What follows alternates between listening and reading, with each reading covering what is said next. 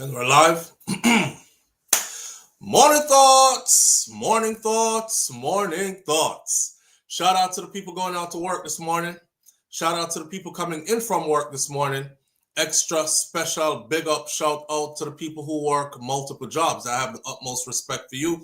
Shout out to my entrepreneurs, my stay-at-home moms and pops, my retirees. Shout out to the drivers. Shout out to the Uber driver, Lyft driver, truck driver, taxi driver, food delivery drivers.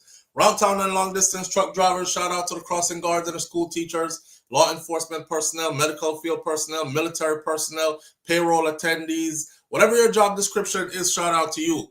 Shout out to the chefs in kitchens, secretaries in offices, shout out to the barbers in the barbershops, shout out to the techs in the beauty salons, shout out to whatever it is you do for a living, shout out to you. Shout out to every single clean-hearted, good-hearted person who wants good for others as much as you want good for yourself. You're a good person if that is actually who you are. Shout out to you. Here we are on this beautiful Friday morning. Today is the 14th of November 2025, and we're happy to be here. We're halfway through the month, so we have a month and a half left for 2025 to be done, and we'll be in 2026. Time is flying. On days like these, though, we say, it's the freaking weekend, baby! Ha ha! Clap it up, clap it up, clap it up. Yup. You made it. You made it. A lot of people never make it. You made it. You're here. All right. A lot to give thanks for. Listen, let me shout out some people in the chat this morning. It's a closed chat this morning. Of course, people will be tuning in from the outside, looking in. For those of you on the outside looking in, if you want to be in the chat, just get your monthly membership and you'll be in the chat with everybody else. Virtuous Fire is in the house this morning. Thank you for being here, my friend. Audrey Wright is in the building with us this morning. Audrey, big up yourself. Say morning, fam, and present teacher. Virtuous Fire again. Let me say, Patricia Jackson is here. There are some names in black, but those names are gone. Patricia Jackson is here. Who else is here? Audrey Wright. Who is here? Let me see. Well, Audrey said, my boss not there yet. Some can play. Oh, Audrey, the Indian make trouble from before. S. Diva, big up yourself. Thank you for being here. Charlotte's Law is with us this morning. Thank you for being here, Charlotte. I appreciate you greatly. Cedar Sexy is in the building. Thank you for being here. Nance is here as well. Thank you for being here, Simon G. Miss Goldie Robinson is in the house. Lady J is in the house with us this morning. Nisha is here. Anthony Vaz is here. Julie Tapper is here. Bromwell Wright is in the building. Big up sister says, great morning, little bro. My Flow family. It's the freaking weekend, baby. Happy family. Happy Friday, family, says Sharon Spence. And Bromwell says, only 8 likes, 22 people in the room. Go back and like up the live, please. All right. I cannot see the likes anymore because of the streaming platform that we use to stream. So we don't get dropped from streaming anymore. If you all notice, since we started using this new streaming platform, even when we get dropped, we're able to come back no matter how big the break is and pick up right where we left off. So it has that value in it. However, I can't see certain things, which might be for the good as well. All right. So I see the comments that say hit the thumbs up button. It look bad how many people in here versus how many likes are on the screen. The people that will hit the likes, them are going to hit the likes. The people that will don't hit the likes, they just make up their mind they're not going to hit the thumbs up button. So I saw it go.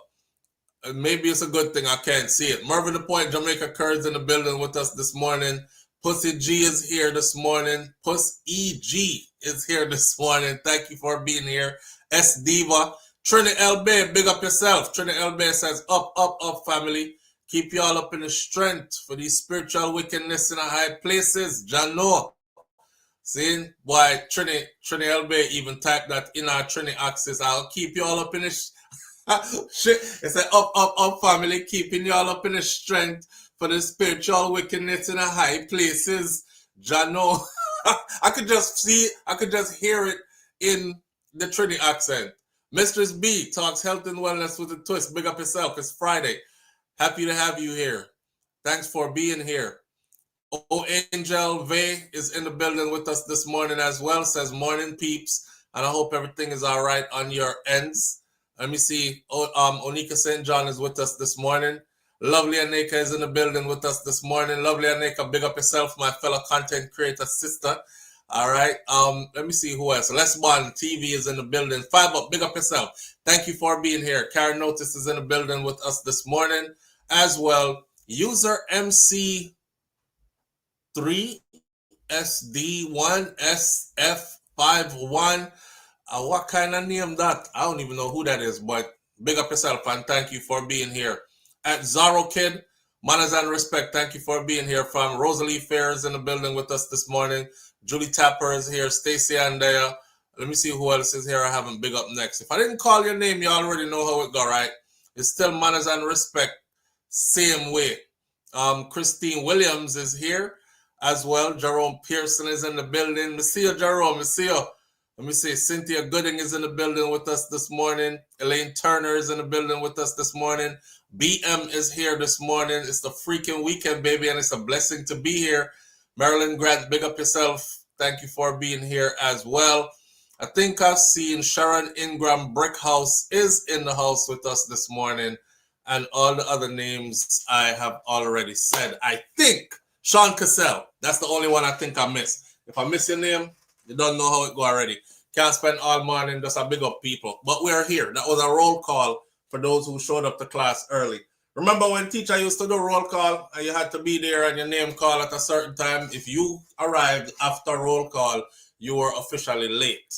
See? And that go on this morning. But I'm not going to do like Kevin Smith and send you to the ATM in the back of the church. We're just going to continue with service. We have a lot to talk about this morning. Boy, all kinds of news. I don't even know where to start. I have 7 things on here. Oh, Cardi B had her baby. Let's start off light. Cardi B had her baby. And Cardi B wasted no time after having that baby, getting right back to strutting her stuff. Yo, women are amazing. Women are amazing. I don't know how you lay down, pop out a baby. I'm looking at this video like this must be a video from before she actually had the baby. But it's not. She had the baby and then she got dressed and she was strutting her stuff. I say it all the time. I'm glad God didn't create humans for the men to be the ones to carry the baby. Because this is her. She just had the baby, right? Check it. This is her post for this morning. I think her music is playing and I don't want the copyright infringement. So there she go.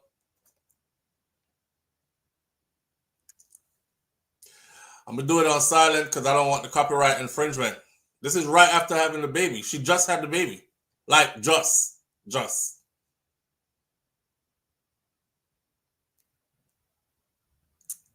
Cardi said she not missing a step. She right back out.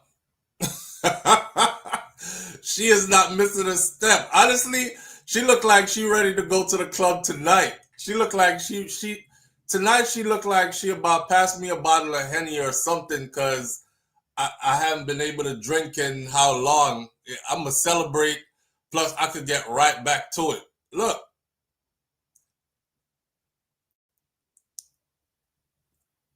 I don't know.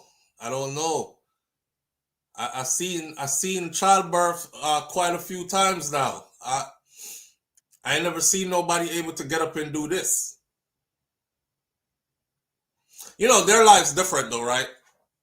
And of course, you're going to have some regular person out here who's going to give birth soon and then try jump up out the bed and go get dressed and do this. This is the Cardi B trend.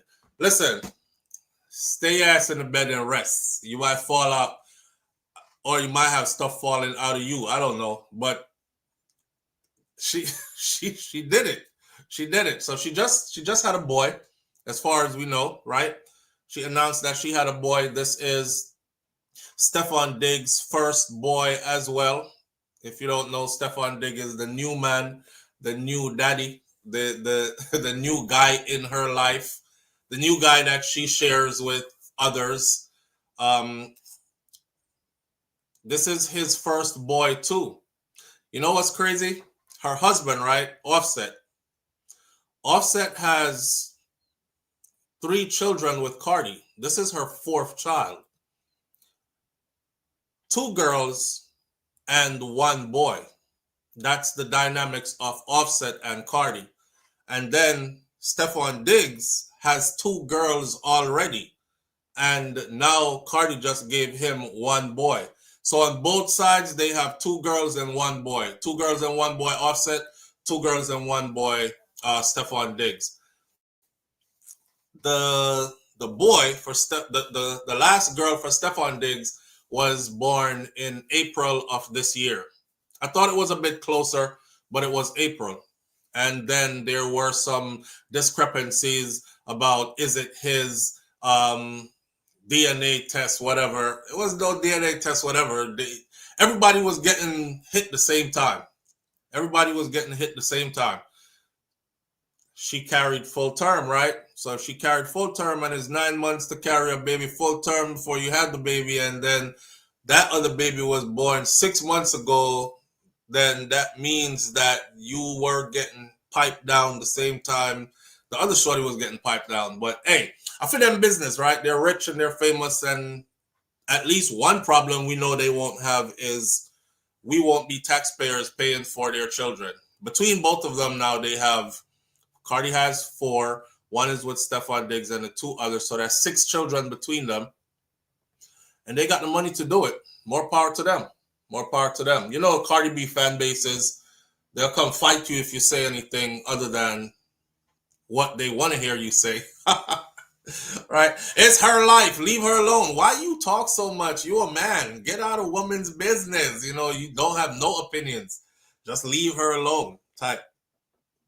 I don't know. I feel bad for her though.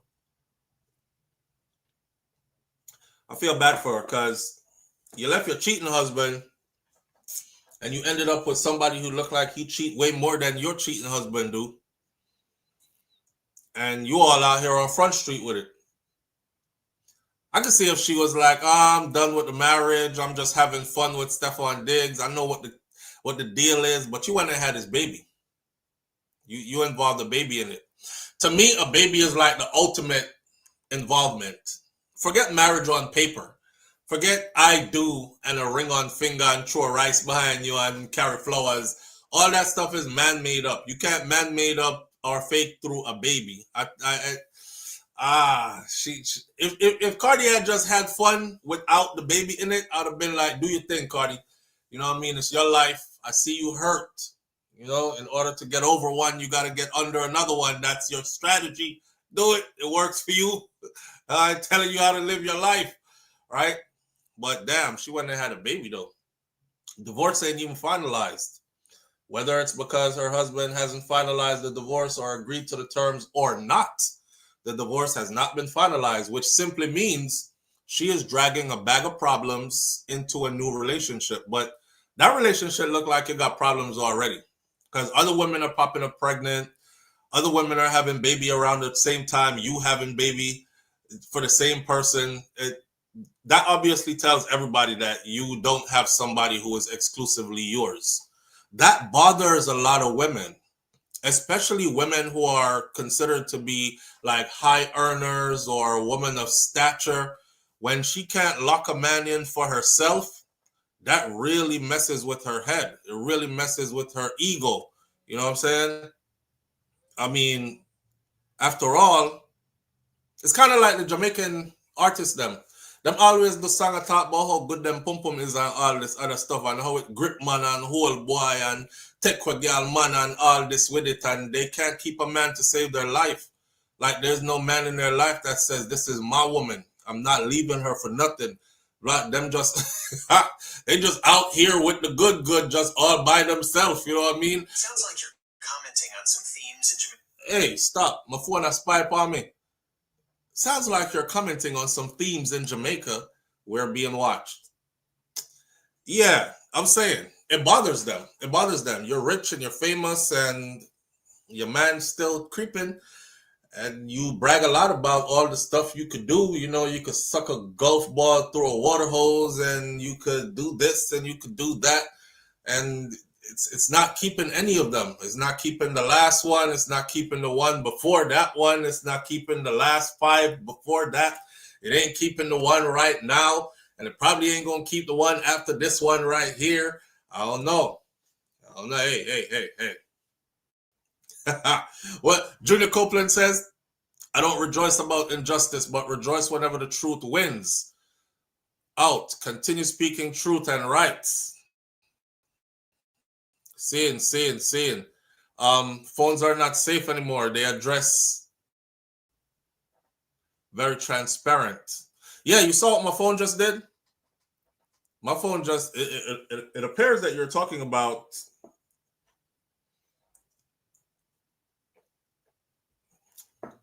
ladies, y'all might not like what I gotta say right now, right? We got heat up, we're warming up. We got a lot to talk about. We're warming up. You better you did stay away there. You better you did stay with your one cheating husband. Yeah. Let me tell you something, right? You see this woman right here? You see Miss Rubik? You see Miss Cleaver right there, so? Is it 60-something years of marriage before they dearly departed into the ancestral realms? They weren't perfect. I told you about one time I went to go catch water out a pipe stand, because them days we used to full bucket and carry water upon your head, like a picnic with 2 jug. I carry water, right, full up the drum. And I went out to the pipe stand to go get water, and that woman that said to me, move out of the way. And she pushed me so. And I was a little feisty youth, from way back when. From the idea of me did real feisty with the mouth still. So I would tell people stuff and run. So one time I tell a brother for a church trip, suck your mother. And my uncle tried to beat me on the church trip. I mean, a picnic, like little small picnic. You got to remember what age I left Jamaica. So you must know something did wild like that before me did left, right? Very mischievous little youth. But that woman that was at the pipe stand would push me out of the way. Now that my grandparents gone, we can talk even more. I want me tell her, say again, I say, you think no chink and sour no flour, you cranky no donkey. I was a little youth. And in school, that was rhyming, right? Up a primary school, that did a rhyme. By the time you reach my yard, my friend, I beat them one beat me. I'm here, say, is your auntie or your grand aunt or something like that? That is your auntie. Is your auntie you're disrespecting. I say, how may I disrespect? Like, that woman ain't related to me. Me don't know her like that. As a youth, if somebody say, you see your grandfather, Mas Clevey, that is his daughter. Remember I told you all this before? And I was like, no, can't be. Because grandpa and grandma married way before me even born, before all them picnic them even born. Grandpa and grandma don't have no other picnic. My grandfather don't have no outside picnic. I didn't know.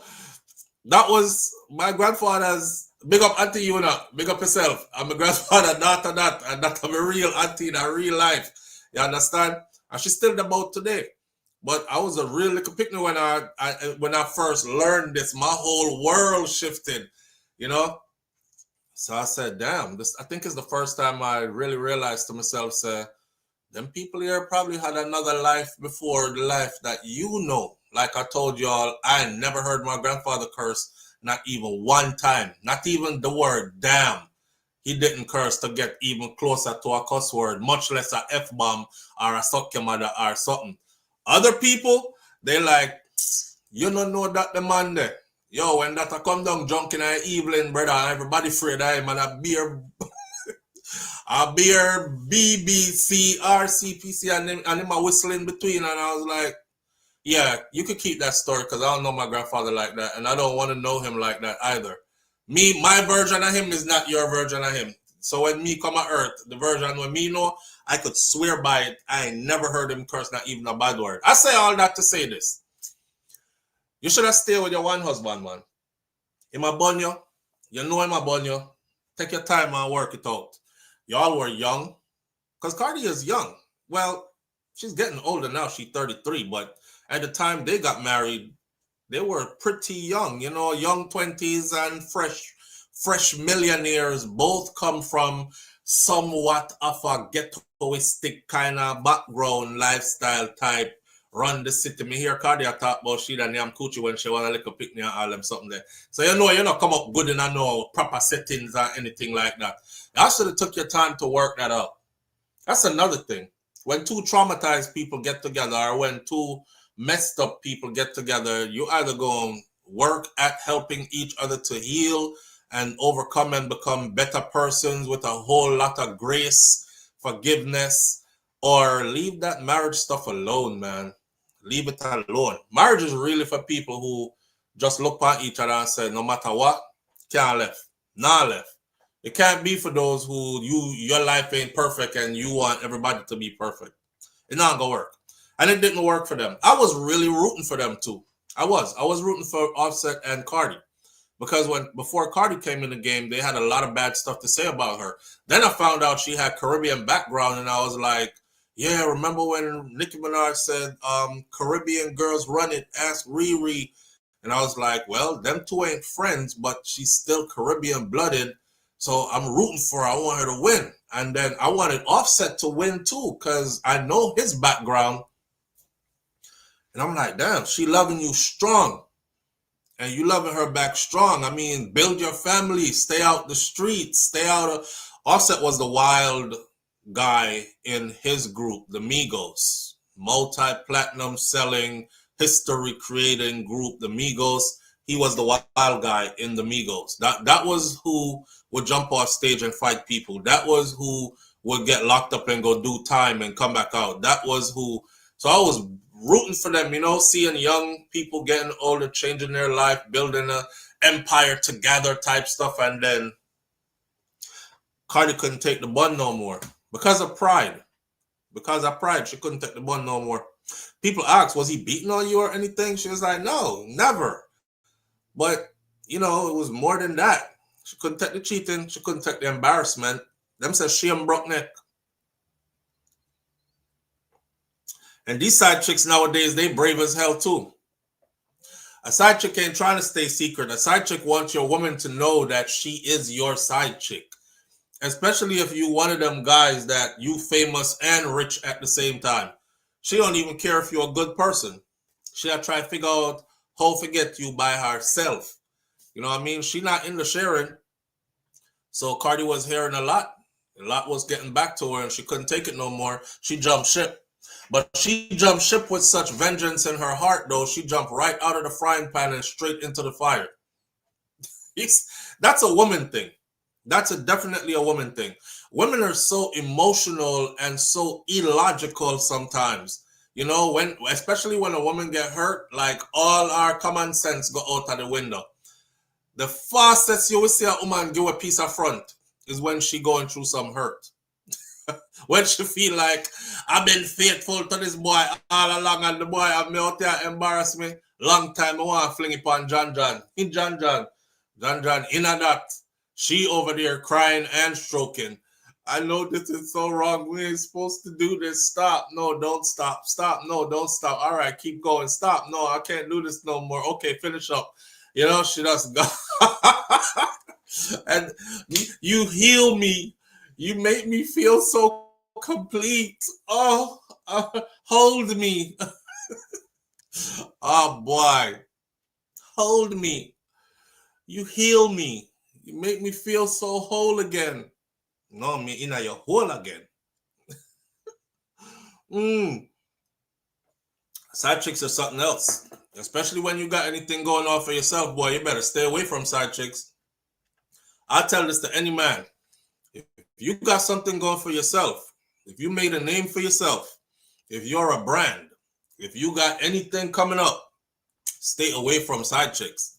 If you got a marriage and somebody you love and you trying to stay married and you know your spouse is not one of those that's going to brush it off like that, like she will mash up your whole world. If you hurt her like that, just stay away from a side chick, brother, because the side chick them forward. These not old days side chick. This ain't Miss Gertrude from the church that sit in the back row and Sister Macy up front. And Miss Gertrude been with Sister Macy husband for the last 35 years. All her kids is for him. And she live right down the street. And she is a kept woman. All the bills are paid. She don't work. She is fine. She ain't saying a word. They praise and worship at the same church. You know what I'm saying? They've been knowing each other since they were young. They watching each other grow old with the same man. she ain't saying nothing. The funeral time come, that's how it always work out too, right? He be the first one pass away. Everybody show up at the funeral. Drama start at the funeral. This man in that casket with a smile on his face. I don't have to sit through this bullshit. Y'all can fight about it. Chill. I'm out of here. But yeah, they don't make side chicks like that no more. Side chicks show up. They at your front door. They looking for your woman online. Let me go see if this bitch got a Facebook. Oh, I found her. Let me go see if she on IG. Found her over there too. Let me see if she got a this page or that page. They all in her inbox. You know what I'm saying? I want you to know. They sending messages. They messy. Even when they don't want you. Even when them don't want the man enough. You see the woman before? The side woman before, she was like, I don't want him. I don't want him like that. I don't want him like, he a good man, as in he's a good character of a person. I have fun with him. I could laugh with him and stuff. And yeah, I done had a couple of kids by him because he good looking and he tall and I like the genes. So them older women were very much calculated. I like the genes. We gonna have some tall babies and some good looking babies because he is that. And he a paymaster. Yeah, daddy a paymaster. He be paying all the bills. I ain't worried about nothing. Gertrude don't know half that money come my way. I'm good. I'm good. Half that money come my way. I ain't saying nothing. And she's good. And she's good with that. Not these one today. You about to lose your whole marriage because first thing they do is follow your woman to the grocery store. Yeah, she on aisle 7 fighting. Weave, I get pop out and everything. Side chick a thump her in her face, she have to fight back. Now she come at the house, she want to kill you. Because you make girl thump me in my face out the road. See, big difference. Big difference. So if you got anything going on in your life as a man, leave them side chicks alone, man. Better you back your fist and go your bed, brother. I'm going to take a cold shower late at night and call it a day. Because most of the time, that's all you need anyway. After you're done pop off one time, you come back to your senses anyways. You're like, shit, I shouldn't even be here. I'm out. yeah, pop off one time, you come back to your senses. Oh my God, this is so wrong. I shouldn't even be here. Yeah, I gotta go. She like, where you going? Come let me pop the pimples on your face. Can't believe she be letting you walk around like this. This time you like, come off of me. I'm saying I gotta go. Text me. No, don't text me. I'll call you. God. She start get vexed. How you just gonna hit and leave like that, like I'm some nobody? I'm gonna let that bitch know you been over here. And when she kissing you, she tasting me. That's yo. Side chicks love to vent to the wife. Them side chicks love venting to your wife. That's messy. Ooh, that's hurt. That's beer hurt right there. Side chick venting to the wife. Girl, I don't even want him. That's what they be saying too, right? I don't even want him. I'm just letting you know. That's the worst thing you could say about somebody's partner too. Because everybody want to know that they have somebody that somebody else wants. Nobody don't want garbage. Nobody don't want something when nobody else don't want. Eh? Even women look at men like, no other women don't even want him. I don't think he's attractive either.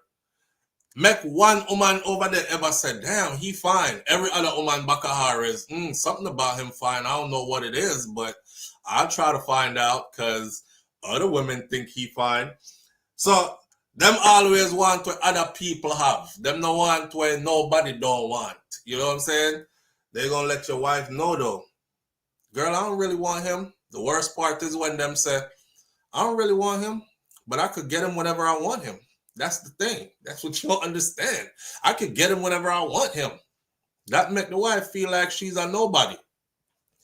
Again, just like the fighting at the grocery store on aisle 7, she's going to frig up your house now because, again, more embarrassment. She's a nobody. She got somebody that somebody else can just call and take when them feel like it and use him and run him back to you when she done with him. And don't do it, fellas. Don't do it.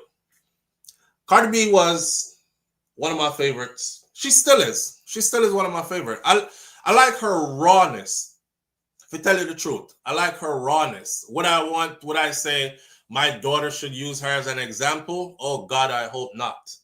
But but but I do like her rawness. Everybody can be a role model, and these people ain't supposed to be role models for you as a grown person. Your parents were supposed to be your role models, and you as a parent supposed to be role models number one for your children. So I don't look to these people for role modelship for any of my kids or nothing like that. But you know, kids find role models where you never put down none for them. So them go out there and go see this and it's trending, and that's what they want to be. They want to have a child with a football player, even if she's not married to him, and then she got left her husband because she find out say my cheat. There is no stay and work it out there, and then I'm tired of this, moving right along, kick him to the curve, next one in kind of thing. I was hoping she would do better than that, but she didn't. She's onto some big things now, though. She's onto some big things now. She got a whole lot going for herself. I'll say that. You know, it's kind of like, what's your name there? Rihanna from Barbie. Rihanna, right? Rihanna, when they found out Rihanna and ASAP Rocky took a trip to Barbados when she was very, very pregnant with their last child, previous child before this one. And the media said they got married in Barbados in a very quiet, small wedding. And a lot of people took it that, okay, boom, she wrapped it up. She did everything now. She a wife and now officially ring, palm finger, officially everything. It wasn't until ASAP Rocky got in trouble and had to go to court that the judge, while asking his questions, forced them to tell the truth. They're in a courtroom under oath. They can't say yes, they are when no, they're not. So it turned out that, boom, that's when everybody realized, wait, so Rihanna a baby mama? Like, she not married neither? But of course, what? It's Rihanna, okay? She not dependent. She not dependent on nobody. She literally got enough to have like 20 people on staff 24 hours a day. She not even like a little bit rich. She not even like almost there. She not even like, oh, she getting a bag. She is like, I could buy a country rich kind of thing. So, I mean, money ain't everything, but at the same time, you know, money is a big deal because a lot of people who live this type of lifestyle, they are in poverty, you know, 4 baby daddy, 5 children, stuff like that. It's usually people who are in poverty. A woman gonna live her life how she see fit, man. I don't think Cardi B was the first one to do it. Many women have done it before in dire straits according to Bujo financially, and then make it. Cardi's super rich. She is so. I was telling somebody how rich Cardi B was and how much she was worth the other day, and they're like, "Yeah, right. You're delusional ass. She don't have no money like that. She's super rich. She is super. Right now, she is going through her divorce, and this is where we're finding out that she's even worth way more than Offset, her husband, because they're splitting assets, right? And he's arguing now that I was there from she was like nobody, barely getting her foot in the game, and I helped to write a lot of the hits that she had and helped her to come up with concepts and help her to build her brand and all that other stuff. I'm not just walking away. You're going to cut me my check. So that's what the holdup is for her divorce. She offered $20 million the other day, and he turned it down. She offered Offset $20 million the other day to just sign the divorce papers, call it a day, and we go our separate ways. You know what I mean? Go heal, let time do its thing, and then come back together like civilized people and raise these children. He was like, nah. It's 10. Nah, the 10 turned to 20. Nans. The 10 turned to 20, and he still said no. Yeah, Nance says it's 10. She offered 10 first. He said no. The 10 turned to 20. He said no. I forgot the amount that he said. I don't think he even said an amount. I don't want to lie. But the 10 had turned to 20. You know what I mean? She's super rich, man. Super, super rich. Yeah. So more power to her. More power to her. If I was him, I wouldn't even want no money from her. Just like go. Go. I messed up. I saw him on an interview recently. Very mature of him, him tell the truth on himself. I honor that because we all make mistakes or we all do things that we regret sometimes sooner or later. Not saying I'm going to do any of that, but he did say on a recent interview, he said, "Yeah, I messed up, man. I messed up big time." You know what I mean? The interviewer said, "What you mean you messed up?" He said, "I was out here, being loose, doing stupid stuff I had no business doing, and I lost a good woman, and I hate it. I hate that I did it." And I was like, "Damn." Finally me hear it like fully come out his mouth to say it. He never said that before. But he did say it recently fully on an interview. He was on a Joe Budden interview when he said it, and he was on, I'm giving you a point of reference. So you don't think me I make up stuff. And then after the Joe Budden interview, whatever interview he did right after that, where he kept walking around the couch, he said it then too. I messed up. I was doing stuff I had no business doing. I lost a good woman. I just got to live with this. I got to pay the consequences and live with this, and go on and try to be a better person, he said. So I mean, that's life. She wasn't willing to give him room to make more mistakes and grow from his mistakes. That's that. My advice to anybody out here who have marriage on your mind, don't do it if you're not willing to give somebody chance after chance after chance after chance after chance after chance after chance after a chance to make mistake after mistake after mistake after mistake after mistake. You're not marrying perfection. You're just in a moment where you think things feel perfect, right? So you're not marrying perfection. You're about to find out. And when you start finding out, don't throw away your marriage and run. Because that's what most people do. In a moment of feeling, you ever be in a moment where you're like, yo, this moment, I wish this moment could last forever. Everything is perfect. I felt that feeling just laying on the beach before. I'm laying on the beach and I look up, wifey over there, so all my kids are in front of me. Everybody is laughing, hard laugh too. Hard, laughing uncontrollably. We have food and everything on the beach. It's just a beautiful day. The weather is right. Everything is right. The sun, God just positioned the sun the right place for that day. At that moment when I realize it, the waves are nice in the water. And I'm like, man, if I could just stay in this moment right here for like the rest of life, that would be perfection, right? That's how most people be feeling about their relationship when they decide, I want to marry you and spend the rest of my life with you. Don't nobody ever say in the midst of trouble or embarrassment, I want to spend the rest of my life with you. It's always when everything is perfect, right? I'm in total bliss. I want to marry you and spend the rest of my life with you. Why? Because everything is so perfect. Everything ain't always going to be perfect, though. It's not. Matter of fact, there's going to be times where it feels like everything is definitely not perfect and will never, ever be perfect again for a long time. You're going to have to be able to ride those gaps out. If you're not that type, leave marriage alone, man. Yeah, I learned. If you're not that type, leave it alone. Just leave it. It's not for you. You're going to end up getting divorced. Facts. And one of the most messed up thing is, easy to jump in our marriage, Easy. You could just grab your person and be like, we don't need nobody. Let's go down to the courthouse. Just me and you, babe. And you do it. And I do. A couple of years roll by. Y'all done accumulated some stuff. Done had a couple of children, couple of material possessions. Things now work out. You can't take it no more. You pull out your hair. Next thing you say, you know what? I want a divorce. I can't do this no more. I'm leaving.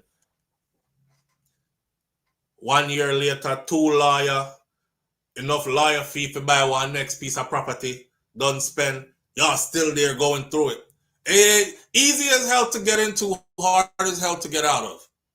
And when you get out of a marriage, everybody is broken. The children are broken, the wife is broken, the husband is broken. All if she cheat, I mash up the marriage. All if him cheat, I mash it up. Everybody in there broken. The lifestyle changes. Because now you in a house where it ain't two income no more. Even if it's only one person was making income, the household was balanced before because everybody was playing a role. Now you have to go skedaddle after yourself and go be in a world where you are going to do everything again. And so do they. And like it's Splitsville. Splitsville. Yeah. So if you ain't down to go like full 100, don't do it. I heard a sister say one time, she said, y'all probably seen the video. It was going around for a while. She was like, ladies, don't let them fool you with that ride or die shit. Ride or die nothing. I done rode and died. Every time I ride, I died. I'm not doing no more ride or die. I am nobody's ride or die. I'm my own self ride or die. It's me, myself, and I from now on out. I'll never love nobody else more than I love myself. I'm like, damn, she bitter as hell. She is bitter. It's just me, myself, and I from now on out. She said, every time I was riding, I died. I ain't doing no more ride or die because it's ride and die. Every time you ride, you die. Every time I ride, I died. Every time I ride, I died. I ain't doing no more ride.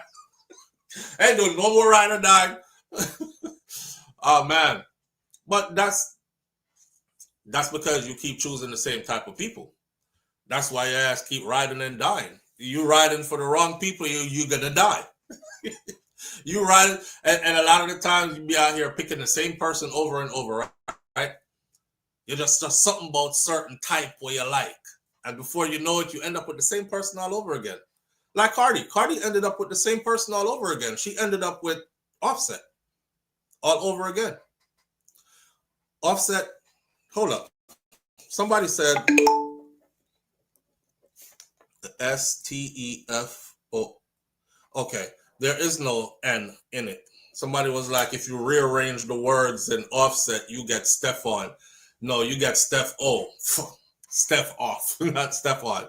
But damn, that's too close. But you just keep picking the same people, man. Whether it's a male or a female I'm talking to. That's the reason why you keep riding and dying. I know woman alone may I talk to. There's a lot of men out here that keep going through the same cycle. Because you keep picking the same thing. For some reason, you're like big body girl with some big titty, and she must be brown or she really dark because dark chocolate is your flavor. You know, you love peel back the layers and say red and all kind of sitting in your imagination and mindset, and you don't want nothing else. And they always come with problems, the kind that you keep choosing. The perfect one done came to you already. She looked nothing like what you like. And the first thing in your mind is, she's not even my type. So I don't like them like that. She look crawny.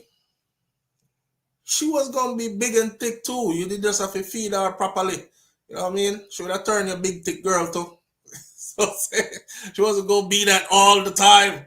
She came to you and you run her away. And you out here hunting for a heartache. This you looking for mash up my meds. What should they? I want somebody to mash up my life. See how they, oh God. Hey, mash up my life. How you doing? You doing all right? Yeah. I want to say something to you, you know. You have a minute? Oh, you don't have a minute? All right, I'll run next to you. Come on, I can walk while you're talking. Yeah, run down hot here. Come on, we can walk and talk at the same time. But the woman I tell us, move from side of me. No, man, no, you go on, so. Relax now, man. Couple of years later, you're ball. Not even years. You're balling. Yeah. Marriage ain't perfect, but it ain't for everybody either. Most of us should have just stay single. Just stay single. Nothing wrong with staying single. Not a damn thing. If you're not ready for the other one or the other way, which is marriage, just stay single, my friend. It's okay to be single. It's fun to be single. Yeah, it is. Because you have choices. You know, you have choices. You can run down your body if you want to. You can't go anywhere you want to. You don't have nobody for you. When you're coming back, who you going with? Why you did over there? So who did I see you talking to earlier? Yeah. Why you smiling at them like that? What? You don't have nobody to answer to. You're just single and free. Just be single. But anyhow, you make that commitment and jump off of that ledge there and talk about you want to be in an institution. I remember the guy that said Marriage is an institution for people who like being locked inside of an institution. He said marriage is an institution for people who like being locked inside of an institution. Lord have mercy. Hey, I thought about that. I was like, oh shit, marriage is an institution. People who like being locked in an institution, cause no, I'm afraid of prison already, right? I'm saying I don't want to go to jail or nothing like that. Man said marriage is an institution for people who like being locked in an institution. If you don't like being locked in an institution, leave marriage alone. Leave it alone. Be outside like a bird, single and free.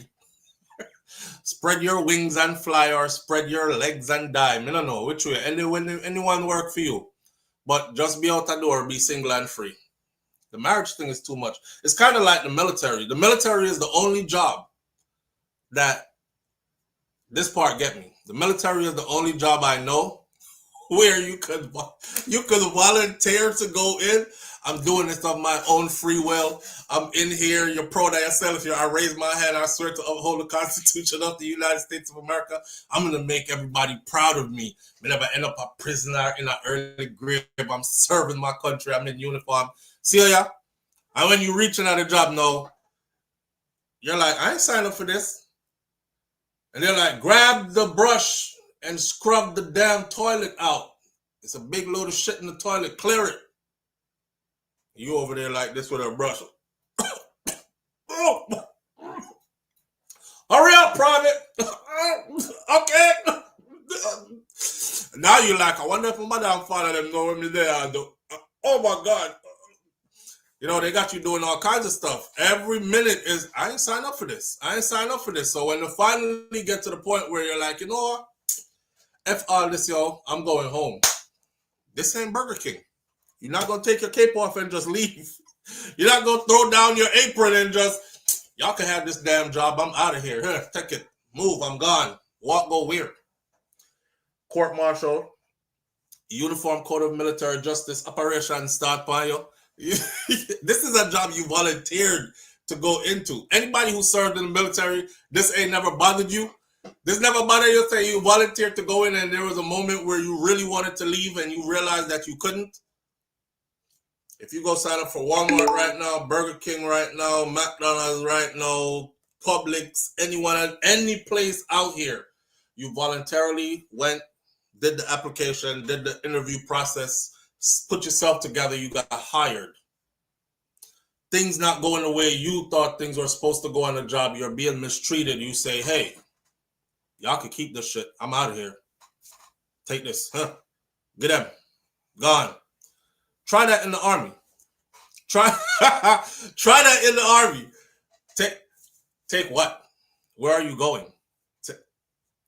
Next thing you locked in a barracks. Your family can't find you. You're working without pay. They got you outside trimming the trees with a little baby scissor like this all day. You wonder what has become of my life. Why am I out here? Why are y'all doing this to me? You can't give it back. It's a wrap for you. Yeah. Just a little FYI for the people that out there who, I can't wait for my son to get into the military and my daughter is going in too. I'm not telling you to stop them from going. I'm just telling you what the reality is. They're going to go and there are going to be moments where they feel like, I'm giving up. This is it. I got to go. I don't want this no more. Matter of fact, it's not going to be even so kind. It's going to be like enough F-bombs. Your child ain't never cursed like this in front of you before. Trust me, they dropping whole heap of F-bombs. They about to strip it all off and walk out. And then they realize you can't go nowhere. That's what the Army teaches a lot of people. You're going to ride through the hard times. And you're going to do it like you like it too. Until you going to smile. I don't give a damn if you're happy or not. You're going to smile until that smile becomes a real smile. You over there like this. Okay. You know what's crazy?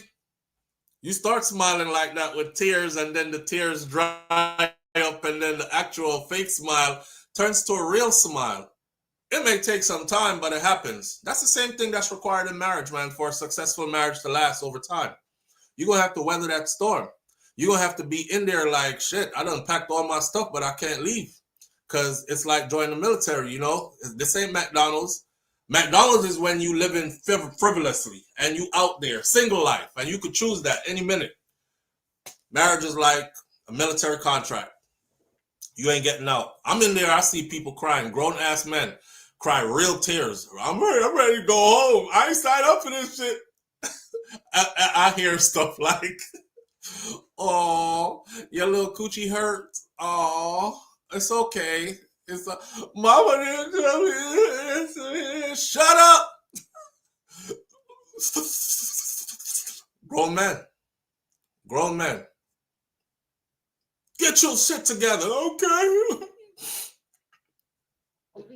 How long you signed up for, soldier? Well, how long does your contract say? You're here 8 years? Well, you gonna do every motherfucking day of them 8 years. You hear me?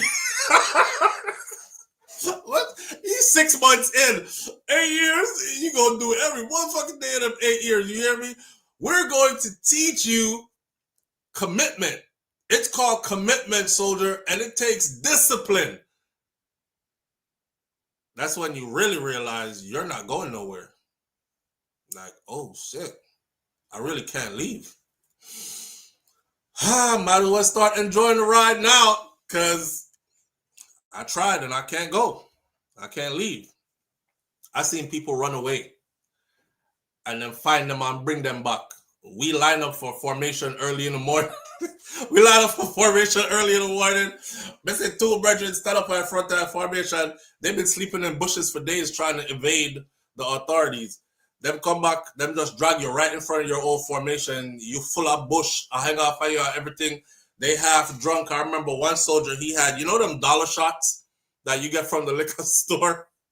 Things were so stressful. Brother man run way and go to a liquor store. I must buy about 100 of them liquor dollar shot there. And his two cargo pockets are puffing full with them. And he just dollar shot. And when they found him, he was trying to run, but he was too drunk to run. And he waving like the flag like this in front of the formation when they bring him back on post. Like this. You hear it? All I want to do is just go home. I don't know why y'all keep chasing me. I don't know why y'all keep finding me and keep bringing me back. Oh, listen, we were on a military base that was so big. They tried to escape, and they were on the same base for about 3 days and thought they made it to freedom. They were on the base for 3 days. You in the same base, and you thought you made it to freedom, because I don't see no more military stuff. Yeah, you made it to the civilian side of the military base, to over where the workers live, and he thought he was in downtown Atlanta. He's like, I'm free. God sleep in a bush, and I try to figure out what my next step is gonna be, how I get back to my state. Yo, 3 days on the same damn base. That's how big the base is, yo. 3 days upon the same base. Man been running. I'm talking about fit people who could run 15 miles straight, run 3 days, and they're on the same base. And catch them drunk as hell in the bush. Couldn't get off. Can't go home. That's how marriage is. If you're committed to your marriage, that's how marriage is. If you're not ready for that right there, leave that commitment alone. You're going to go AWOL, and you're going to get in a lot of trouble. Leave that commitment alone. That's all I'm saying. Listen, let me see. Y'all seen the robots? Yesterday was the robot unveiling day. It's something that's going on, and they're unveiling robots from representing different nations, and different nations showing off how advanced their new robot technology is. Wanna see that? What you said? Winston Gay says, yeah, my friend, he's still on the compound. Yeah, you're not getting off. You're not getting off. Your daughter is in Australia in the Navy. in the U.S. Navy. On military talk though, it's not like the military. It is like the military if you when you talk about a contract and your commitment to that to honoring that contract. Live on the air with SouFlo. Good morning. Hey, morning, SouFlo. You doing? My dad family, how you doing? But because too early? No man, you good? Okay. I saw about the wife and marriage something that I want to say something about it. And it could be because I'm a married man too, you know. Seeing. So And I'm married man, I'm gonna talk now. Let me hear your perception. Yeah, I what want to say is that I learned something I like to share to people. This is my personal way of looking at a marriage. I think fun about but my personal life, you understand? Okay. What I understand is that when we just meet my wife, right? Mm-hmm. We were in love. The word in love people create. To me, people create in love, right? With in love, that means it's about what she can give me and how she make me feel and see her. How she shape, how she look, you know what I mean? That's the moment of perfection I was talking about earlier. Yeah. Go on. And like, we're so in love with this girl. It's all toxic. Me can't look on no woman. She can do certain things. Like me so in love with her, see? After a couple of years of getting to live with her and know her and everything, and then we see who she really be, that's the time we start to love my wife. And what that mean, you were infatuated originally. Yes, and then we were in love. Right. The fears, you know what I mean? Right. But when we start to love my wife now, we start to become more protective in terms of if she coughs too hard, it's like I'm concerned about her cough. See. If she come from work and she come in the house and she looks sad, I say, hey, what me? I'll work today. But it was do it before now. But now it's like I care about her so much. It's like I care about her, I must care about my mother and my real family member. It's like it's not about how she make me feel again. It's about how she feel personal. Like I really care about her as a person. Now you're talking. You know I mean? Yeah. Even when you're mad with her about anything, you still love her to that degree. That correct? Exactly. All right. Now you love her. You know what I mean? Yeah. And again, I must have holy power. We call it no goals and holy power. We call the word holy power, goals, things over ambition. But we still have them now. But me care about her ambition just as mine. See. You know what I mean? If she said she wants to go to school and so we'll help her study. If she said she wants to start a new job, me actually drive her to the job and stay in the car and start telling her downstairs. See. Just know some downstairs. You know what I mean? See. So she have to elevate if you are elevate too. You care about her growth and See, the nonsense the same word at the same time I said it. You know what I mean? It's like people nowadays, it's all about in love and feel happy. Person make me happy. You make you happy. You feel happy already before you meet the girl, if you meet the person, if it's up the case. You know what I mean? Yeah. But in my marriage right now, I realize that my wife feel the same way about me in terms of if I'm sick, I pay alcohol, come a beer, hope a difference come see me because I high effects for her. But then more cough, I take time just cough. Just baby. Yes.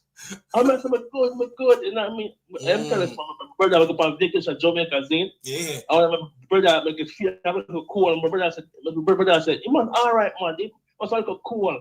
Man, I laugh at him and say, yo, brother, I'm mom, are your mother this? You know what I mean? So sometimes some people talk about the marriage. I mean, I say, yo, they don't know nothing about marriage, hombre. Yeah. You can't be in love no more. That should be something as God say you have to love your wife. The word in love, infatuation, infatuation, bro. Yeah. You know what I mean? When it's how she make you feel, and as soon as she can make you feel away, as soon as that's she looks sexy. Yeah. That's not real. That is very fleeting and temporary. Fake. Yeah. Fake. You know what you know? Let me go so boom Zane. I remember the COVID Zane. You know some more wife listening the other day. Some kind of code for talk. Yeah, because of bump and COVID, Zina, she could catch COVID, right? Yeah. And she lose a lot of weight, Zin. And when she lose the weight and she get slim down, I say, yo, but every shape come out more. I say, yo, but she stay slim, but look at that. But we can't make she know. You see, It's like, no matter how no matter what weight she put on and stuff, I accept her, because it's not about no infatuation and no lust about, I love that woman, yeah. I love that woman, yeah. You know what I mean? Just stay there. My mom is still going to talk with hours. Hours. Yeah, when you love her like that, brother, every size what she in her gonna look sexy to you. Yeah, every size. All when she did there look on herself, I thought about, we get too much weight, you know, me not feel sexy again, me need to take off some pounds. At that time, you see sexiness, you did there thought about, yeah, that's very real. That's very real. You can't learn. Then people say you can't learn to love your wife. Not believe that. Say you learn, because when I talk to women already, no matter how I try, they still feel like a stranger to me. It's like you talk to somebody, them know it, you know them, but there's something not gel. Me and my wife, we're so close, can do anything around them, not feel no way. You know what I mean? It's just this understanding. It's like I have my little brother and my sister them. I kind of love them after she. It's just that she and my wife and my brother. You know what I mean? Care further with her. I'm going to tell married people, if you don't love your partner as your brother or your sister or somebody who are your kid, care away there, them is not the person for you. You don't reach a level of love. Exactly. You know what I mean? Exactly. And that's all more to say about that still. But me sitting and listen after. All right, my brother. Manners and respect. Good. Real good one. Real good one. That is exactly what love is. And that's the level of love you should strive to get to in your relationship. If it's not, that's not where it's at, don't do the marriage thing. You have to love somebody past the infatuation stage. You know what I mean? Because the infatuation stage is gonna leave. That's exactly the stage I was talking about earlier when I said the moment everything feels so perfect, where you feel like if I could just lock into this moment for the rest of my life would be a perfect life, right? Yeah, that is made up. You in the moment. I looked up and was like, all my kids are healthy. Jeez. The weather is nice today. The sun is beating at the right way. The sun is not killing me or nothing. The breeze nice with the sun. Wifey over there, so she all right. She happy. Everybody happy. Oh, this is a perfect moment. Could have last forever. Did that moment stay? No. Soon after that, rain starts falling. Everybody get up and grab them stuff. Come on, we got to leave the beach because lightning starts striking all kind of something like that. Which is true story. We're there at the beach already and it's nice like that. Everybody knows Florida weather that live here. Next thing you know, you see some big lightning dancing at the sky and you're like, should we stay or should we go? And then you feel the rain drop them and you're like, okay, let's hurry up and get to the car. By the time you're reaching that car, the rain starts shower down like heavy. So the moments are fleeting. That stuff doesn't stay. It's not a permanent thing. People be getting mistaken thinking it's a permanent thing and getting jump the broom, get married off temporary something.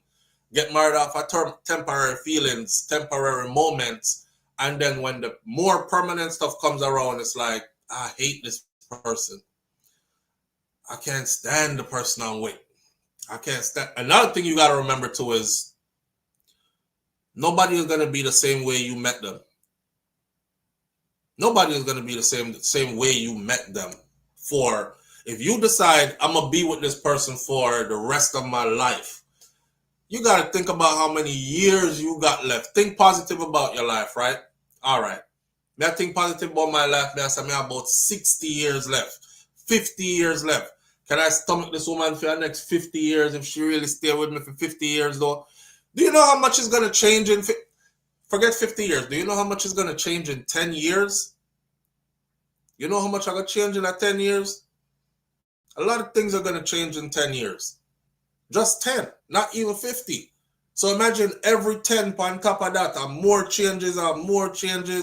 You know what I mean? You got to be able to love that person through all them changes. That's why I said to him just now, when you really love your person, all when time them start put on weight and them that they are talk about like this. I don't know if y'all remember one time Shakira was talking about should he want to get surgery a BBL done and have some fat removed from her stomach and put it somewhere else and all this other stuff. I ain't never seen her like that. I never seen her like that. Never seen her like, oh, you need to do no surgery or this could have little, I know, and that could have bigger and you could have this and you could have that. Through every phase is just you sexy all the time to me. You know what I mean? You get thick, no way I talk, cause that's what I always wanted you to be. You know what I'm saying? You get skinny, damn, you fine as hell just the same way kind of thing. You can tell when you're with somebody who don't love you, cause them either won't even look upon you, or if they look at you, it's like, your person gonna be your person, but you gotta love that person through all phases. Life full of phases for everybody. Life full of phases. You gotta love yourself through all phases. That's another one. Love yourself through all phases. Cause your life are full of phases too. I think that Cardi B said that in her interview to people last night. She did an interview last night or this morning early. She shot them a message and it's printed. And in it, she says, my life has always been filled with phases, different stages, whatever. I'm like, is she writing a rhyme? Cause that's everybody's life. Everybody's life full of phases and different stages. And you know what I'm saying? You just gotta make hope you have somebody who's gonna love you through all them different phases and stages. Yeah. But that is that, man. Enough of the married thing there and the relationship something there and the Cardi B something. And big up to Cardi B same way. Everybody got their own life to live. I'm nobody to judge. You know, I got 6 kids. I got 7 on the way. Number 7 is on the way. And that's from 3 different women. So I'm not going to sit over here and judge the woman like me perfect. Neither. But, I mean, it's kind of different for a woman still. But I still won't cast my judgment on her so harshly. I was just disappointed that her relationship didn't work out. Like say, for me. It is not mine, it's hers. You know? You get thick, no way I talk. Yeah, that's yeah, no way I talk. I used to tell Shakira that when I first met her. I used to say, yeah, you're pretty and everything like that, but you definitely could put on some weight. You know? And she put on just the right amount of weight. So every time she be acting like she have on too much weight and she want to run go to the gym and do this and do that, it's whatever. Whatever makes you happy, because whatever stage you end up at, I'm still going to love you anyways. It's not going to change the fact that I'm going to be more than love you. I'm going to still find you to be sexy and beautiful. So, I mean, put on the weight, take off the weight, it don't matter. One more thing, because I know Shakira about to have baby soon. So, I still keep going back to that brother who did say, or the sister who said to me, SouFlo, you can't tell me if, remember this, did any of y'all remember the story about the screw? That was my analogy to her about the screw and the bolt. And I said, if the same bolt keep going into the same screw, keep going to the same bolt, after a while, the threading wear out. And, you know, because she said every time they have an argument, this is the father of all her children. And I believe they had like 3. And she just had the baby. I said, how long you have the baby? And she was like, the baby like about 2 months old or something like that. Said, oh, you just have baby? She said, yes. And she said, but every time we get in a little argument or something, him keep on tell me about how me fat and how me out of shape and me not attractive. And he used to always talk about her vajayjay and talk about how it loose and all these other kind of things. And she, as a Jamaican woman, she was super extra concerned about that in particular. Can keep on and mention that, you know. But while she was telling me all this, she hadn't told me yet that he is the father of all her children and a 3 picnic them have. And I pulled this out her because I'm talking. And as we are talking, I said, boy, if your man has said all that, you know, because you know how we stay already. If a man tell you, say, your space loose and him can't get no grip lesser, more than likely, probably I go somewhere else or having in mind to go somewhere else or something. And she was like, but me just have baby. And I was like, what? Wait. You just have baby? I said, how old is the baby? She was like, about 2 months. She said, or something like that. I don't remember. It was like a couple of months. Few months. It wasn't no year-old baby. And I was like, damn. So you're having picnic and him talk to you like that? She was like, yeah. I said, how many picnic you wanna have? She said 3. I said, I him and the father for all of them. Because I'm trying to figure out, did she have children with somebody else?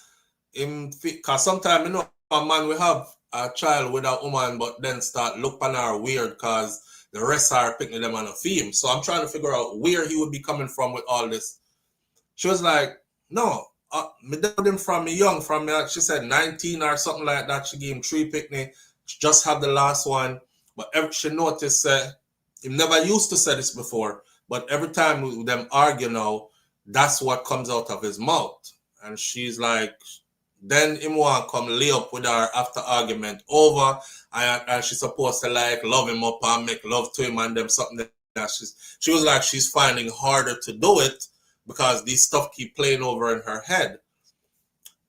You know, my advice from me give that sister that I don't know if it probably end a relationship there. I wouldn't want to see her left with 3 picnic, but I'm not telling nobody to stay with that level of abuse, you know what I'm saying? And to me that was like super abusive.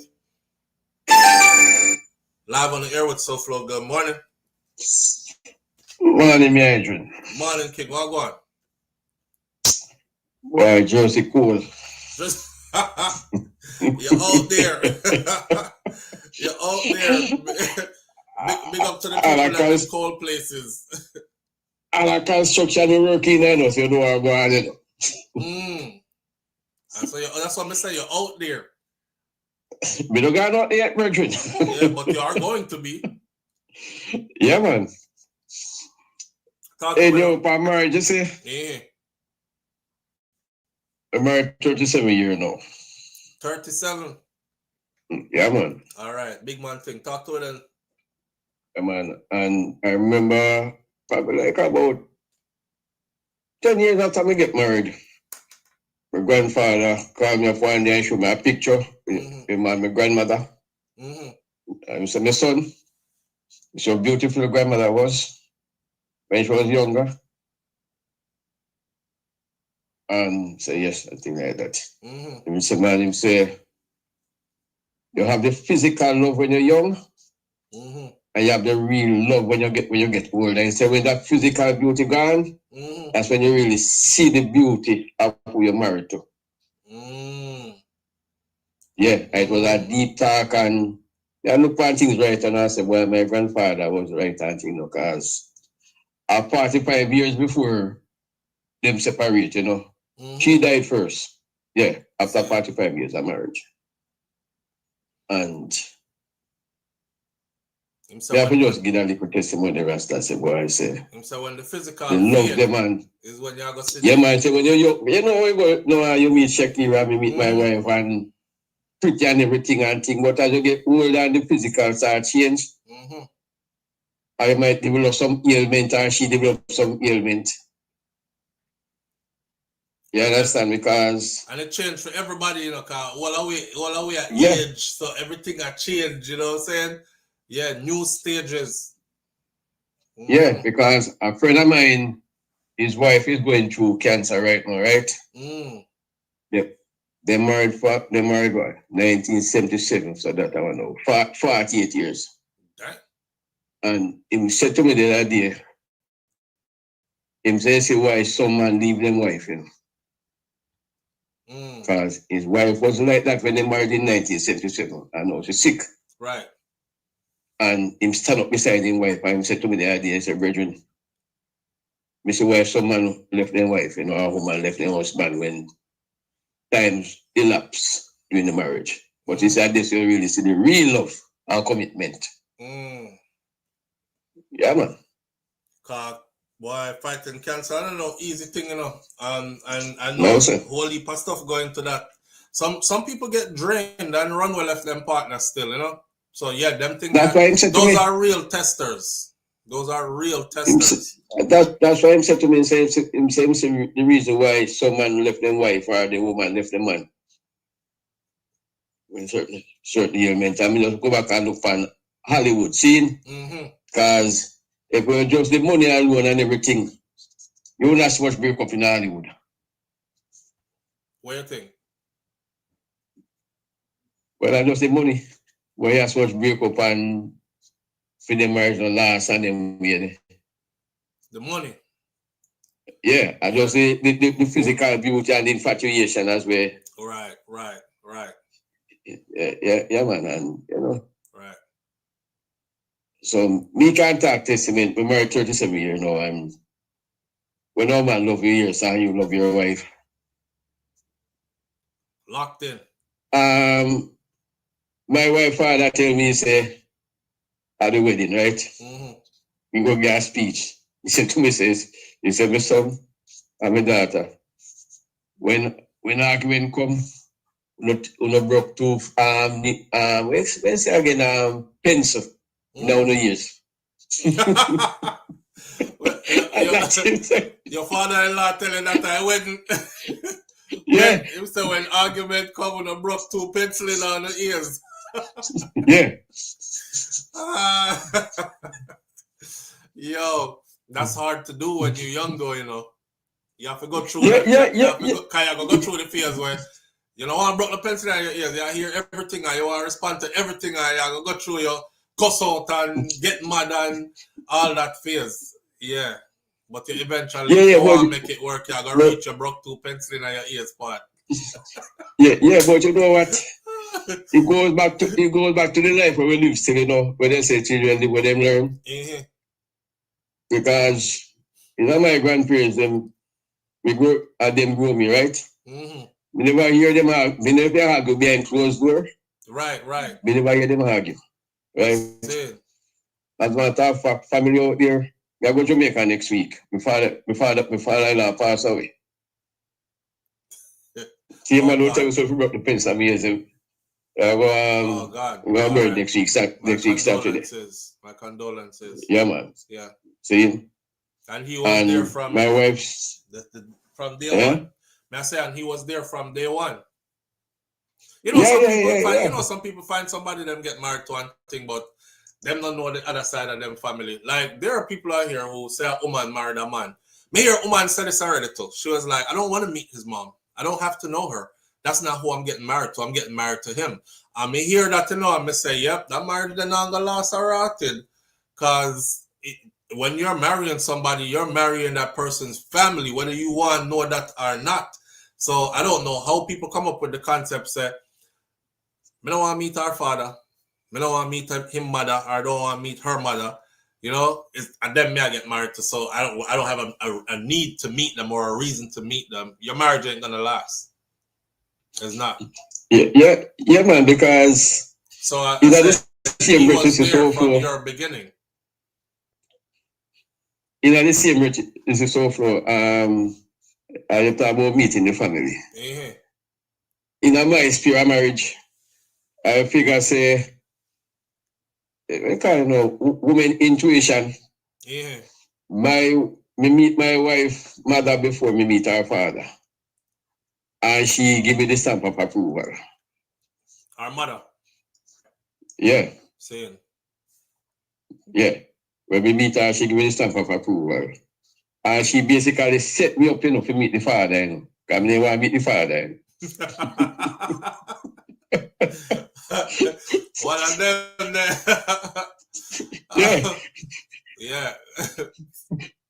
Mommy say you already. Mommy say you already. Yeah. We got 37 years now, 88 to now, 37 years. Saying. Mommy say you was already. Yes. I'm not big. I say we know we really good disagreement sometime. You know. That is expected. But it's but it's how you angle it. Like my wife's a school teacher, right? Saying. When we just get married, so that's some way they talk to me like, so I talk to the boy they were school. Mm-hmm. And figuratively, when the woman them the audience get mad with me now, me just say literally figuratively. Me drape her up verbally. Saying. And me say, what's that? I know the boy in high school, high class, I talk to him. Like you want to pick them what she teach. Right. Yes, you have to learn to adjust herself. And she adjusts herself, and I went back to my grandfather, I mentioned to my grandfather. Mm-hmm. And you know what he said to me?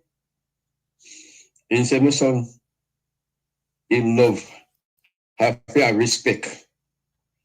And your wife, stop it. I would say, yes. She said, she doesn't love you, she respect you. He said, two of them go together and same prefer for you say, a woman respect you first before she love you. Yes. Yeah. She can't love you if she don't And respect you. Yeah. Yeah, she can't love you if she don't respect you. Yeah. So marriage is a beautiful thing, so you don't know, say, me no angel. See, and have a wife they will tolerate. Well, don't say tolerate. She give you grace one. She understanding and me understanding. Yeah. You understand? Grace is extended. And when we have a disagreement, we settle it amicably. Right.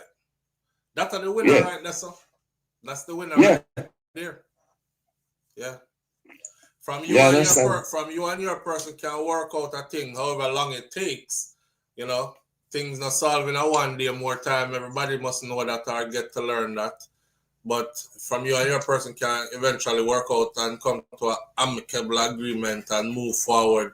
Yeah, your thing will grow and will survive. Yeah, because as my grandfather said, you have the physical part of it, and as you age, the beauty start fade.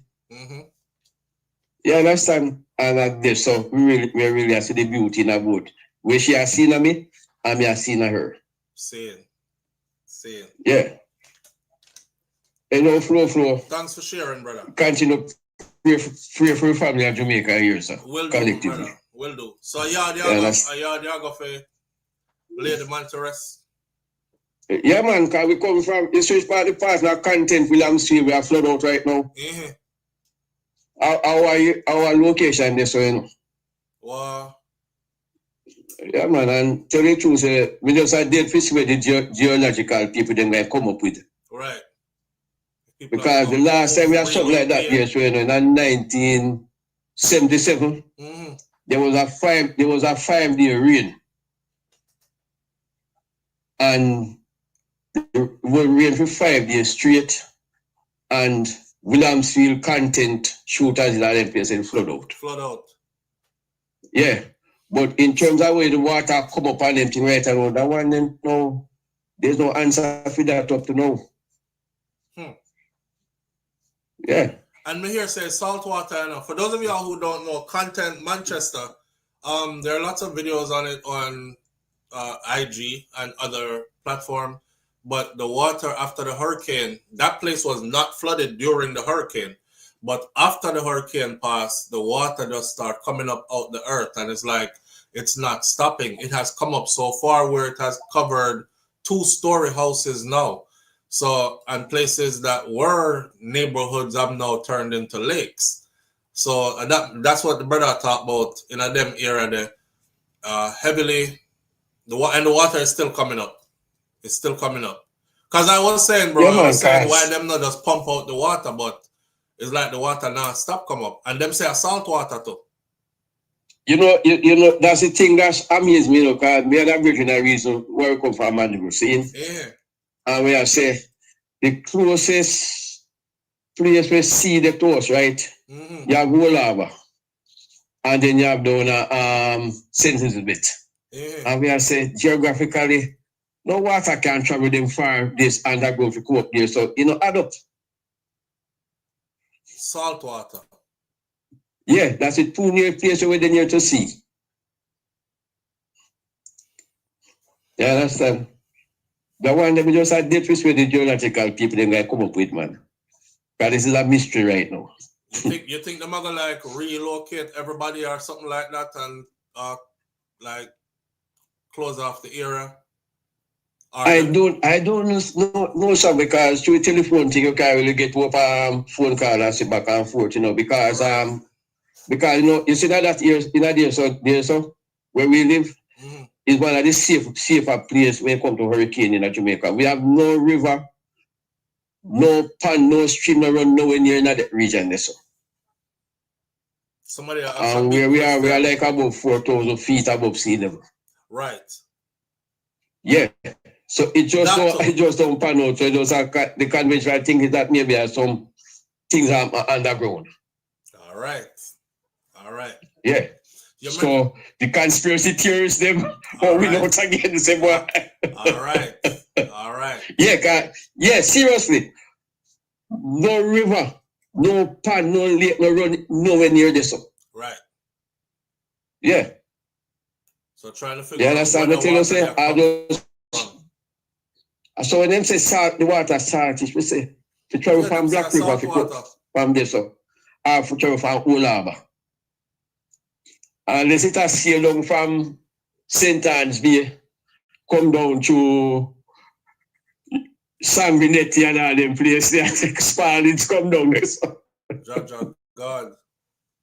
So watch out Sanguinetti. Well, we have to keep watching and see what going on. But yeah, condolences again, brother, for your stepfather. Not stepfather, but your father-in-law thing. Yeah, man. You saw which school mash up? So far? Yeah. You saw Knox mash up, man? Yeah. Jesus. But Knox have a bill box still. You don't know that already. Yeah, man. Right? Well, you know, say how far big rich world boys come through there somewhere. Exactly. Including SouFLo and Little Me too, you know. Yeah. where we have $2. We're not the big rich one there, but yeah. You know what I like SouFLo? Yeah. I don't know if when you were going there, but when I was going there, you saw a lot of students who come from Bahamas, Bermuda, all over the world come there. Now one of them people they're going to come into. Of course, probably. Not more than likely, yeah. More than likely. You know, some used to tell people that... If they were there when you were there, but when I was there, you saw about expatriate students who come down all over the world.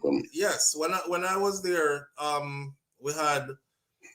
I remember like the Kerrigans, them own the airline, the Cayman Island Airlines, and like just a bunch of different people from California, all parts of the US and Canada, England, all that. They had the boarding school people there. From Bermuda, they had the boarding Bahamas, school when you was there, right? Barbados, yeah. Yes. Then that. This for the people who don't know, Knox in Jamaica is like a place where I think is a place where rich people dump them picnic them because the kids them used to live there all year and them go home on holidays. You know, and that's where we would get to mix with them because we never left go foreign yet. And these kids were boarded out in Jamaica and they wouldn't see their parents until me used to say to myself, how you just left your picnic and fly gone back overseas like your child is in a different country. But boy, if you see how them used to live on campus, them used to make them own life, you know. And it was a joy. Man. It was a joy. It was a joy being there and mixing with the different cultures and stuff.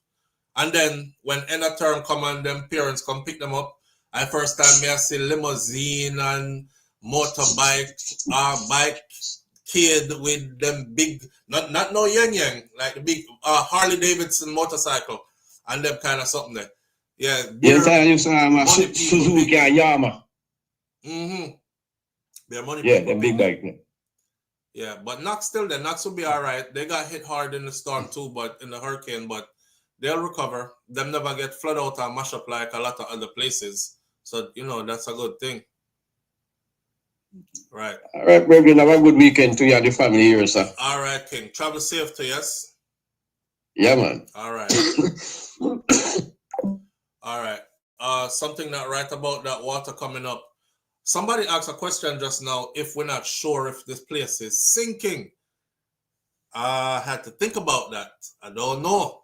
Water rotted if I sink the place, I sink. I think they said that Jamaica sits like in the middle of an ocean and Jamaica itself is like the very top of a very large hill, cliff, something. I don't know the right word for it, the scientific term for what it is that we up here, so but the rest of like majority of Jamaica is actually underwater.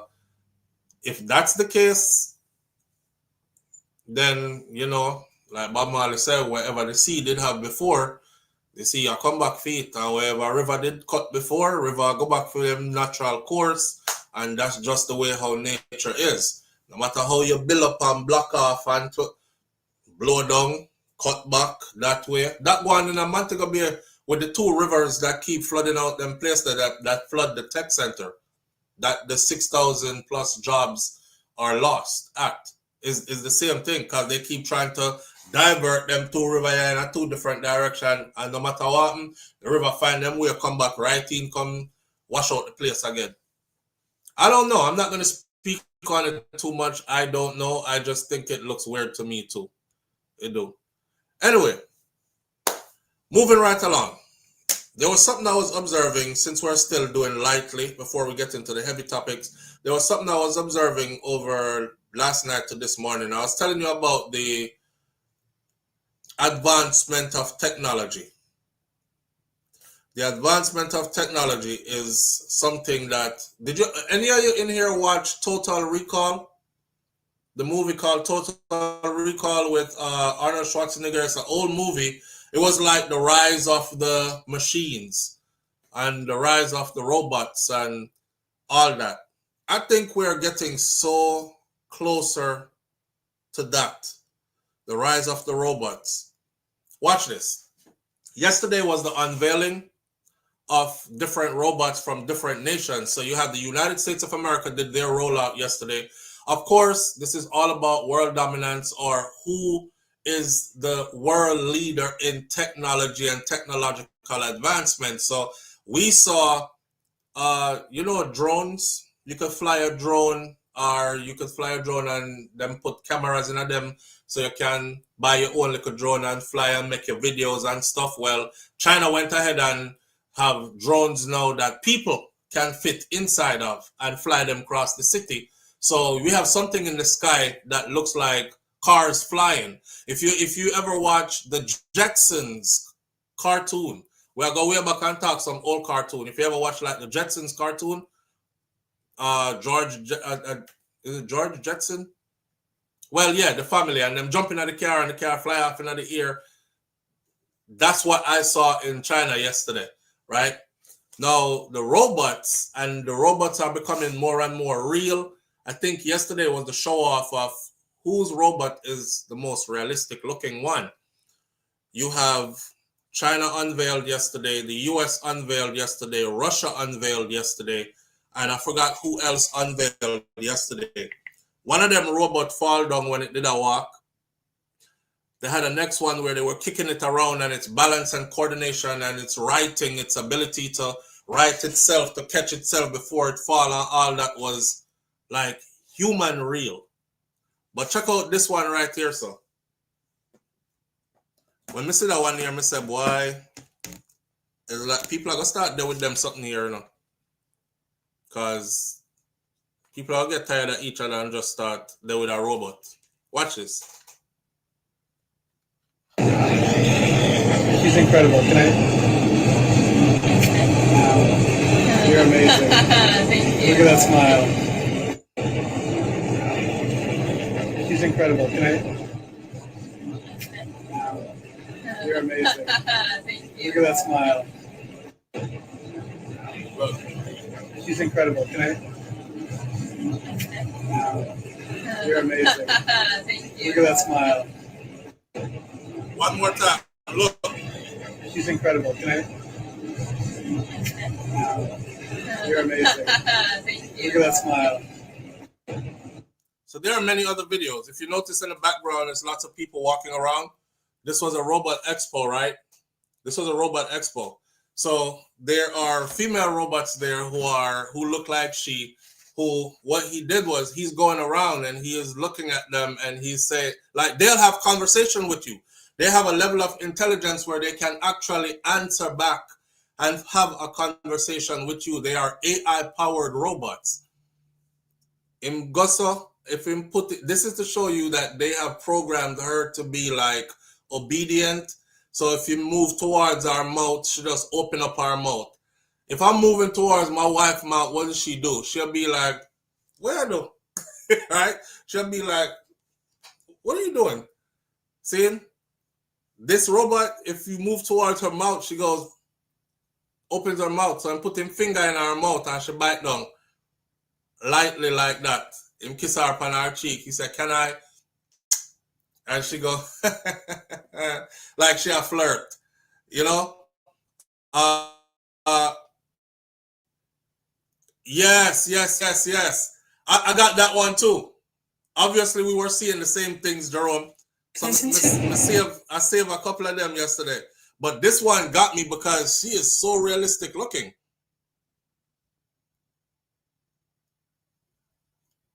That's crazy. But check it. This one. I'm going to show you two of them. So look at this one right there. So.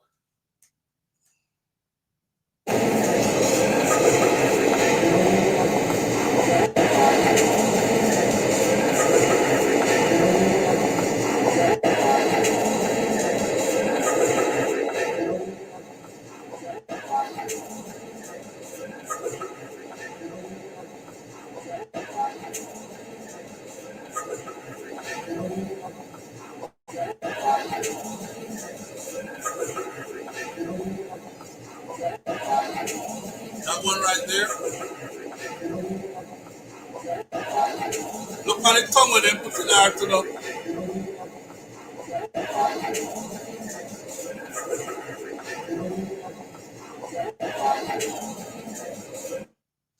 So she gets down, she's on her knees, and he's working on programming from up here.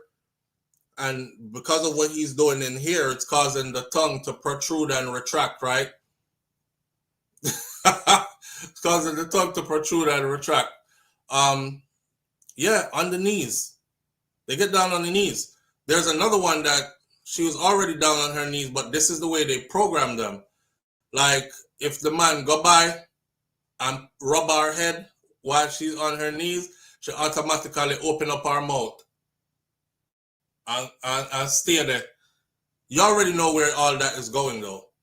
So at first, me, like everybody else, was like, this has got to be AI. Like, these are some fake videos that they were showing, and it wasn't.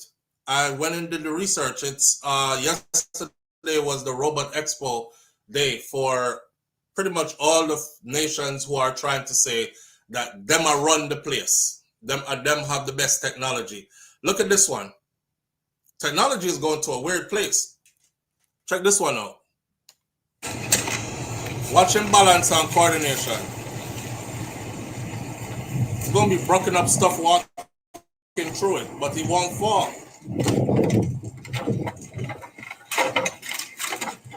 Usually a robot would trip over them pallets.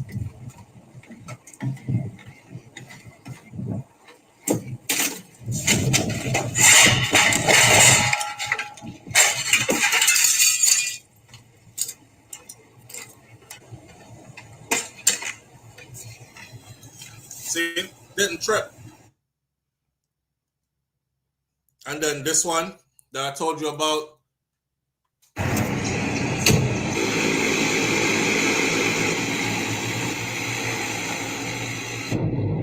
China has just taken a giant leap into the future of urban transport. In Guangzhou, the country's first ever passenger drone base has officially taken off, marking the beginning of a new era in smart mobility.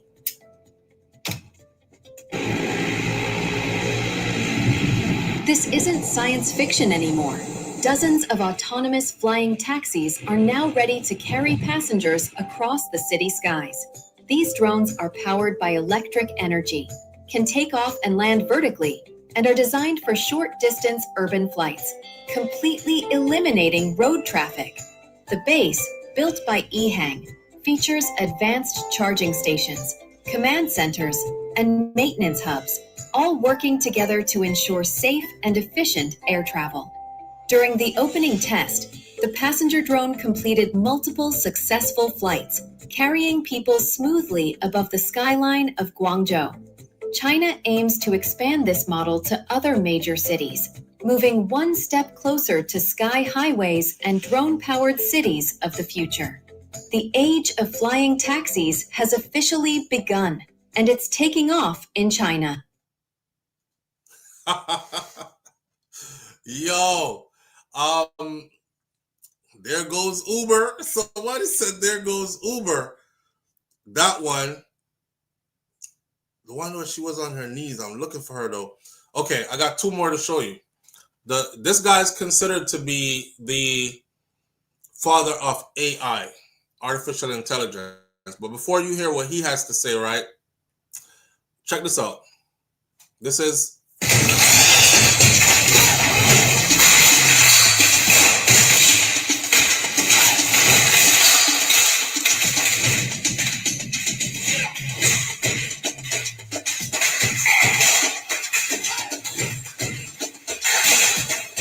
no, you're thinking like I'm thinking. That was AI.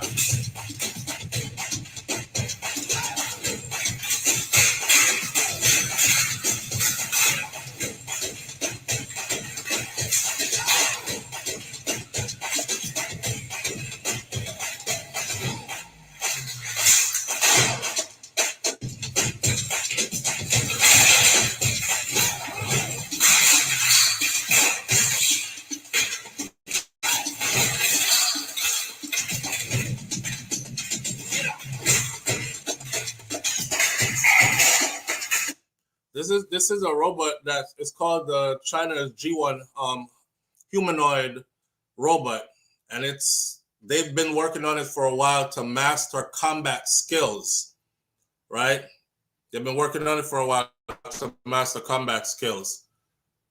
Sick of what you know, y'all. Next thing, peace out, yo, snip. Yo, hey Marvin. Marvin says, stick with what you know, y'all. Next thing you know, a piece of your snip off. You're gonna rub our head and put something in or something, and next thing you know, you without something. It bite down hard and don't have no control, and you can't unlock it from off of here or something. That's the first thing I thought when I saw the one that went down on the knees. I was like, they are engineering the damn robot to go on her knees and be subservient to the man, and him rub our head and our mouth just open. Imagine you're sitting in there and you can't get it back out. You can't get it back out. You have to draw it, go on your phone, like try call 911. Somebody come take this off of my front. No, sir. Mervin says, stick to where you know you are.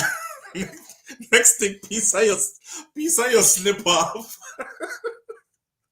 I agree. Yo. No man, but okay, listen to the father of AI. There's another one where they have drones. They just tested the drones for picking fruits. And they have like a whole heap of drone out in the field and pick apples in an orchard. And for the first time they were trying to see if, okay, we can pick our fruits without using humans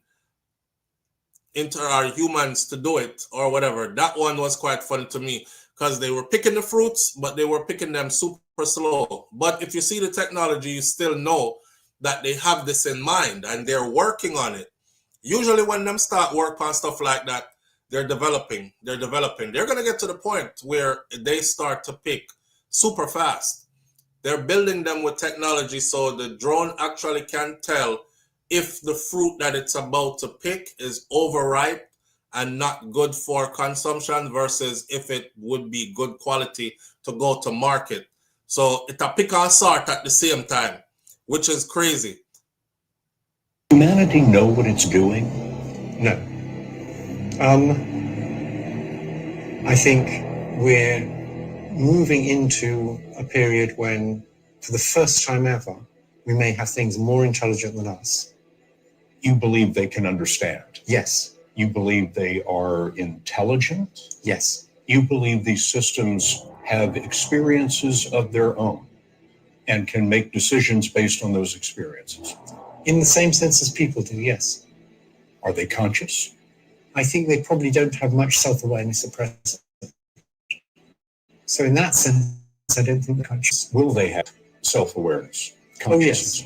Yes.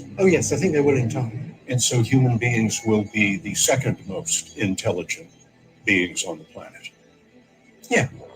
We have a very good idea of sort of roughly what it's doing. But as soon as it gets really complicated, we don't actually know what's going on any more than we know what's going on in your brain. What do you mean we don't know exactly how it works? It was designed by people. No, it wasn't. What we did was we designed the learning algorithm. That's a bit like designing the principle of evolution. But when this learning algorithm then interacts with data, it produces complicated neural networks that are good at doing things, but we don't really understand exactly how they do those things. Does humanity know what it's doing? No. I think we're moving into a period when, for the first time ever, we may have things more intelligent than us. You believe they can understand? Yes. You believe? Boy, this is Geoffrey Hinton. He is known as the godfather of AIs, and he is giving not a warning. This was on 60 Minutes, his interview. So he was giving not a warning, but he was basically saying like, that's crazy, because them asked him, what you mean, like humans, we can't figure out. So he says, we invented it. And he was like, no, you didn't. We discovered. We didn't invent. We discovered. And sometimes when we get certain systems together and it starts to work a certain kind of way perfectly, then we are out the loop as to what's happening. I don't know if y'all saw the one where the robot got lost control in China in a warehouse where they were working on them. One of the robot them malfunctioned, lost control, and the robot just started fling beer lick. But they had it hooked up to something where it couldn't pop off from the thing where it was hooked up to. So it was getting violent, and the two scientists them run away from it.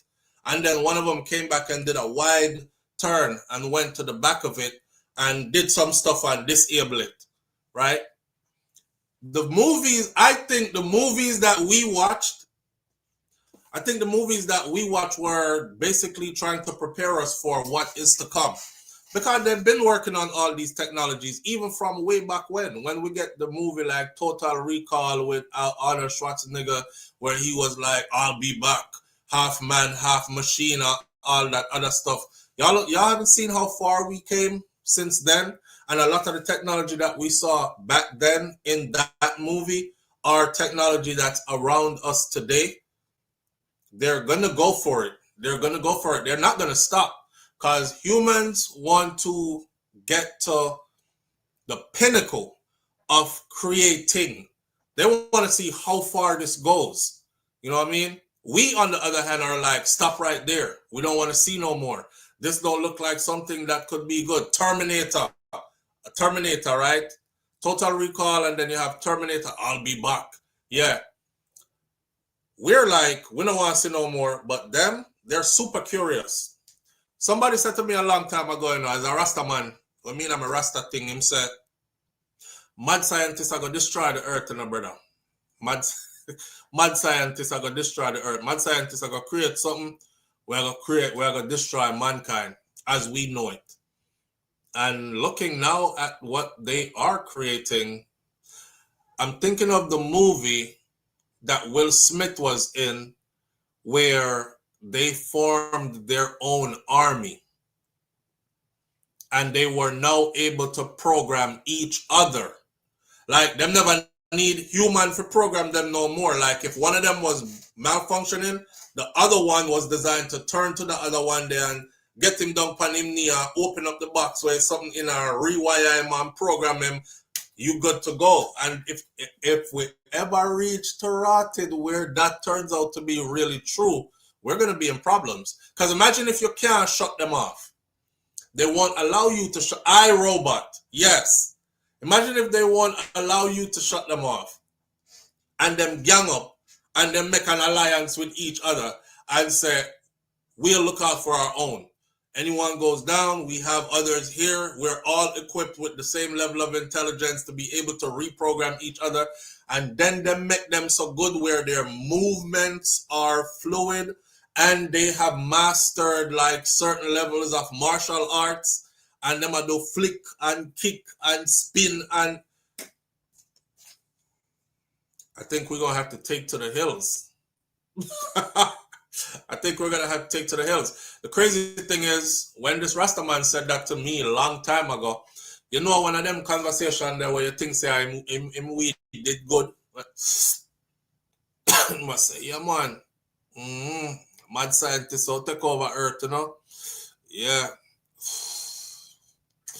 You also the more create something where I got destroy life on Earth and mankind as we know it. Cause they're mad. Yeah. Them don't have no limits. Them want to say how far them can go with the thing, you know, and I know none of them thing there and you laugh. I laughed because I thought, okay, this how an old Rasta way. I used to put myself among the elder Rastam because as a young Rasta, you want to learn some things, right? And them talk and some things you're like, yeah, I'm sound like Miss Ruby, like my grandparents. You know, listen to everything older people say until them gone and until you get big and until you start to have to go back in memory to what was said to you. And you're like, oh, damn. We're seeing it in front of we know. We're seeing it in front of us now. Let me show you how far back this was said. The Rastaman said that to me as far back as when we were carrying beepers. You remember beeper? You remember when people have beeper on them side? And if you do want to say it's an emergency, you put 911 in at the beeper. And 143 is I love you. And that from back then, him said that. So back then when beeper did aware, we weren't even thinking about this right here. We weren't even thinking about cell phone like this, where it's a whole computer in your hand. So them people, I don't know where he is today. He was very much way older back then, and I was super young. But I'm thinking now he's probably either super old and still alive, or maybe have even passed on already. But looking now into where we are now in time, and when them man did say it from way back then, I'm sure them still gonna look on life like, yeah man, we didn't know so them things are go up, you know? Yeah, we are talking about them things from way back in the 90s, you know, 80s and them something there. Well, here we are. Here we are. You can't run from it. You can't run from it because it is the future. You can encourage others to know about it, like encourage your grandchildren and your children them to go study how to be a part of it, how to understand it, how to work with it, how to fix it, whatever else. That's going to be the way of the future. I just saw Elon Musk 2 days ago. Elon Musk had it's not a ceremony, it's more like a gathering of the minds. And he brought out his, before everybody brought theirs out yesterday. Elon brought his out first 2 days ago. And he was like, this robot right here, this is the future, right? And he was like, soon we won't even need surgeons because this robot right here is going to be full of way more knowledge and able to retain more knowledge and able to complete a surgery more precise than the best surgeons with the steadiest hands. I thought, damn. FIFA done said, shit, they have nukes, but they can't use that like how they will be able to use these bots. Yeah. And then the world is gonna change as far as how combat goes. I don't know if y'all saw China's, they're called their combat robots. Them are make combat robots. The combat robots are very different from the people robot. What's that movie? Predator. Y'all remember the movie? You know what? I think I could watch these with my kids this weekend. Let me write this down. Total Recall, Predator, When next one again?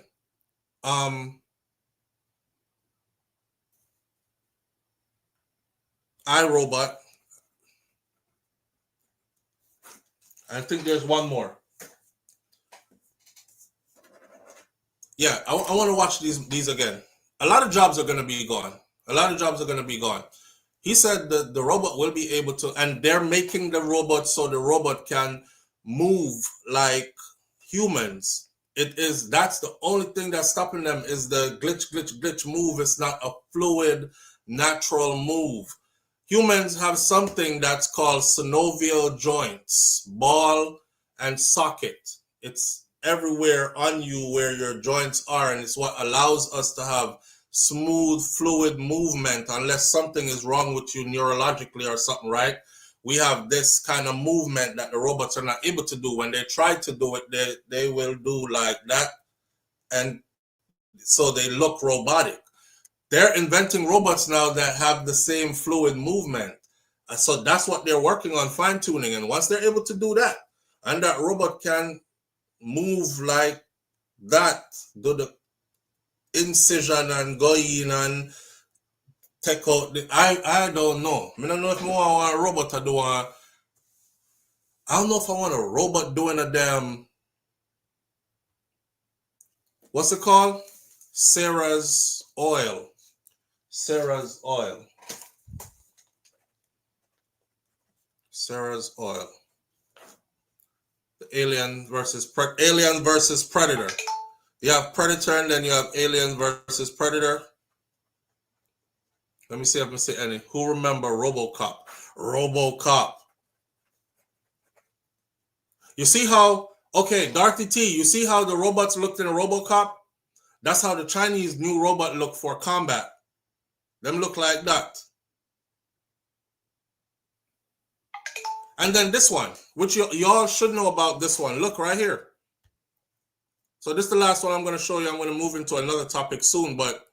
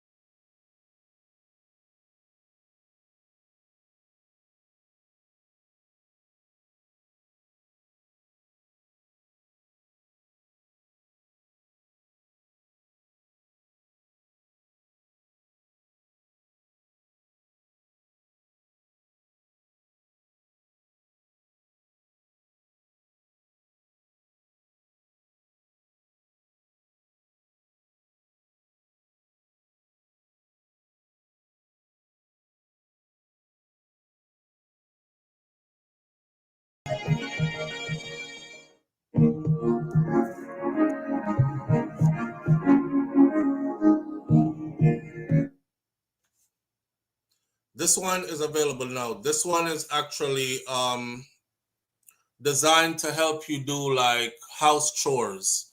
You can actually set it and leave the house, and when you come back, it do the laundry done, the place clean up and stuff like that. And that's how they're marketing this one, right?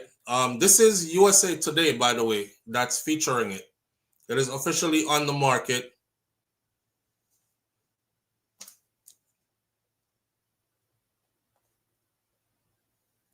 I saw Predator. Was it Predator? Robotic surgery is available at New York Presbyterian. There are about 200 robot movies. It is expensive. It is expensive. I think they said $20,000 is how much it costs. You can now order one for $20,000. So it's on the market. It's not made up. It's very real. This is USA Today unveiling it. It hit the market. See how it walk. and they gave it outside shell that looks not like a robot kind of thing, but it still resembles something robotic. And when it done do all its work, it sit down and rest. Where you program it to go sit down and rest. It comes to you when you call it. You can tell it to go get me this or go get me that. I'm guessing that's only if it knows where those things are, though. But I'm also guessing that in the future, we'll have robots that they will know where everything is. You know, like how your mother used to say, go look in my bag and see if you see the I don't know, the two icy mint them at the bottom of my bag. And you're going to go look and come back and you're like, me not see it. I guess they'll have robots that'll be able to do all that. Well, so not even if it's free. This one is $20,000 SDiva, $20,000 feet. Go look it up. Readily available. It's a lot of stuff that's going on, man, that if you let technology pass you by, you're definitely going to be one of the old people them very quickly that don't know what world you're living in and what's going on. Remember I told you all about my grandmother, Miss Ruby, and our phone, and how we get her the smartphone, because grandma used to have her like a flip phone or her jitterbug phone, right? And we saw it and we were like, modern times now, man, I want grandma have one nice phone. So we get our one flat screen, flip touch screen, flip phone, not a flip phone, took away her flip phone. And my grandma was lost. She was lost. With her intention tremors and stuff, and every time she'd try like answer, the little circle red button would come up when caller come in and she would do like this and she would hit it twice and she would go answer and hang up. And she would go answer and hang up. And me hang up. Somebody call me. She used to say, somebody call me. Pass me phone. And I'll pass it to her and she would go, is who this? Jesus? And she would go answer, hang up. Not intentionally. And that's the first time I was like, damn, my grandma not suited for new technology. You know? And then she would have given me her phone and I said, call them back for me, please. We never meet for hang up. Call them back for me. That was one of the times I looked at her and I thought, she have to go get like a flip phone. Because the flip phone, what they have was just some big numbers on it. And she can just boom, boom, pop, pop, pop, pop, pop, press her number, them, call who she want to call. And then she slid her phone one time and it had like 50 of them something up on the screen. You know, like when your screen look like that? Yeah. And grandma was like, where's all of them something here? Me don't know what them something is, you know. And I said, grandma, this is this and this are Instagram and this are Facebook and this are that. And she said, what name so? Where you supposed to use them if you do? Don't become that. But if we let technology pass us by, that's exactly who we're going to become. So I try to stay hip with the times so I don't become that. You know? Apps.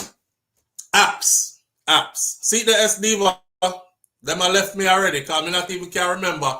When them something your name again is you have to go save me and say them name apps, SouFlo apps.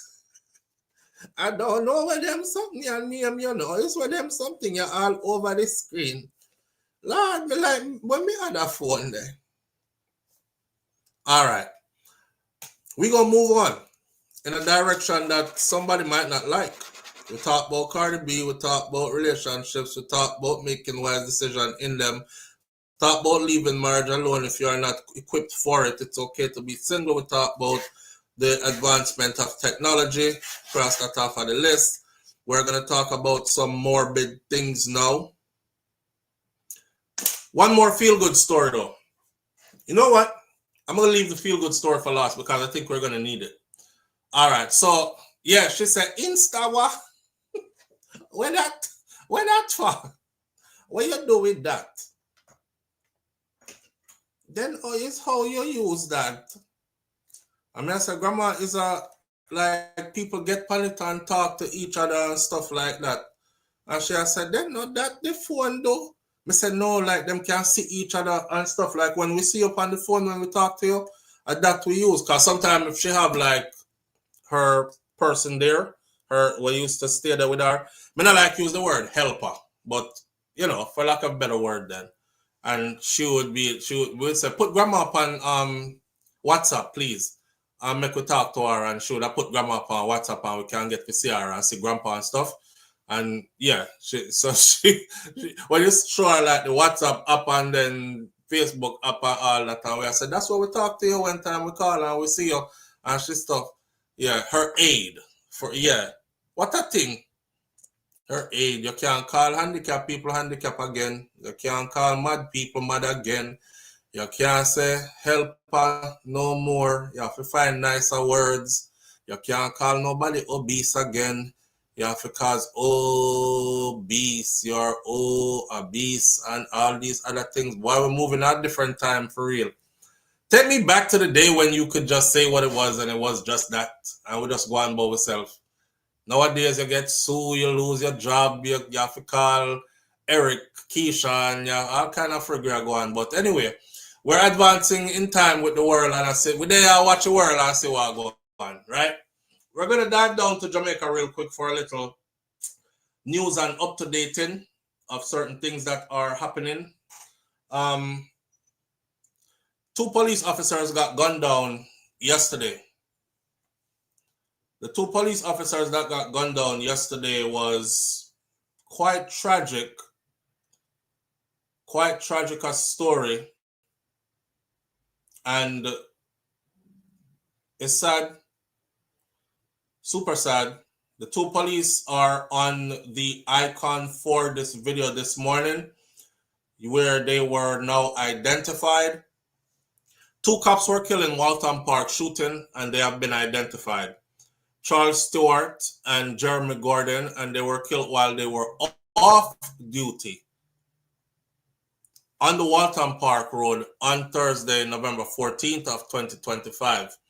Before I go into what happened there, let me say this.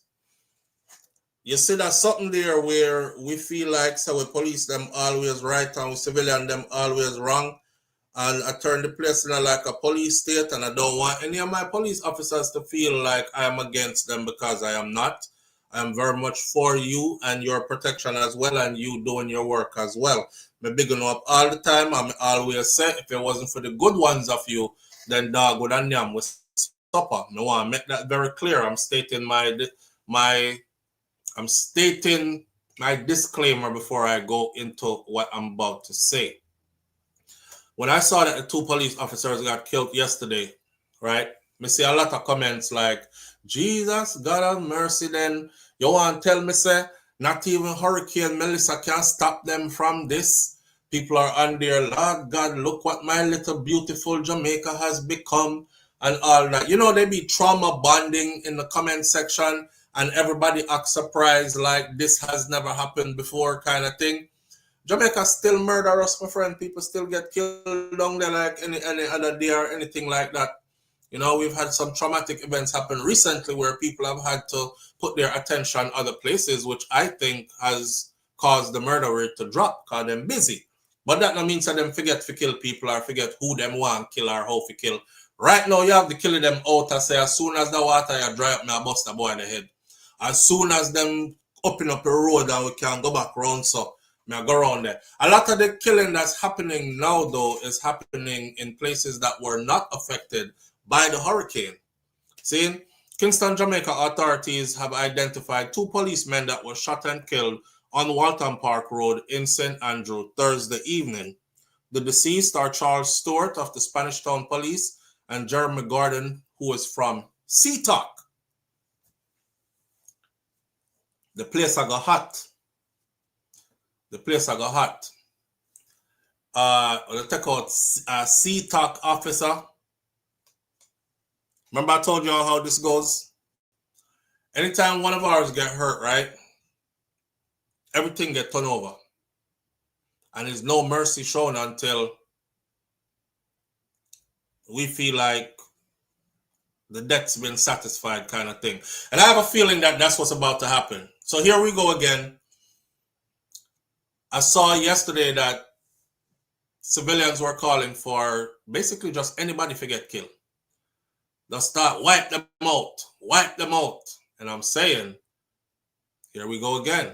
So I tell you them out there who love put themselves in a suspicious looking situations, you have to go tread extra careful in these times. Don't be certain places. Don't go with certain company. Because right now, the beast want blood. Yeah, because y'all took 2 of theirs. And that's how they operate. For us, as an infantry soldier, that's how we roll. I can't tell you how many soldiers were ready to go back into combat again after your deployment done, and you come home and you say, I haven't seen my wife and my kids in how long. I'm happy to be home. Okay, boom, that done. Put me back in the game, coach, because when you lose people that are so close to you, like you train with them or your batchmate, you know them family know yours. This who you go out drinking with on the weekend and all that. I'm trying to give an insight to the people who might not understand how this will work, right? Somebody are going to pay for this. Somebody is going to pay for this. Just know, says somebody are going to pay for this. I don't know if it's the right person who do it is going to pay for it. And this is where, advocacy groups as well as myself have been saying, I don't mind y'all. I don't mind on the dash for some people who need to get dash because if that's what they choose to do, then hey, meet the fate that comes with it. But I don't want innocent people get dash and get blamed for this. Because when the machine want blood, when the beast want blood, them not really business where the blood come from. As long as it's satisfied, the thirst is satisfied. And once the thirst is satisfied, it's like, yeah, we get back revenge for Fui too. Not saying, not even able to prove that these are the people who actually did it. Them just put a label on it. These 2 guys were wanted for the killing of these 2 police officers that happened on Waltham Park Road. They died in a shootout with police this morning around 4 a.m. Blah, blah, blah. If I'm like, in any of them area, anywhere in Jamaica, me not them nowhere at 4 a.m. but I'm yard. Not only that, me and my friend them who have certain image to them, me I cut them off. I'm just trying to tell y'all how to survive. But if you're ready to play the game, then go ahead and play the game because I'm sure they're ready and they're coming. It is understood that the cops were off duty at a business establishment chilling on Waltham Park Road about 7:30 p.m. when there was a confrontation. The confrontation reportedly led to the 2 men opening fire on the 2 cops, hitting the lawmen before making their escape. The policemen were rushed to the hospital where they were both pronounced dead. The police have launched a high-level probe into this incident. Now, what we have been told concerning this is that 2 people are wanted for this and they already know who the 2 people are. And I don't know if I them, so I don't want to show them picture. As a matter of fact, I don't think I even should show them picture because I don't want to be a part of the wrong person getting killed. 2 pictures have been put out there, right? That one they saw and the next one they saw, but I don't want like show them picture and stuff. Just the fact that they put the 2 pictures up, there are a lot of people already saying the 2 boy them for dead. So them 2 youth here, you know who you are. Your pictures are out there. You better go straight to the police station if I know you do it. If you're not involved in this, skip, dolly, go straight to the police station because they have your identity out. We have it. And them say, you them I look for. And you're not dead. You're not dead. Anyhow, you're not turning yourself. 2 dead man walking.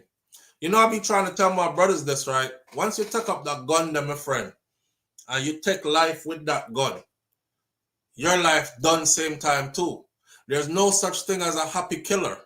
There's no such thing as you're going to live a long, prosperous life if you walk around and kill people. Worse, if you go kill law enforcement officials, there is no life for you after that. Your life now consists of running and hiding and sleeping in a bush and mosquito bite you up and all them kind of something that you can't eat how you normally eat and all them thing there. If that is what you want for yourself, then by all means go right ahead and live your life to the fullest. I don't want to stand in your way. Live your life to the fullest if that you want for yourself. Everybody have to serve them purpose in creation. Not true? Yeah. So someone will come for teach, someone will come for beat, someone will come for get beaten, so others could learn, so them don't do what you did to forget that beaten, so them don't get beaten. Everybody have their purpose. That might be your purpose. An example of what not to be. Can't save you.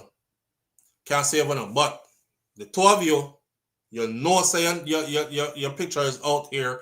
You know it's circulating. You know they're saying is you did it.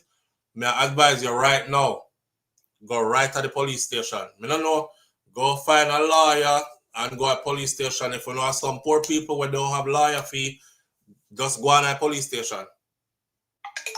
Me, I make one big placard if I was you and write on it, I am innocent, it was not me, and hold it over my head and walk going there so. And tell the police them say me no want to kill me, but me see me picture circulate and it's not me. If you don't do it, you're dead. If you don't do it, you're dead. Fair warning. All right. Fair warning. Yeah, all that to FIFA done. Now you're gonna be 19 and look 95. Mosquito bite you up out all kind of something that go on with your bush you live. We've seen this happen before. We've seen a couple of Jamaica's so-called top killers, wanted men. That's how their life turned out. It turned out it went from popping bottles. Everybody I respect them or fear them, which they call respect. Driving nice cars, getting a bunch of girls that's young and giddy that you think is pretty, and living the loose life, and it looks attractive, big stacks of money from nowhere. And how did they all end? You know, remember how them all end? Bush, them I do video from. Me in the bush, you know, and right now, I feel hide because the policeman them from Spanish Town, them want to kill me because them say me kill Ringo, and me never kill Ringo. Me and Ringo no have nothing, but the man they want to kill me from long time, and in the bush you're there. So if I that the life, me love my bed too much. Me no love prison. Me no want to go to no jail or no prison, first of all, because all the things that go on behind them wall there. Me no want no part of it. Me no want to feel a fan fly from around my body. Me no want to fight for my innocence back there, so I don't want to have to be involved in anybody telling me about bend over, squat, spread your cheeks, cough, all them kind of something there. Lift up your balls, pick up your 2 foot them. Cause so them do them, you know. Let me see your foot bottom them. Lift up your foot them.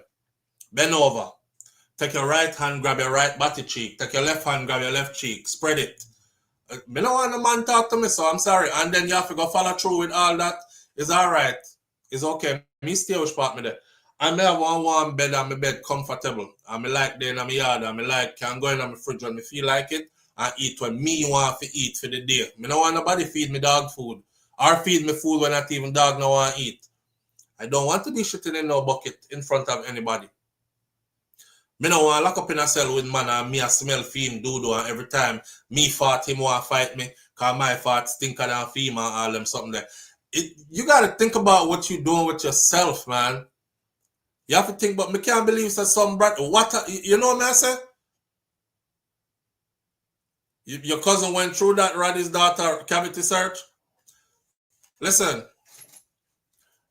I had a cousin that got locked up. My cousin said, and he did a lot of time, right? After a while, my cousin said nobody don't come visit him. They don't want nobody to visit him. He don't want no visits. Why you don't want no visit? Because he said he was locked up here in the US. He says because it's demeaning, it's degrading, it's emasculating, the kind of stuff for them do to you. He said every time I get a visit, I have to do a strip search, a strip down. And some of them boy in your cause a body man them. Them they have put them finger in your body and stuff when them I tell you about take your right hand and grab your right cheek and take your left hand and grab your left cheek. Now spread them. Which man want man stand up back and them and talk about take off all of your clothes? Take all your clothes off. Strip. I'm losing my mind. As soon as I hear strip and it's a man voice, they're going to have to sedate me. Cause me a fight and them are gonna hold me down, them gonna beat me down. I'm about to lose my everything in there. I'll probably go in and don't come out. Strip. And then you know are like, oh damn, this is how my life come to. Yeah, brother. Yeah, strip. I'm on the back of you. Alright, bend over. Bend over. Take your right hand, grab your right cheek. I gotta follow instruction too. You like that hokey pokey and turn yourself around kind of something there? You know? Cough. Man, I'm looking at your body hole in a brother and I tell you about cough. Cough harder. This man looking in your body hole and I tell you cough. I watch your body hole.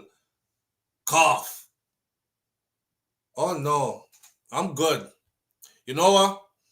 Keep your gun them far from me. Anybody when me grow up with will say him a gangster and gunman, don't even hail me when me see you. I will go away wondering how come you know him when we not grow up and he not talk to me no more. Me cool with that. Nobody draw me in your circle. Don't invite me nowhere. Don't tell nobody say you know me. None of that. Yeah, cause me not in a that. And me not know how someone even sign up for them kind of life there. You know? Why you sign up for that? There's nothing in a sane man's mind that is a heterosexual man that would sign up for anything that would lead him go down that the road there. You can't be that slow. Certain things you start to do, that's exactly where you going. Where it's a Mortal Kombat fight, hey, FIFA done to the death. They're gonna have to beat me senseless. Me prefer them beat me senseless in there and then put me in a nursing home. That to keep me in there so. I told you all at one facility that I worked at, there was a brother in there where weights them use and beat him in his head in a prison. And he had to do a surgery. So them cut him head and open him up and do the surgery. But of course, I think he had a stroke during that surgery. So him walk kind of like, you know, like him have serious neurological problems now. So him walk like that. And he was considered not fit any longer to be in a prison population. They put him in a long-term care facility. He's in his 30s. Him have girlfriend in this long-term care facility. We're in our 80s. Him and one old woman in our room, him in there, dugu and everything. I call themselves couple and everything. Me prefer them beat me senseless and care me go put me in a nursing home because me not telling that so. And imagine every time they tell you about your mom's coming to visit you tomorrow or hey, you got to visit. You back there traumatized, shaking. You're like, I don't want to see them. Your family's here. Fuck my family. I don't want to see them. Tell them don't come back. Come on, man. Come see you. Come take your visit. I don't want nobody visiting me. You're on there shake. Because the last time them tell about stripper and bend over and use hand and part body cheek, somebody poke you in your hole like this. One of them batty boy around there. No, sir. I'm cool. I don't know. All fun and joke aside, the youth them need to take a better road in a life, bro. Cause most of y'all ain't even you're too light to fight. We had a saying back in the day where it says you're too light to fight and you're too thin to win. No gun, no in a prison. And most of them can't even fight anyway. So without your little gun now you can't squeeze up and bust gun. When them put you in there, so you're in there with some man where I do 10,000 push-up in a one day. Feel him chest big like two of you. And him muscle up and grip you up in there.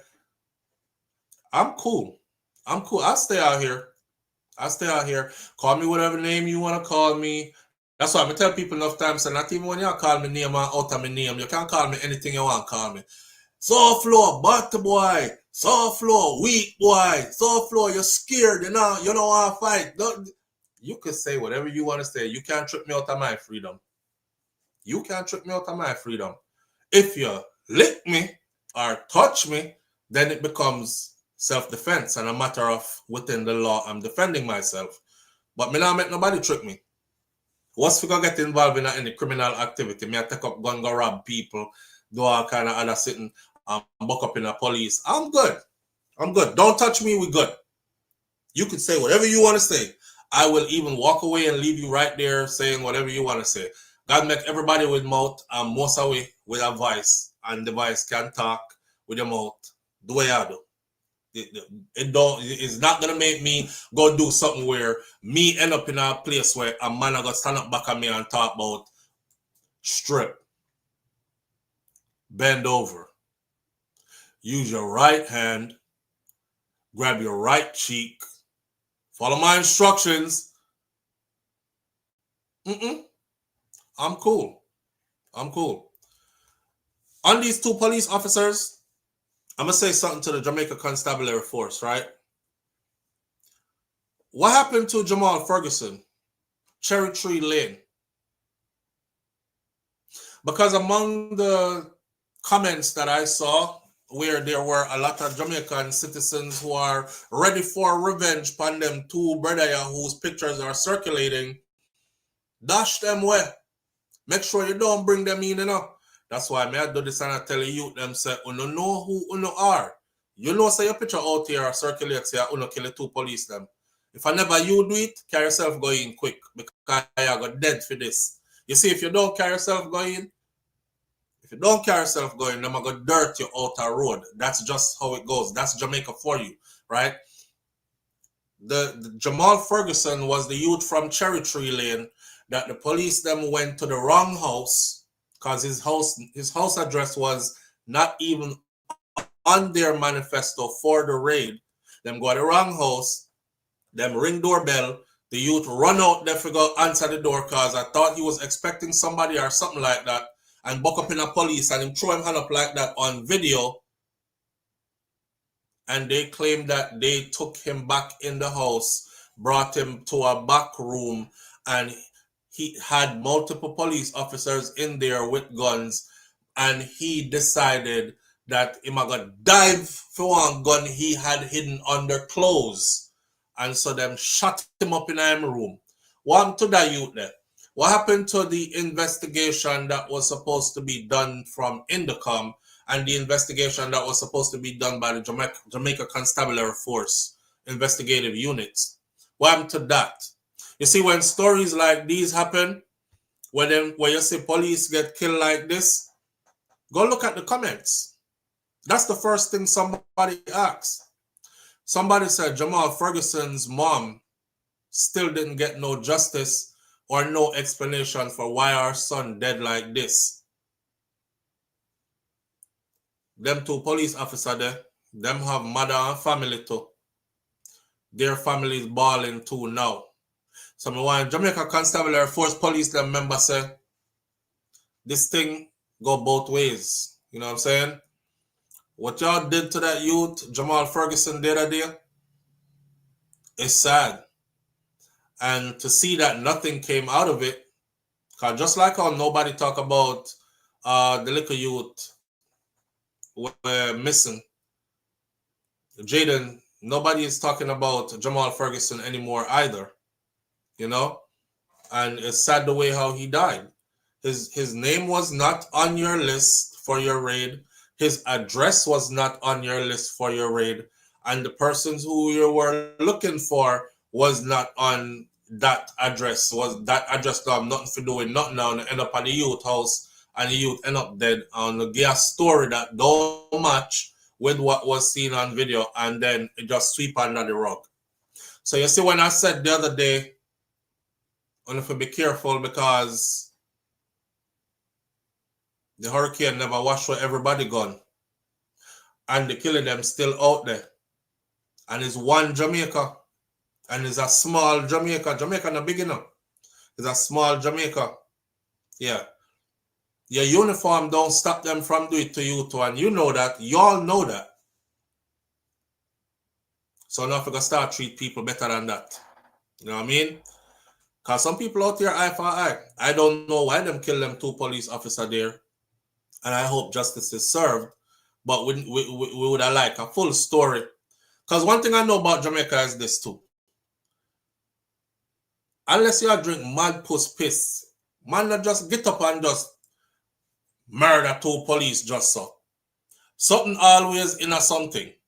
So I'm looking forward to hearing more of what actually went wrong with the story. I'm not saying that these 2 police officers being killed is justified in no way, shape, or form. I'm not saying that. I'm just saying the wheels of karma keep turning. And karma don't business when me want to say about anything. I can stay on the commentary all day. Your karma is still coming to you and I can't turn it back. You know what I'm saying? Actions are still going to happen out there. I can't control no matter how me talk for it or against it. I want it to be perfectly clear that these 2 police officers losing their lives, I am not in any way, shape, or form saying it was okay. Not. It's not okay. That's why I warned them first. So somebody have to go pay for this. Because you see, when I was in uniform, you see, if one of ours got touched, somebody always paid for it. Somebody is going to pay for this. And then we talk to the youth them, and I try to tell them, say, if I them the certain kind of life you want to live that end up with people that tell you about spread your body hole, or if you end up a bush and that's how you have to live, or if you end up get full of a bullet and dead early, if that's your choices that you made for yourself, then who am I to stand in your way? You know, I would think you want better for yourself though, but that's where you're heading. From you take up the gun, youth, and that's how you go. Okay? But we have to remember, say karma is out here and karma is real. Karma is no respecter of anybody's religion. There's no respecter of any of your other spiritual beliefs. There's no respecter of anything other than this is universal law. The universe spins on its own set of laws, universal laws. Karma is a part of universal laws. You do something, you put certain energy out into the atmosphere, that energy comes back to you who put it out into the atmosphere. That's why Granny them say, you can't plant corn and reap peas. It not gonna work. You plant corn, you gotta reap corn. You plant peas, you gotta reap peas. And just so you go. Right? I don't know. My condolences to these 2 police officers who lost their lives. And again, I hope justice is served. But I would have liked to see some justice and some accountability for Jamal Ferguson from Cherry Tree Lane in Clarendon as well. I would love to see some justice for him and his family as well. Yeah? Right. We're going to leave that one right there, so because we don't want to get too morbid. Just know, sir, we haven't forgotten Jamal either. And two wrongs don't make a right? That's cliche to say, but it's true. 2 wrongs don't make a right. Because police kill him over there, so don't mean that other police for dead in other places. But again, karma and how karma works. See? Another story here on the board to talk about, another sad story, since we are wrap up the murder story then. A teacher and her daughter, I don't know if y'all seen this one. A teacher and her daughter were found murdered yesterday. Sad story. The teacher was young though. And her daughter, if you're 29 years old and your daughter is 14, when I do the maths to that, 15 or 15 or 30, so 29 or 14 minus back, she was a 14-year-old mother, right? She was a 14-year-old mother. Police investigations have theorized that this was a domestic dispute that may have played a role in this brutal killing of a 29-year-old teacher and her 14-year-old daughter at their home in Mount View Estate in Spanish Town, St. Catherine on Thursday afternoon. They have been identified as Tara Pinnock, who worked at a primary school in Portmore, and Talia Wright, the daughter, who was a student at a high school in St. Catherine. The head of the St. Catherine North Police Division, Senior Superintendent Hopton Nicholson, said that the police were alerted sometime around 1 p.m. to the discovery of the bodies of the mother and her daughter with multiple stab wounds. Their necks were also slashed. Far as I heard, they were stabbed in their chest area multiple times and stomach area multiple times and in their neck area, and then their necks were cut. Both of them neck cut. Meanwhile, the police are urging one individual who they have in their scope right now. People wicked out there, you know? Yo, you have to really be careful what kind of energy you're inviting in your life, you know? I don't blame people for being loners or standoffish or, you know, some people are just like, no, I'm good. No matter which part you invite them, go, no, I'm okay. Them good at them yard. Now, the older I get, every year older, I'm like, I love being in my house so much. I love creating my own room, my own space so much, you know, because you stay away from the BS and you stay away from people with evil energy. It take a real evil person to do something like this. I don't know what she do to deserve this, but I can't think of anything she could have done that was deserving of this. So they were stabbed multiple times and both of them necks were also slashed. Meanwhile, the police are urging a taxi operator by the name of Brandon Main, who plies the Nuggethead to Spanish Town route in St. Catherine, to report immediately to the nearest police station as they believe that he can assist in the investigation.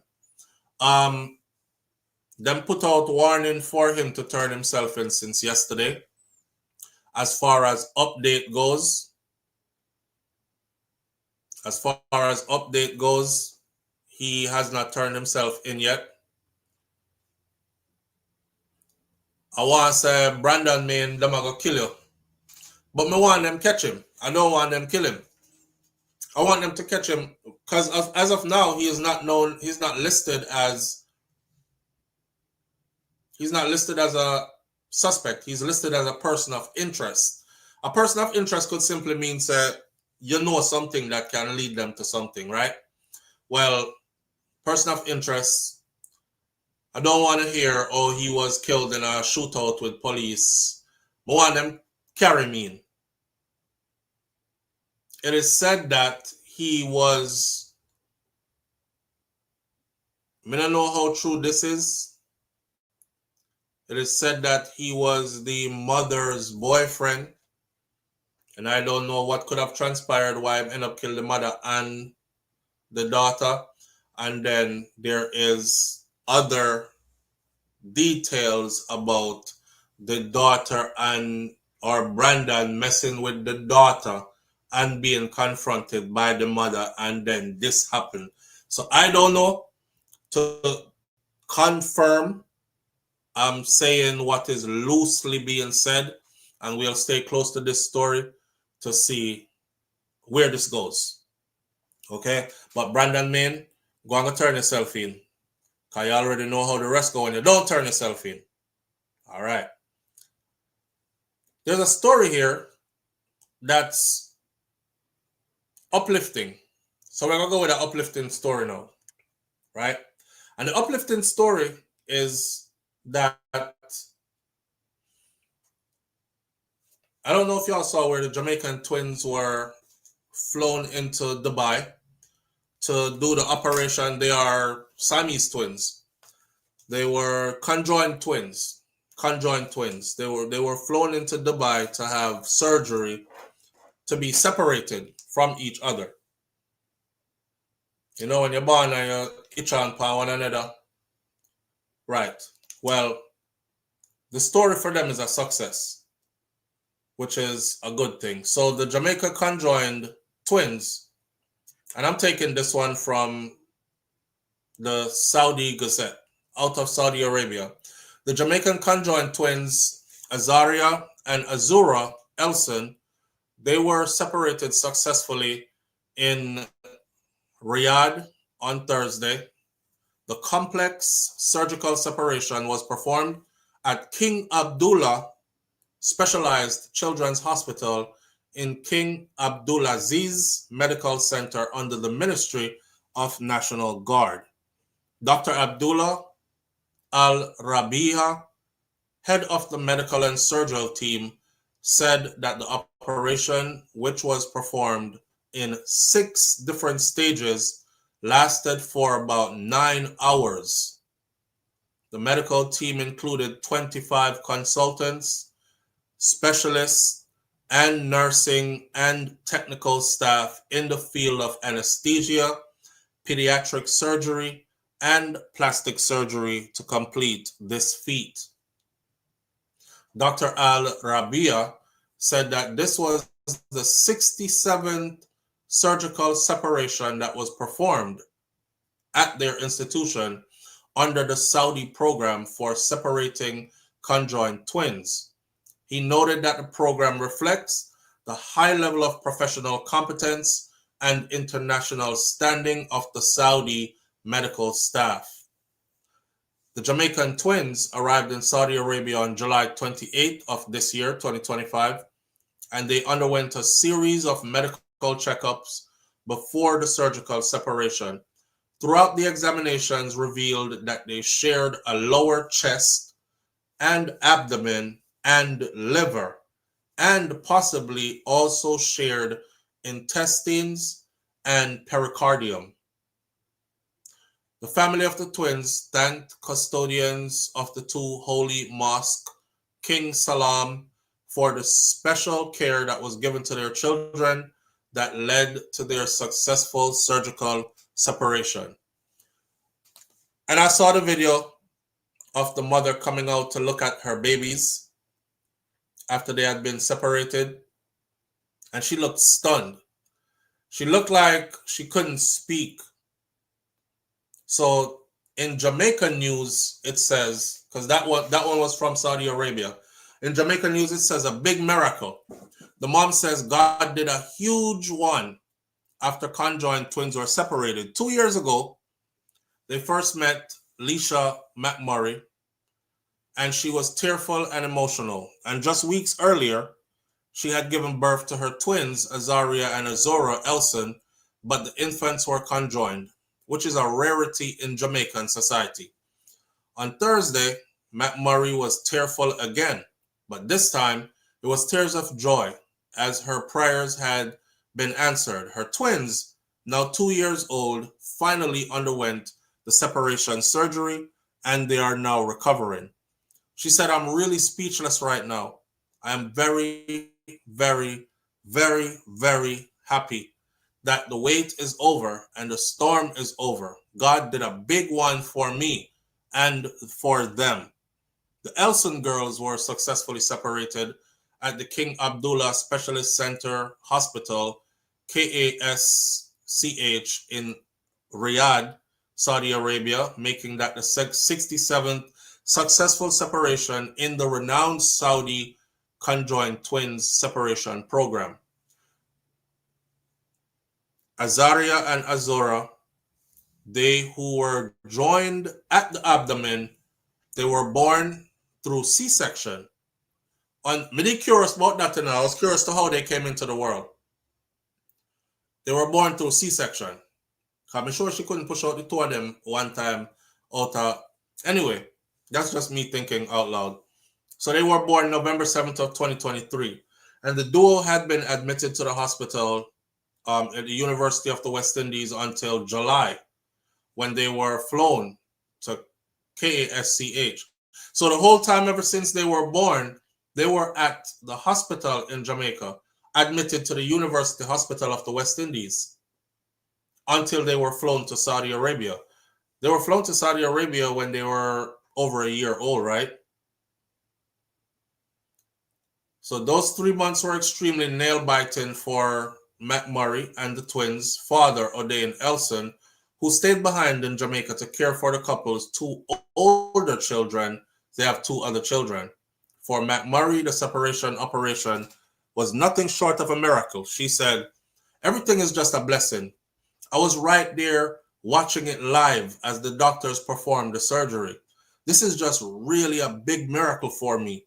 Just imagine my girls. They will live their own separate, independent lives," she said. "I want to thank everybody involved in making this miracle happen. And I want to give a special thanks to the Saudi Arabia team for accepting my babies and for performing this successful surgery." Dr. Abdullah Arabia, head of the SCTP, advisor of the Royal Court and supervisor general of King Salam Humanitarian Aid and Relief Center, explained the significance of this successful achievement.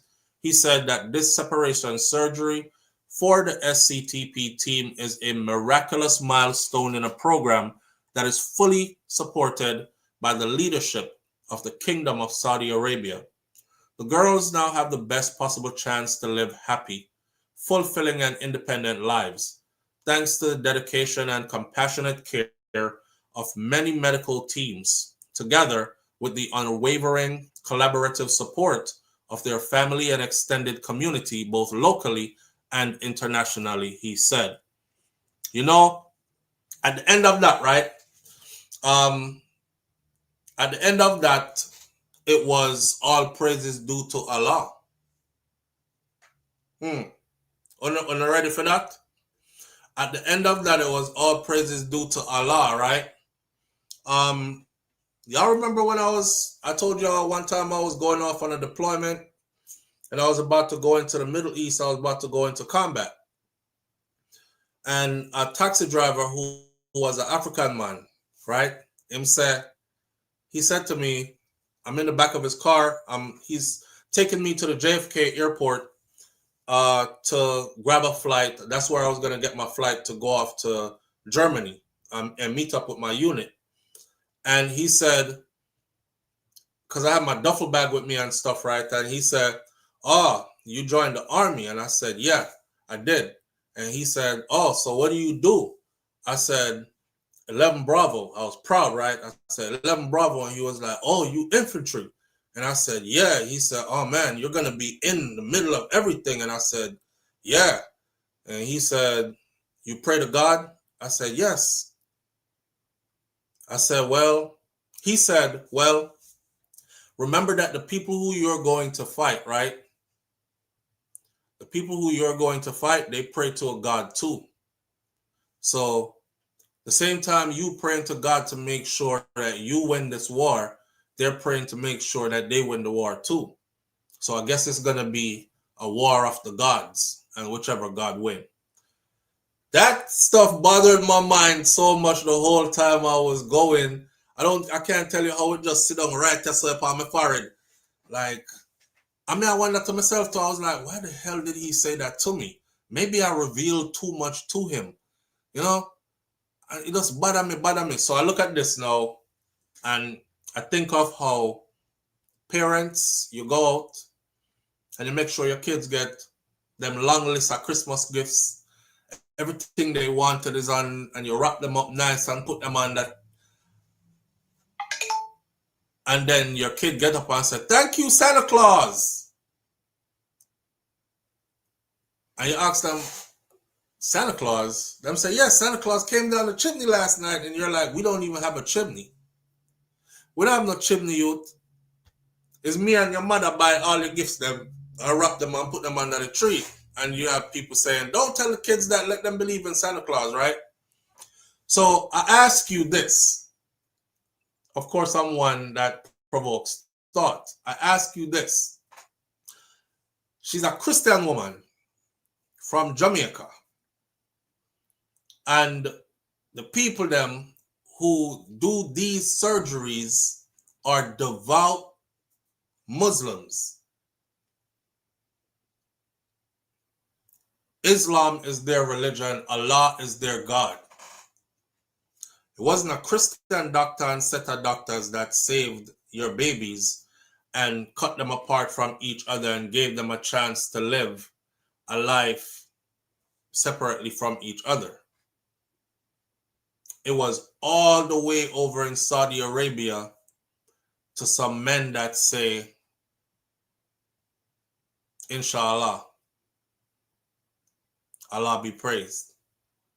So how do you look at this now as a Christian? Do you look at it now and say, Allah be praised too? Or do you still say, thank you, Jesus? I want to hear you talk to me. Do you look at this now and say, Allah be praised too? Or do you look at this and say, thank you, Jesus still? No? Or you don't know?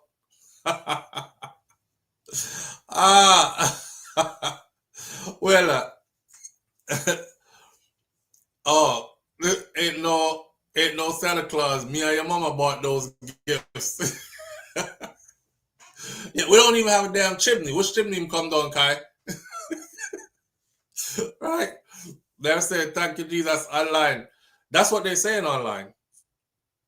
Allah is the name of their God. In the Muslim culture, it's the same God. In the Muslim culture, Allah is not Jesus. Allah is Allah. Allah is Allah. Jesus in the Muslim culture is a prophet. Jesus is not God to them. All right? So I have to ask you because, well, here Shala, no. I know just one God. No, I know just one God. It's not just one God. Because if it's one God, we would have all called the one God by the one name what the one God have. Right? I know just one God. Christians will tell you all the time that there is only one God and that one God is Jesus Christ, right? So now that them do something good for you that is so good, I want to see which part the loyalty are going to lie now. Because apparently your one God never did do it for you, but some man will have some other God give them the knowledge, the know-how, and the resources to do it for you. Complicated conversation. Complicated conversation.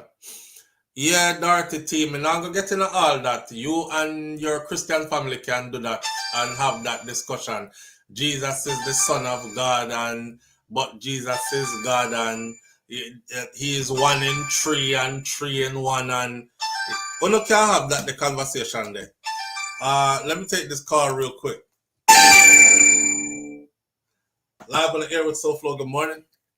Hey, morning. Yeah, again, man. Yeah, family, talk to me. What going? Yeah, man. It's like, me feel say a one God. Hold on. Sorry, hold it thought. The Golden Goddess says, and trust me, they prayed to Allah before that surgery. Allah, steady my hand.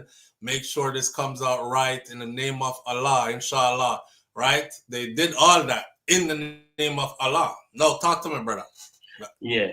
Me personally, me believe it has to be one God. You believe and the it reason has why to be one God. Yeah. At least who govern we as human beings and animals per earth. Mm-hmm. It can't be 5 God who do the one creation. Right. You see me? But what happened, a person can say Allah, which might refer to the same creator. But because he live over in a Middle East.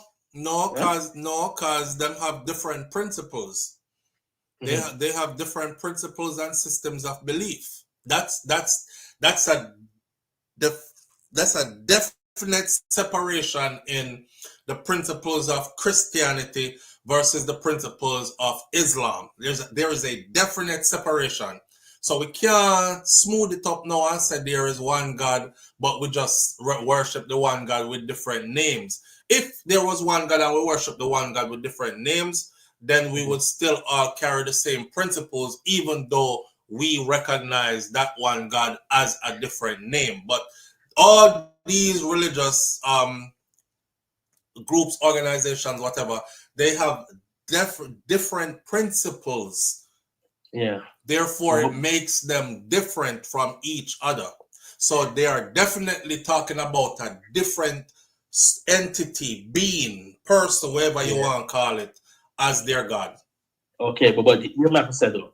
All right. We still believe that there's one God. And somebody You believe that? Yes. Yeah. And somebody has served the wrong God. And so, wait there. You say you believe there's one God and somebody has served the one God, the right God. No, the wrong God. The right one. Somebody has served the wrong God. Yes. Well, if somebody has served the wrong God, somebody must have served the right God. Yeah, but who? And that is where the fight comes in, because now everybody is saying, my God is the right God. No, but the issue is with people, right? Mm-hmm. If you are going to stand up for your God, you have to read everything. You have to read the Quran, you have to go over Middle East and learn for them things and converse and then get everything together and say, hold on, this not up now. But this makes sense, you know what I mean? I believe that when you are believers in me, I mean, I fight nobody who them pray to. You know what I mean? But tell the truth, the God of the Bible, him alone me know about at least. But here what. I know that me I talk about. Me no business about who I fight, about who them I pray to. I am being very specific with this conversation. I'm talking about the Jamaican conjoined twins who their mom, their parents are Christians. Them shout out, thank you God, when time the Muslim people them save them children. That's why I went the long road telling this story and saying, well, it's like me buying my kids Christmas stuff, all the stuff on their Christmas list, and them shout out, thank you, Santa Claus. And me I say, I know Santa Claus buy it to me, right? I mean, your mother buy your gift them, but Santa Claus. So it's the same way. The Islam is their religion. They pray to Allah and they saved your child. And you now gonna look on it say, their God must be a powerful God because their God steadied their hand during this surgery. During 67 of these types of surgery. This surgery not even available in your own country where the whole on say Jesus is God. I mean, the more you look at it from that angle, and that it's from that angle that the conversation is coming about. Not about who I serve, which God, and if you're right or you're wrong. You know what I mean? So I really say is that a Christian family child gets saved by what call it? Allah certain people. That's it? Yes. A Christian family, cause I don't know, them fly past whole heap of Christian nation figure all the way over Saudi Arabia. And none of the Christian nation them couldn't save the youth them and separate the conjoined twins. Well, tell the truth, when we look on things so far, we look on things like say people are people, and even if you think say you're the right and I'm the wrong, your Bible, if you say you're Christian, then the Bible God is tell you say, your God tell us say seek physician. You never said seek a Christian physician.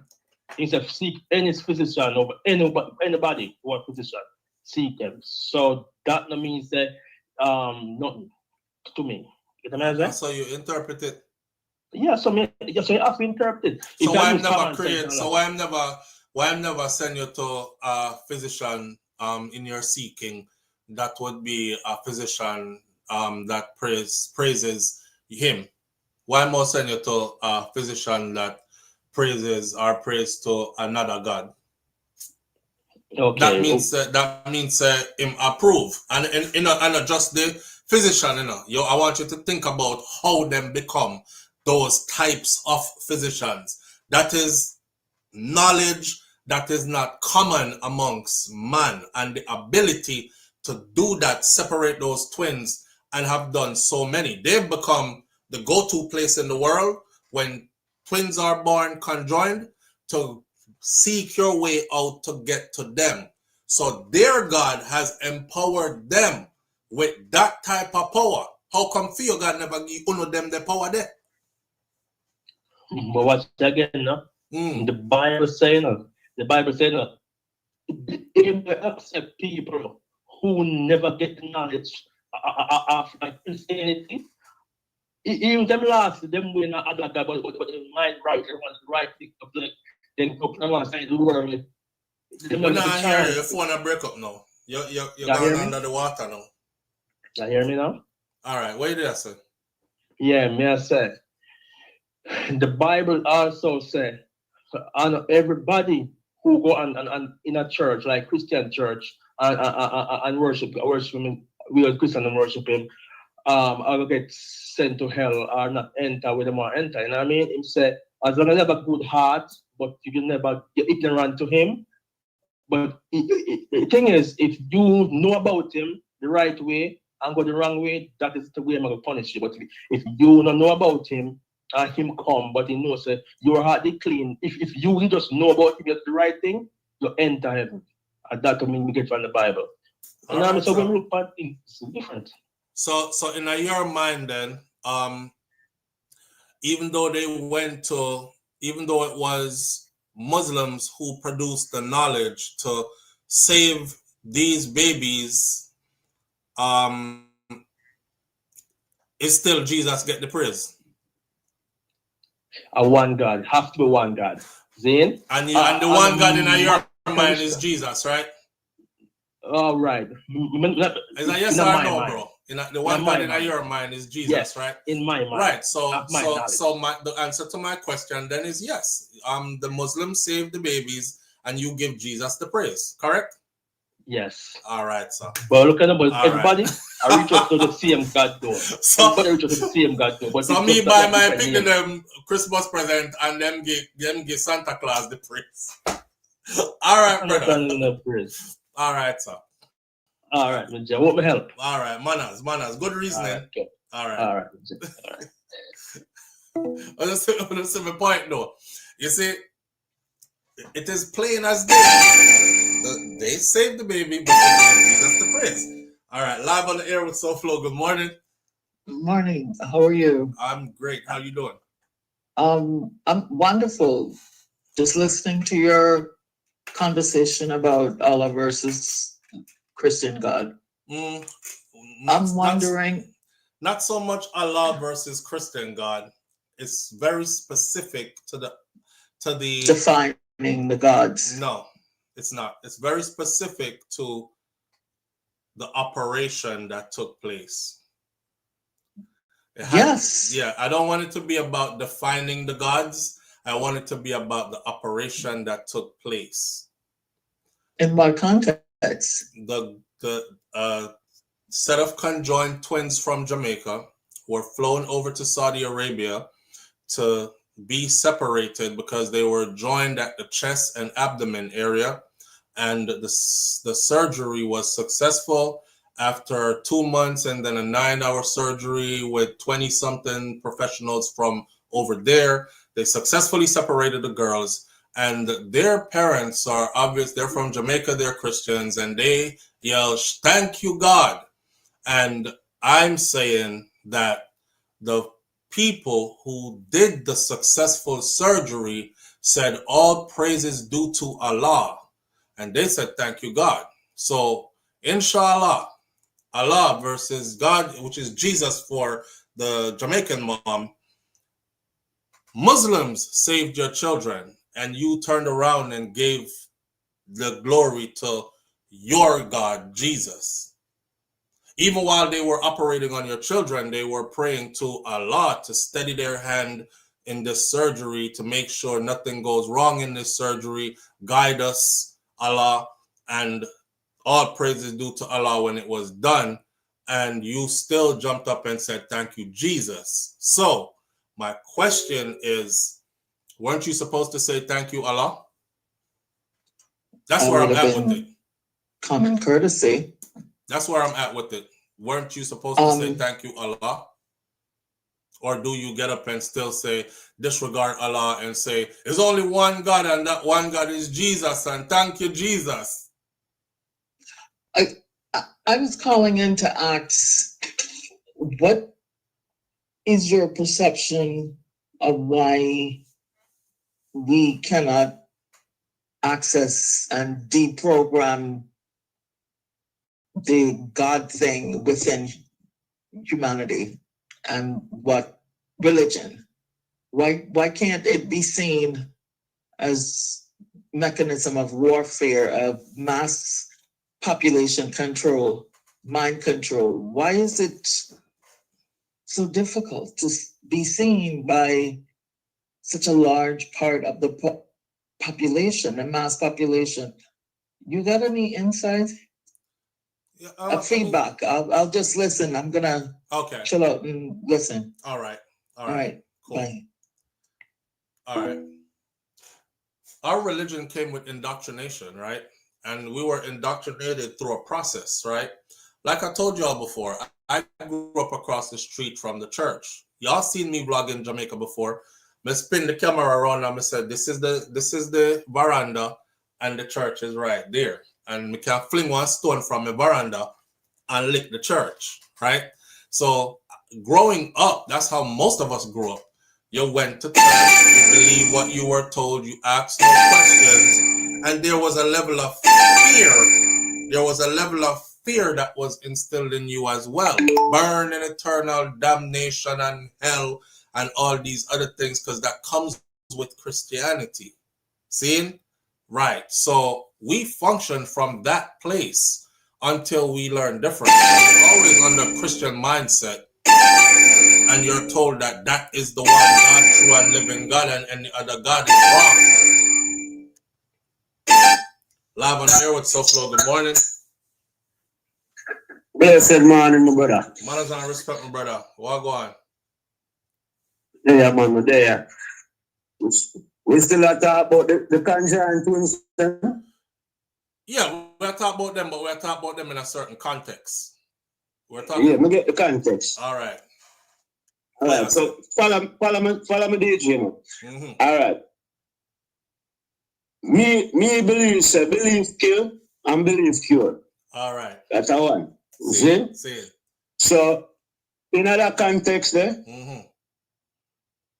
if the surgeon them I work for the twin them and I praise Allah. Mm-hmm.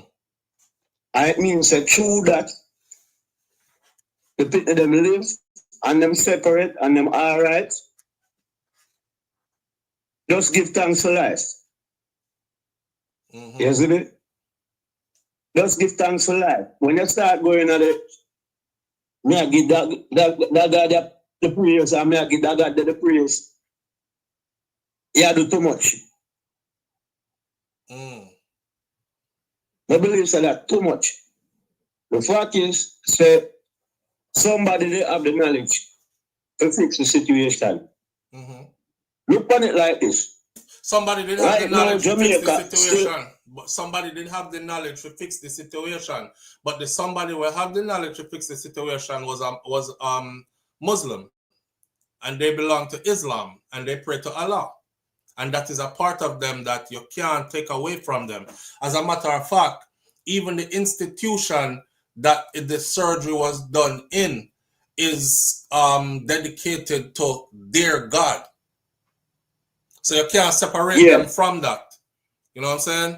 I'm not separate them. All right. It wasn't. Put it in another context. I'm going to use myself as an example.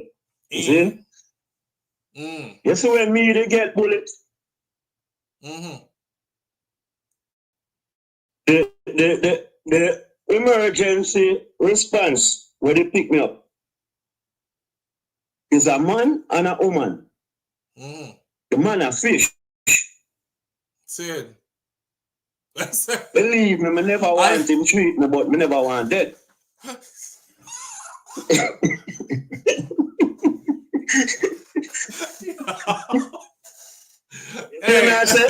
Hey, I'm often been Jamaican, bro. I love my people never say, I want the blood. What you say? When you get shot, you say is a man and a woman come pick you up, but the man doesn't have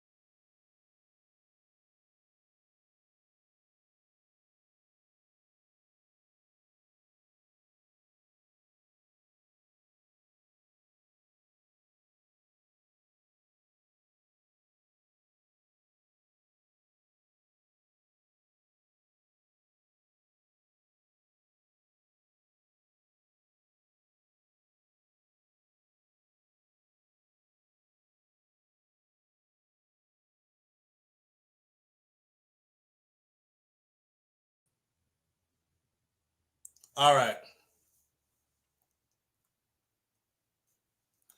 All right. Can you hear me? If you can hear me, put 1 on the screen, please. 1 on the screen.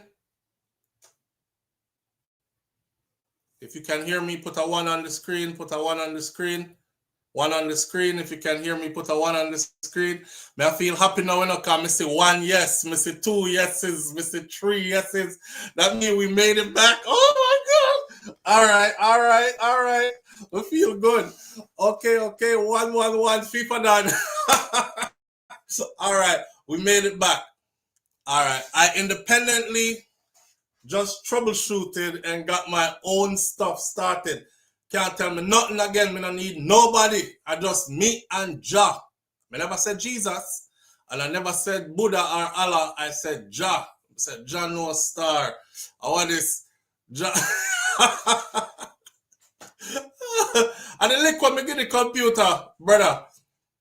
I was laughing in that joke so much, me slap the computer like this, and it just chip out. Yeah, but we're back. We're back. May I tell you something? Me have to be call back, please. We have to be. I have to be a Jamaican. I have to be a Jamaican because, boy, the way how we steer. The brother just throw me in a laughter because the man say him get shot. And him tell him story already, you know, him get shot and almost lose him life. Him say him get shot and a man and a woman pick him up. And when him say, John no star, the man didn't want fish, but me never want him treat me. But me never want dead neither. Yo. Laugh on the air with SouFlo. Bro, me not touch nothing again, but Hear me. Ja go make sure say you keep your hand them to yourself. Yes, I am. Yo. It's not Buddha, it's not Allah, it's not Jesus. You see it? Yo. Yes, sir. So talk to me. What did I say? You say when thing happen and the two of them pick you up, what you say? Yeah. When you realize that the man wasn't him, they kind of knocked straight away. Yeah. So you want no? Me in the ambulance, see? Yeah. And me hear this man. So we need to. I mean, so hold on now. Stick up in. Matter of fact, don't stick nothing. Yo. Hold on. You have a certain choice and preference of people where you deal with because if it don't make you think a certain way, you know, me can't wait till me reach the hospital, you know. Me can't wait. Me think me can't survive till me reach the hospital, you know. What you say? You're willing to risk it, bro. For the biscuit, my youth, me not take the chance. And the woman now start rubbing my hand and, sir, I need you to focus. And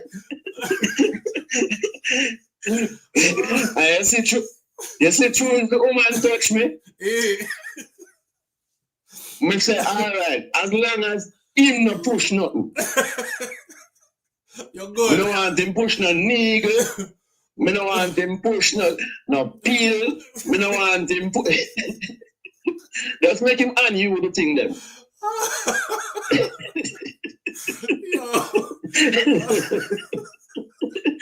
I swear to God, when we reach our hospital, the ambulance, everybody will rush out.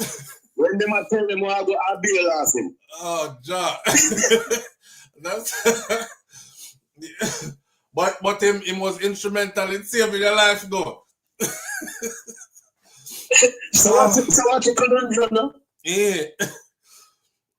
Nah, but still, it's alright that we didn't do it. But now I don't believe said, It's because he makes sea water make him work. Papa. When you thank him, say save you. Me thank, yeah. Say him they know what to do. You thank just say a fish. We couldn't do nothing else. We don't want them. No man, life funny We don't want enough. them, brother. Sometimes life funny you know man. Man, I tell you, believe me, you know, me come in like Colombia, you know, me I put a hype, you know, me I burn them from day one in a dog. And I want to come save you. Jesus, hear my cry. Yo. Hear my cry, me say. Life right itself. Me You hear couldn't me? Yeah, me couldn't pray it no other way. Me couldn't pray it no other way. Me couldn't need. Me da have to let go the rainbow temporarily till me leave the hospital. Yeah, you could. You're not born. You're not born no more. No, me pick it up back when me leave. You pick it.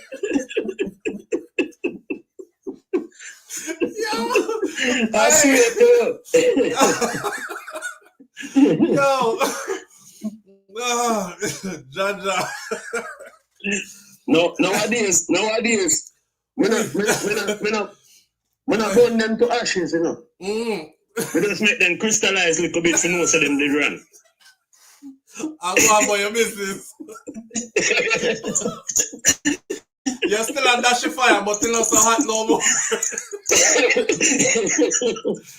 You're not so hot no more. I don't know why you see me don't go back this time.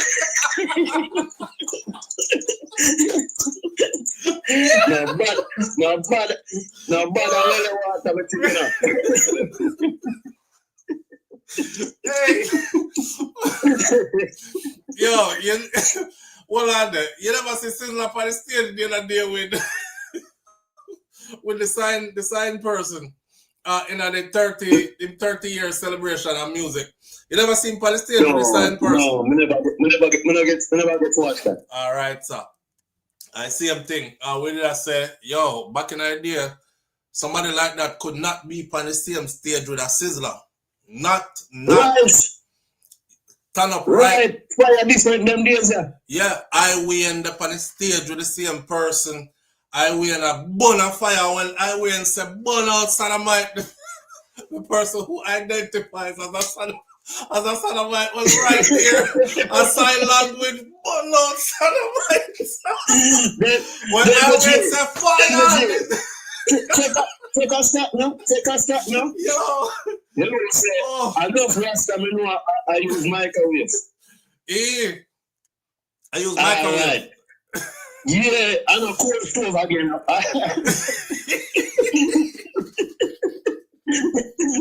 You see me? And that's why the fire cool down. What if it was a fish we designed the microwave? I don't know for them wear Versace and Balenciaga and all so, when I say that clarify the conversation we're there about the twins. Yeah. So, yeah, sir. We don't want to take a show and turn it in a comedy this morning. All right, my brother. Mothers are respect, see? Blessed morning, man. Blessed, my brother. Yeah. All right. Oh, my God. Yo, audience, listen. Oh, my God. My belly hurt. But say, if I ever... When I go from this lifetime, big up to everybody else who come from any other culture. Big up to anybody else who come from any other place in the world or whatever. Enough respect, right? I'm a human on earth. But if I have a choice in how to come back to this earth, I live life again. If such thing as reincarnation, please, for the creator, please let me come back as a Jamaican. Because I don't want to be nothing else. I want to do this all over again. Yeah, I laughed in my belly. My belly was cut. I was having a muscle spasm in my belly. You know, love me to laugh, so. But that's not when we get shot up. I want who will pick me up. And the man was a fish. Me know said the story mash up after that. I just couldn't hold it. Yo. Alright, I contain myself, you know. Woo. Listen.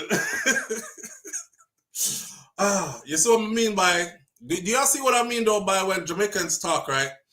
They have it's a way that they say stuff. It's like the way how them explain stuff, the way how we talk. You have to be around, I don't know, I have to be around my people them. You have to be around, because other people won't get it like that. They they just won't get it like that. Damn, and then some people will get offended. And it's really not offensive, it's more like funny than anything else. You know what I'm saying? Yeah, Mervin, our flavor. Brother, I go Jamaica already. I'm Miami airport where I fly through, right? I laugh from me reach Miami airport, Miami International till me land at town. Me land Norman Manley International Airport. It was just like a whole laugh fest from we line up, forgot through TSA, all the way through, and I'm paying attention to different people's conversation. Half of them never talk to me. And you know, when Jamaicans meet up, some of them don't even know each other, and conversation just start. And next thing you know, laugh broke out over here, so laughter broke out over there, so laughter broke out over here. So it's festive time of year because we going home. Everybody left to go to them yard, right? And we've been waiting for this moment all year. You done work all year already, you see up your money, December come, you go to your yard, and it just, you can't wait for reach. Yo, Jamaican people, big up on yourself. No, big up. Big up on yourself. I want a wee, man. For real. One a wee. Maybe it's because it's my culture and I really understand like the intricacies of how we communicate and all them something there. Oh, I laughed till I weak just now, man. I tell you, my belly was, I know that's what hurt me. My diaphragm area is hurting. That was a hard laugh. I needed that, bro. I needed that. Thank you for that laughter. Laughter is good for the soul. You know, sometimes your laugh is locked in and you just can't get it out. But laughter is good for the soul, man.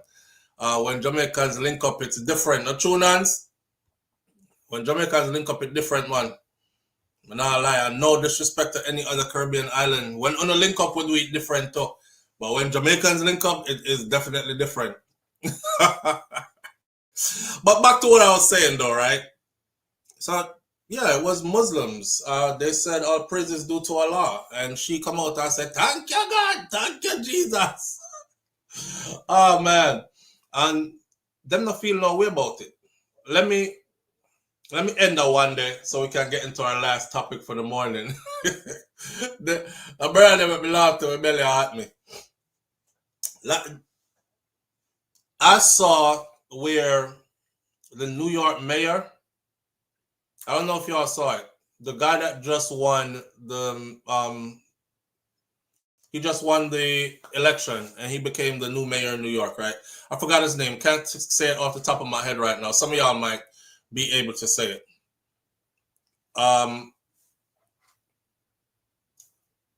Remember they were talking about taking away his citizenship and all these other things.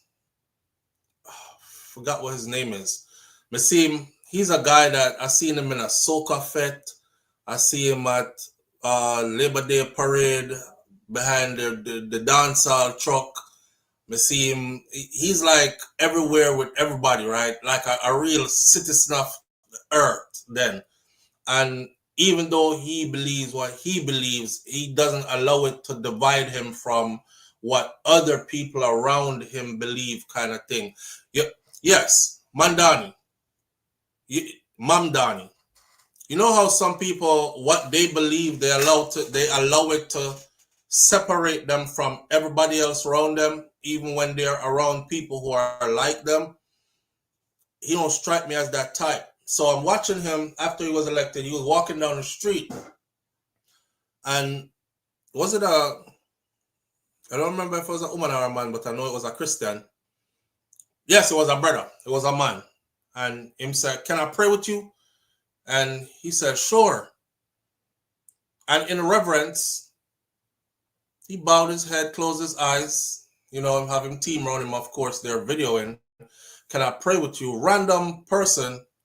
And he was like, "Father, in the name of Jesus, we come before you today." And the first thing I said to myself is, that man is not a Christian. I have him hand up pray about, "Father, in the name of Jesus, I come before you." I said, and hear me now. I said, that's so disrespectful. I wouldn't go up to a Muslim and tell him, "Give me your hand, let's pray." And I start out, "Father, in the name of Jesus, I come before you." And Father, give him the wisdom to lead with strength and courage, and give him the wisdom to know what is right and what is wrong. I'm sure when he prays, he says, "Allah, give me the wisdom to lead. And Allah, give me the strength and the courage." You there prayer talk about Jesus, give him the wisdom and the strength and the courage. He never budged. He never budged. Out of reverence, he stayed there. And when they were done, he said, "Amen," at the end, just like everybody else. "In the name of Jesus, amen." And he said, "Amen," too. And then, you know, them dap it up and go on about them business. And I was like, wow, look at that. You know, look at that. We can actually coexist. We can actually coexist. The reason why I don't get into religion is because for me, religion has always represented division. I don't even like discussing religion because I've proven it many times before here. The minute I say I'm Muslim, I hear 10 people say something about Christianity and what fire burn when me I deal with. The minute me say me a Rasta and a Jah, me hear Muslim and Christian and everybody else say. The minute you say anything about any one religion, you hear others about for them religion as well, and then it becomes a religious war.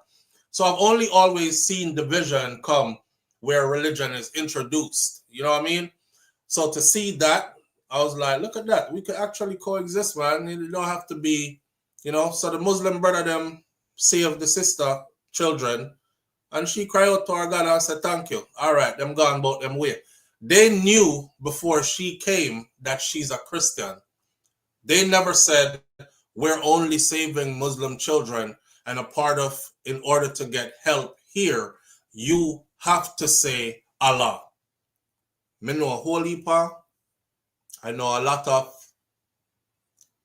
Christian faith-based groups who, when they're giving you aid, they must also convert you in the process. You know what I'm saying? And if you don't conform through that process, then they won't give you no more aid. So they knew before she came that she was a Christian. They never said, "I'm sorry, can't do it. We know she's a Christian," unless she converts. And then when she comes here, she'll have to wear the traditional dressing of our women here and have full respect for our God and our culture. Then we'll help.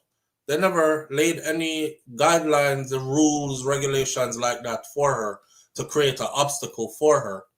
They took her child, her children, and they did what amounts to a miracle to her for her children, separating them from each other, allowing them to be able to live life independently apart from being attached to each other. And that's like the happiest thing that ever happened in her life. And that's all you can ask for, you know?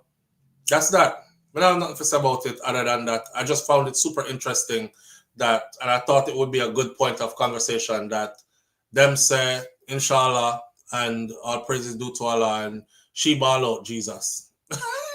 You know? And I genuinely thought, that's like when me buy my pick them Christmas present, and them come tell me about Santa Claus. Kind of like the same thing. So the people them not get no credit to them God, except for the credit that they give to their God for being able to do what they do, which I guess in their mind is enough, right? Right. You do a good deed sometimes, you never know how far it may go. maybe somewhere down the road, she might even convert to Islam. And I'm not saying that's the right religion for her to get into, because she's going to go back to Jamaica and go back to our same steps church, or she go on wherever. But you never know. Life is a journey. Life is a journey, and somewhere down the road, it might have influence on her seeing life differently from how she sees it now. I'll give you a quick story, and then we go into our last topic for the morning. Let's take a call real quick. Live on the air with SouFlo. Good morning. Hi, it's me again. Yes. Picking your brain. Uh-huh. Thou shalt have no other God but me. Uh-huh. Then he sends his son Jesus. Mm-hmm. Why is everybody praying to Jesus? Jesus and not God? And then Their God. Jesus' father. Could you explain that one? No, I'm not gonna. Okay. I'm not. I was curious. Yeah, me too. I'm curious too. I used to catch hell. Right. Because I kept asking these religious priests and ministers, why are you saying fear of God? I thought he said to love me. Why are you telling me to fear him? And they couldn't explain why is everybody eating Christ. Okay, so since you brought it up, right? Since you brought it up, I don't want to get too deep in it because I know the phones are gonna get hot again. And I know this ain't gonna end up nowhere good because people are dead set on what they believe. So it's not like we can convert, change anything, and it won't even be a civil discussion. No, I'm just asking from your perspective what you know about it. Yeah. No emotional, just curious. Questions of curiosity. Right, right. That stands a logical examination. Right. I've been always curious about that too. Like, how did he become his own father? Yeah, that. Because me and my father are two different persons. Yes. So when when I quote what you quoted, I was told that don't ask any questions, and it made no sense to me not to ask questions when you're trying to tell me that this person is three people and three persons in one. Because I'm like, who's his father then? Right? Because he sent his son, right? Sent his son to die for us, right? Okay, that means that he is not God. So why is he being worshipped as God? But then there are scriptures that say you must go through him in order to get to his father. But then I'm thinking, why would I have to go through the son to get to the father? If I'm divinely connected to the father, I should just be able to go straight to the father, skip the son. It's like I want to talk to your dad. I don't have to go through, call your phone first and then get you to call your dad. But I would love an explanation too that makes sense. But I've heard all kinds of explanation, and honestly, none of them make sense to me. Because in my mind, I saw Jesus as my brother. You know what I'm saying? Right. And that's the way I rolled. He was my partner in crime. You know what I'm saying? That was my brother, and Big Papa was the man. And that's the way I did it. Right. And that helped me to transition out of the psychosis of the programming. Right. And I could let go the worship thing. If you're my brother, that means I'm on the level as you. Now all I got to do is remember what I forgot. All right, so, but thank you for the feedback. Appreciate it. I appreciate it. Thank you. Bye. Yeah. That's how I meet with it. Yeah, moving right along. Father, Son, and Holy Spirit, for Kaita Jai Empress said, one man can be Father and Son and Holy Spirit. Him can be Holy Spirit, but Father and Son, you know, make no sense, because me and my father are two different somebody. So I don't know how that. But then again, remember, Jesus come through Immaculate Conception, not true? So who did him daddy again? Y'all remember that part? Well, can't have at it, yeah, man. I know a guy that was attending Preacher's Challenge, and man, you should hear the things he said. They was telling him to pretty much lie about, says FIFA Don. Yeah. invisible essence of the divine is the Father. The manifestation in creation is the Son of God. He is one and the same. That don't make no sense to me.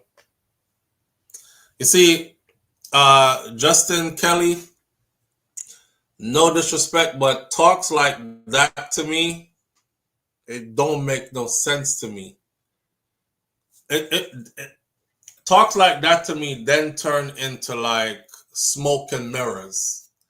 It's like, yeah, invisible essence of the divine is the Father. The manifestation in the creation is the Son of God. He is one and the same. Like, it don't make no sense to me. Oh, left it alone. Live on the air with SouFlo. Good morning. Good morning, SouFlo. How you doing? I'm good, family. How you doing? Good.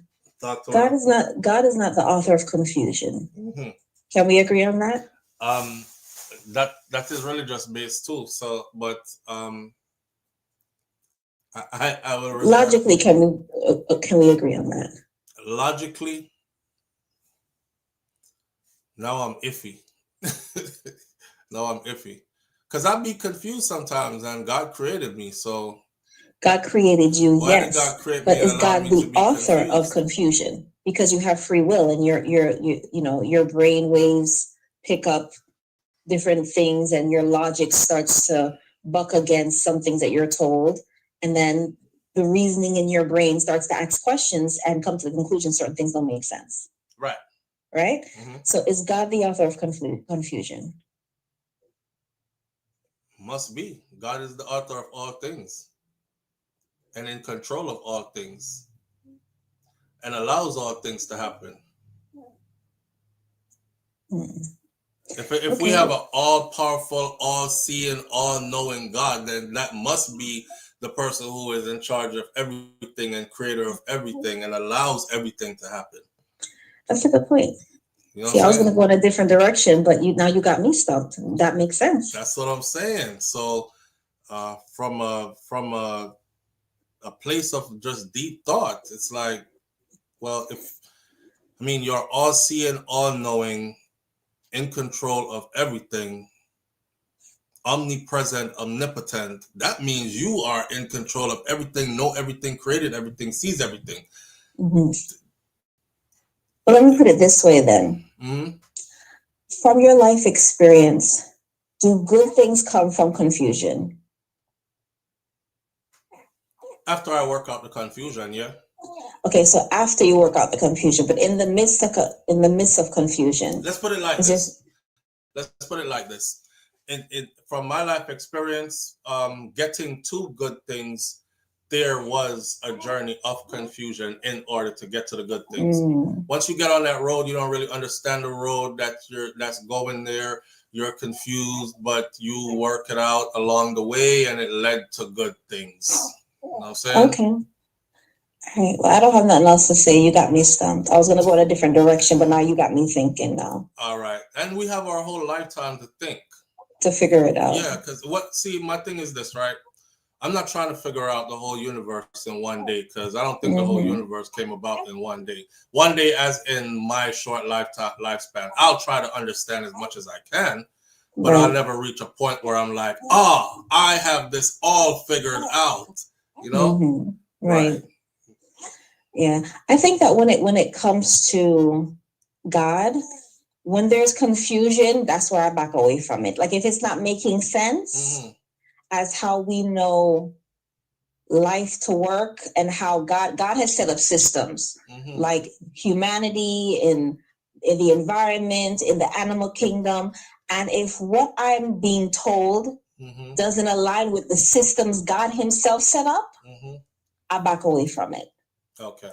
So for me, the idea that God is three different people in one person does not align with the systems that I am aware that God has set up. Right? Now,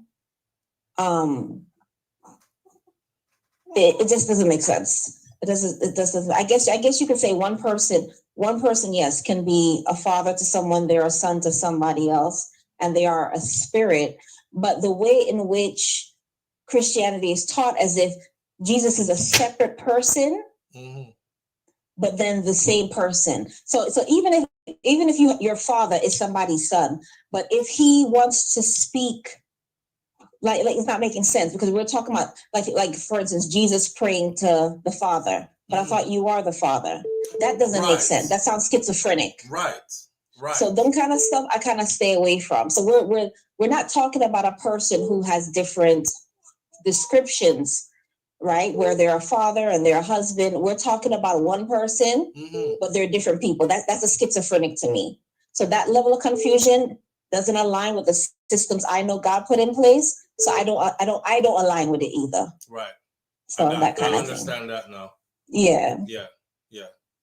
But I'll let somebody else call in. All right. All right. Thanks.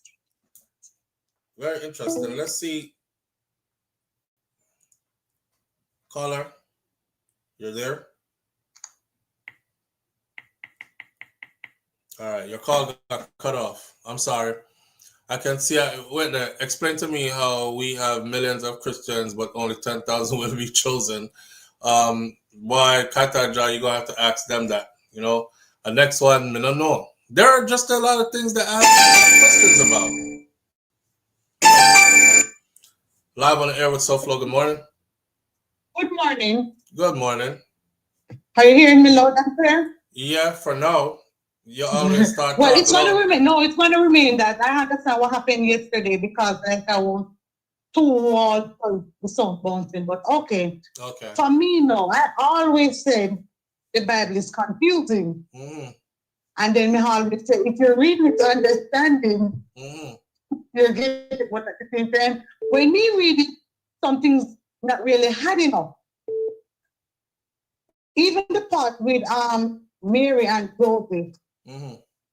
About can't Jesus come here because if she was a virgin and conceived, how come she get married to Moses afterwards and have children afterwards, but yet she was a virgin? So me look at that part. Yeah. Right? You understand what I'm saying to you? Yes. So I'm looking at that. So you never have intercourse, and the scientists show you the same. That's the only way you can conceive. We're not talking about AI now. Right. So we're looking at that aspect. Right. So you're in a nutshell, you're saying that there are things that are said in the Bible that you have questions about because them just not make no logical sense to you. They don't make no logical sense to me. I mean, thinking, and I was the person at time brainwashed. That's the same thing that the other caller was saying. She said, yes, I was brainwashed. Because first like you hear about the 3-in-1, then you start listening to one other religion like Allah, and then I tell about feelings. And then I say, they have their creed and they believe that God is doing something for them. But at the same time, now, with me now, I believe Spirit of the Most High. Because sometimes, I don't know if I should say my sixth sense talking to me or the Spirit of God speaking to me, but there is a creator which I believe in, but I don't believe it is blonde hair, white-eyed, no, blue-eyed, white-skin person. What they gave to us, the blacks. So there are many other books that can't even teach you that you have God within your own self.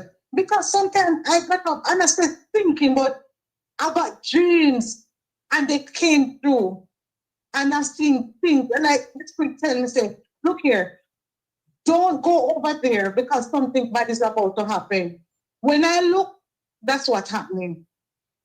So sometimes me have to look at it within myself and say, what if I can see sometimes a little bit, one day ahead into the future. All right, what I want to say again now, what confused to in the Bible, they say God brings storms, earthquake, and all of stuff, disaster. But the same Bible come back and tell you that there was a great storm, but he was not in it. Then if he created where he was, because at the time when you say my weapon and storm come up and it tells the boat and water stand still. Look at this now. You understand what I'm saying here? Right, a lot of contradictory stuff. That is the thing. So sometimes me myself say me can do it my own circle because yet still as me say me pray every morning. Me read a psalm a day to keep the devil away too. Mm-hmm. Me may scan through other stuff, but I'm saying look at that. All right. So I want somebody else to explain it to me. And me say me get a better understand the great storm. He created them, but yet still he said there was one who was not in it. So me I look on this and put here and say, man that make things and create things. So just like how they said the devil and Jesus when you want faith and Jesus him all the time when you want blow bread. So yeah. All right, I'll listen back. All right. Why? I could come off of this religion thing because it make everybody sound even more confusing than before we start this. Listen to me, right? Go ahead and believe in what y'all believe in, man. If you believe in the cow outside or the grass or the tree or Jesus, God, Buddha, Allah, Krishna, whatever you believe in, whatever works for you works for you. I'm not here to tell nobody what to believe in. I'm just saying this started from, so for those of you who don't understand, this started from the situation where the twins, the conjoined twins, were separated. And then it started from them being separated by members of Islam or Muslim brothers who prayed to Allah. And then they did it for a Christian. And they praised Jesus, which is their God, for that miraculous feat. And then we got into religion and stuff. I don't want nobody to explain the Bible to me because Bible is up for interpretation and everybody seems to have their own interpretation. All right, one more call. I'm headed into our last topic. All right, live on the air with SouFlo. Good morning. Good morning. How? Live on the air with SouFlo. Good morning. Yeah, good morning. You hear me? Hello? Yes. Yeah, how are you? I'm here, but not too good. Something wrong with your phone. Oh, can you hear me now? Yes, yeah. Talk now. Oh, this Jerome? Yeah, you have to call me name, you know, see me change my voice. No, man. That voice that sound lean up, bro. All right, then, all right. You know, we can never disguise my voice and call you. No, voice that he saw that way. If I try to trick with Mervin. Yeah, I told you, you know, when you get to this topic, it's very steamy. Yeah. You know, earlier on, it was like 990 odd people.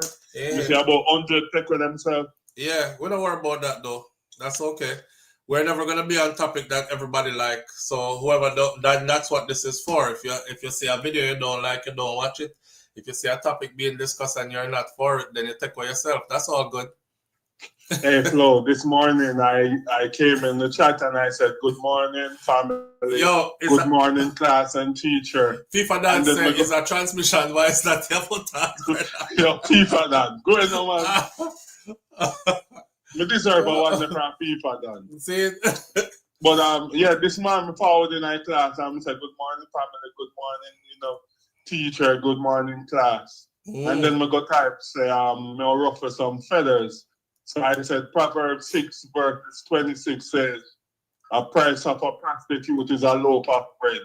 Me say, none of my family them not tell me good morning.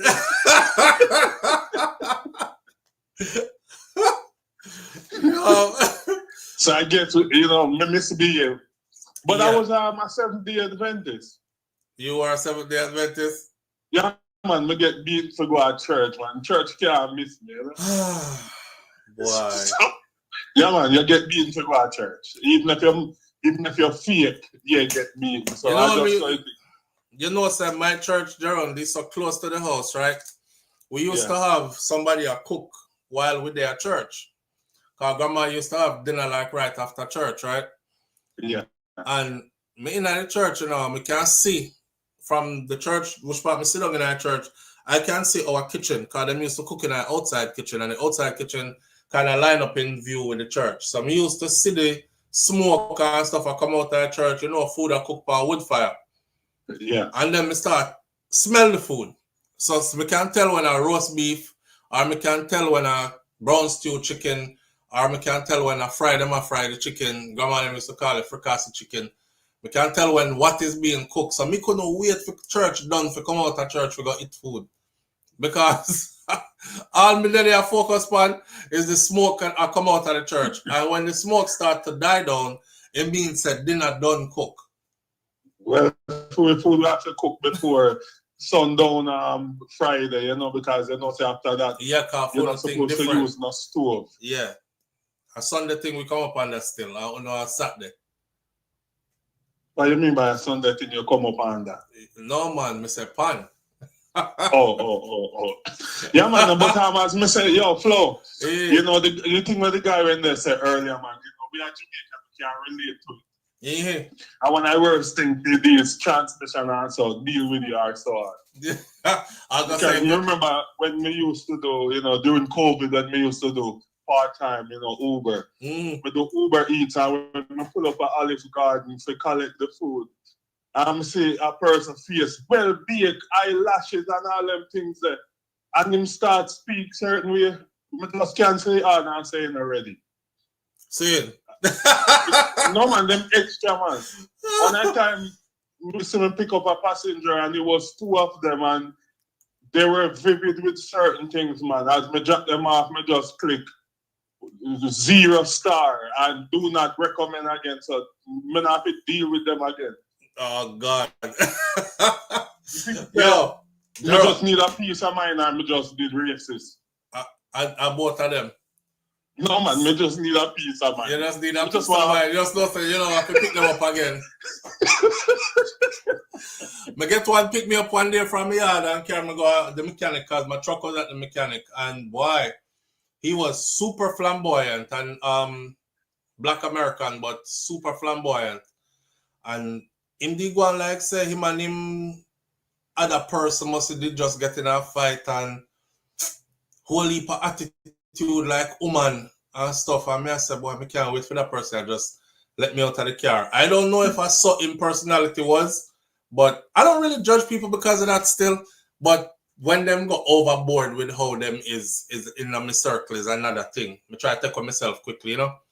But I don't know, like the brother said, if you get in a situation where it's your life is on the line, I don't think I really care who's gonna save me. Just save me, please. For real? Yeah. I want to. CPR? CPR? We have other ways that you can do CPR now. You don't have to put your mouth on anybody's mouth. But save me. But in go, what about if him push away your bust your button them off of your shirt and then may I wake up?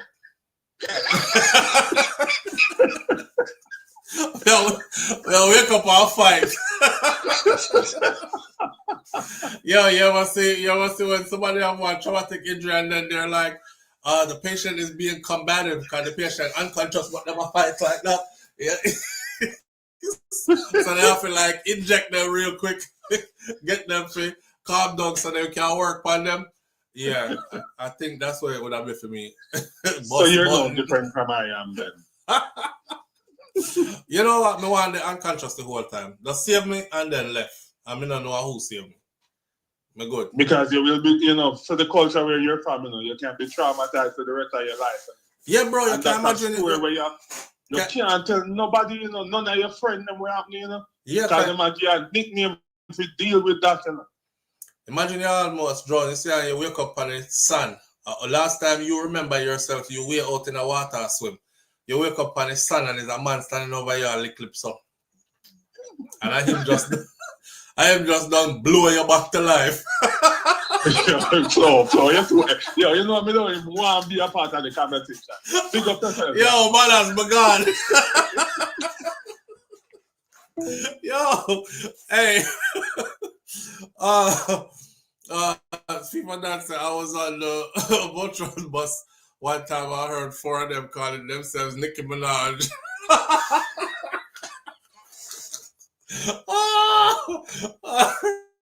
Yo, oi. The last one we're gonna do for the morning.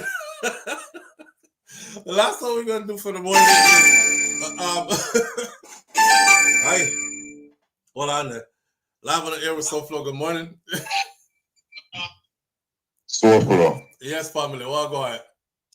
Good morning. Respect, Just one little thing I have to tell him, all right? My father was 84 years old, and he had a stroke for like 10 years. So he walked with a limp. Saying. He came up here to visit, and he fell down the stairs in the train station. So when I go to look for him in the hospital, he was like, he fell, and one of those people tried to pick him up. And he was like, no, don't touch me. And you know old people. So my God, man, this one tried to pick me up. Did he come up here to visit from Jamaica?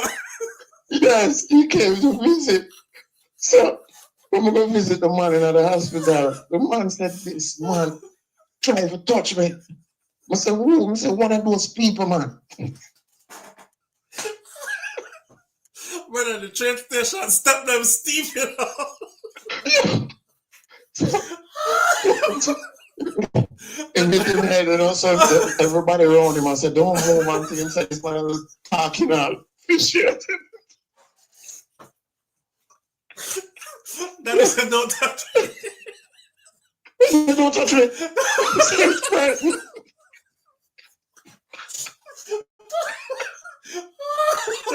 Yeah. But that's all my call for tell you. When you're not talking, remember that, man. Step back. Alright, bro.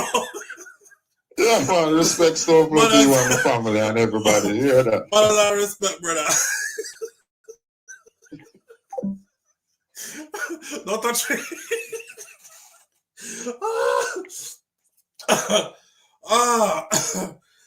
Ooh, yo, the train station steps are steep, you know. Go look at that train station. Imagine you drop down them step there, you don't want nobody pick you up. And you have ailments, and you really looking at this man talking about don't touch me in that quick. In that quick of an instance, Fim Father already assessed the situation as well. Yo, you know, so when you drop, right, you try to get up fast. And you try, the first person come help you, you try to get up. In that quick, your brain assess the situation. Don't touch me. Nah. Yo, why would stay so, yo? Oh God, my belly.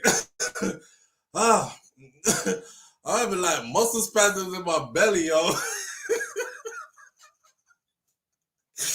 Oh, we can't imagine Daddy. I said, don't touch me. It's one of them people trying to pick me up. I try to ask him which part of New York he did that. Because boy, there's this part, if you're anywhere close to where the village is, cool, they're super flamboyant. Hey, listen, an instant reflex. You can't do that. That was Daddy instant reflex. Daddy come in like one of them robot them already assess the situation quickly. Don't touch me. Don't touch me. But sir, I was just trying to help you up. Why you acting like that? Jeez. Yo. Oh God. John Noah Star. Not just any village, but Greenwich Village. Carthage Empress. Greenwich Village. Yep, don't touch me. The blood. Hey, guess what? The two pictures I said I was not going to put up, they just released the two pictures, and it's the same two pictures of the two youth that is they're saying is responsible for the police shooting. The police are now. This is the latest update news. It is in Jamaica Observer, and it says that a 17-year-old student is among 3 men who are being sought in connection with the killing of 2 policemen on Waltham Park Road in St. Andrew on Thursday night. The teen who is off a Walton Park Road address, then you have big idiot picnic, because you go kill policeman right which part you live to. I hope it's not you that did it, but now you're in a situation. That teen was listed as a person of interest along with 20-year-old Marcus Monroe, otherwise called Mackie, from Ricketts Crescent, Kingston 13, and another person called Junior Brown, who is 20 years old, from Seward Drive, Kingston 11. And these are the faces that were published for everybody. So that is one. That's all. You can dash on the life, man. See? That's one. And this is another one. If it's not you later on when me do my editing, me take you back out of it. But there goes the other one. There are two persons of interest now in the shooting death of the two police officers. This one look like picnic. It look like somebody look a bad picnic. Well, what I said before, go turn yourself in. And that's the headline in the Jamaica Observer. You can go look it up for yourself. The last story of the morning. What we're going to talk about. It's not really something to talk about. It's something to just put out there.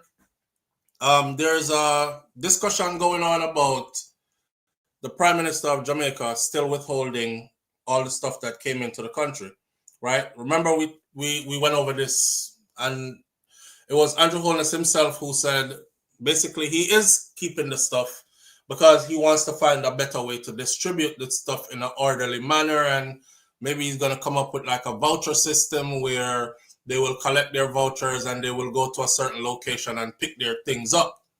And of course, a lot of us are saying, we didn't know so many airplanes came in loaded with aid. Over 300, according to Darrell Vaz yesterday when he was replying to Buju Banton, right? So over 300 airplanes with aid have come into the country. These, when we say aid, we're talking about building materials, we're talking about generators, we're talking about Starlink equipment, we're talking about tarpaulin, we're talking about medical supplies, we're talking about food and drinks, libations, water, whatever.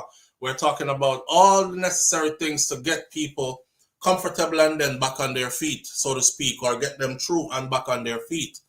That stuff is still not going out to the people, right? Now, this particular story, somebody said, SouFLo, you know, say Andrew Holness said he wants to lend out the generators to people. Lend out the generators to people. I said, which generators? They said the generators that came as a part of the aid packages that come into the country, donated generators. He wants to lend them out. But me I say, let me see. Fears criticism, but there are people who fear me when I respond to them. Be assured that I will respond to any nonsense that is put out. Anyway, now these growing public debates, there's a growing public debate after the Prime Minister Andrew Holness announced his plan to loan out 400 generators that were donated to Jamaica by Belgium for victims of the Hurricane Melissa. Selector Triple X, among others, were speaking out against it or about it, and it has sparked an intense online debate.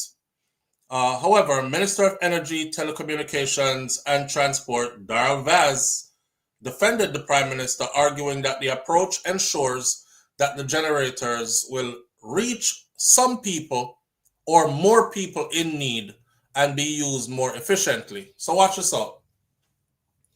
is over 300 and something planes flew into the country, right? Belgium alone flew in 400 generators. Just Belgium alone flew in 400 generators. Right? Right. Tyrese just went to Jamaica. I think he's still down there, or he just left yesterday or this morning. Tyrese, when he came in, he brought generators. Buju Banton said him bring generator, them say them no see it alive Mattel call the generator, no generator never come. All right. Other people have given generators as well. So there's not like it's just 400. This is Darrell Vaz backing up the Prime Minister as to why he should lend the generators to people as opposed to distributing the generator to those who need them. Why loan the generators? This is at Darrell Vaz official. Why loan the generators? He said after the first recipients are reconnected to the grid, thousands of Jamaicans will still be without electricity. While some can selfishly think about their own benefits, from one of 400 generators, a leader has the challenge of making 400 serve almost 200,000 Jamaicans in the best possible way. We have to think critically and stop the madness and the divisiveness, the divisive rhetoric. Leadership has more moving parts and tougher decisions to make than many would think. Our Prime Minister has his table full, and I beg us to give him support. Lots of time to pressure him after. But now, let's recover together. So what Vaz is saying is the Prime Minister wants to loan out the 400 generators, and then once those people are connected to the grid, they can take them and loan them out to 400 more people who might need it. And then when those people are connected to the grid, him take them again and loan them out and keep the loan program going 400, 400, 400 until everybody is connected to the grid. That makes sense? That makes sense?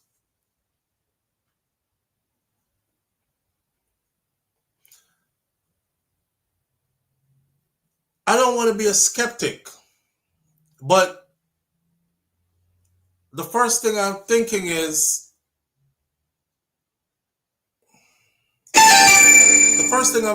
I'm reading Charlotte's comment.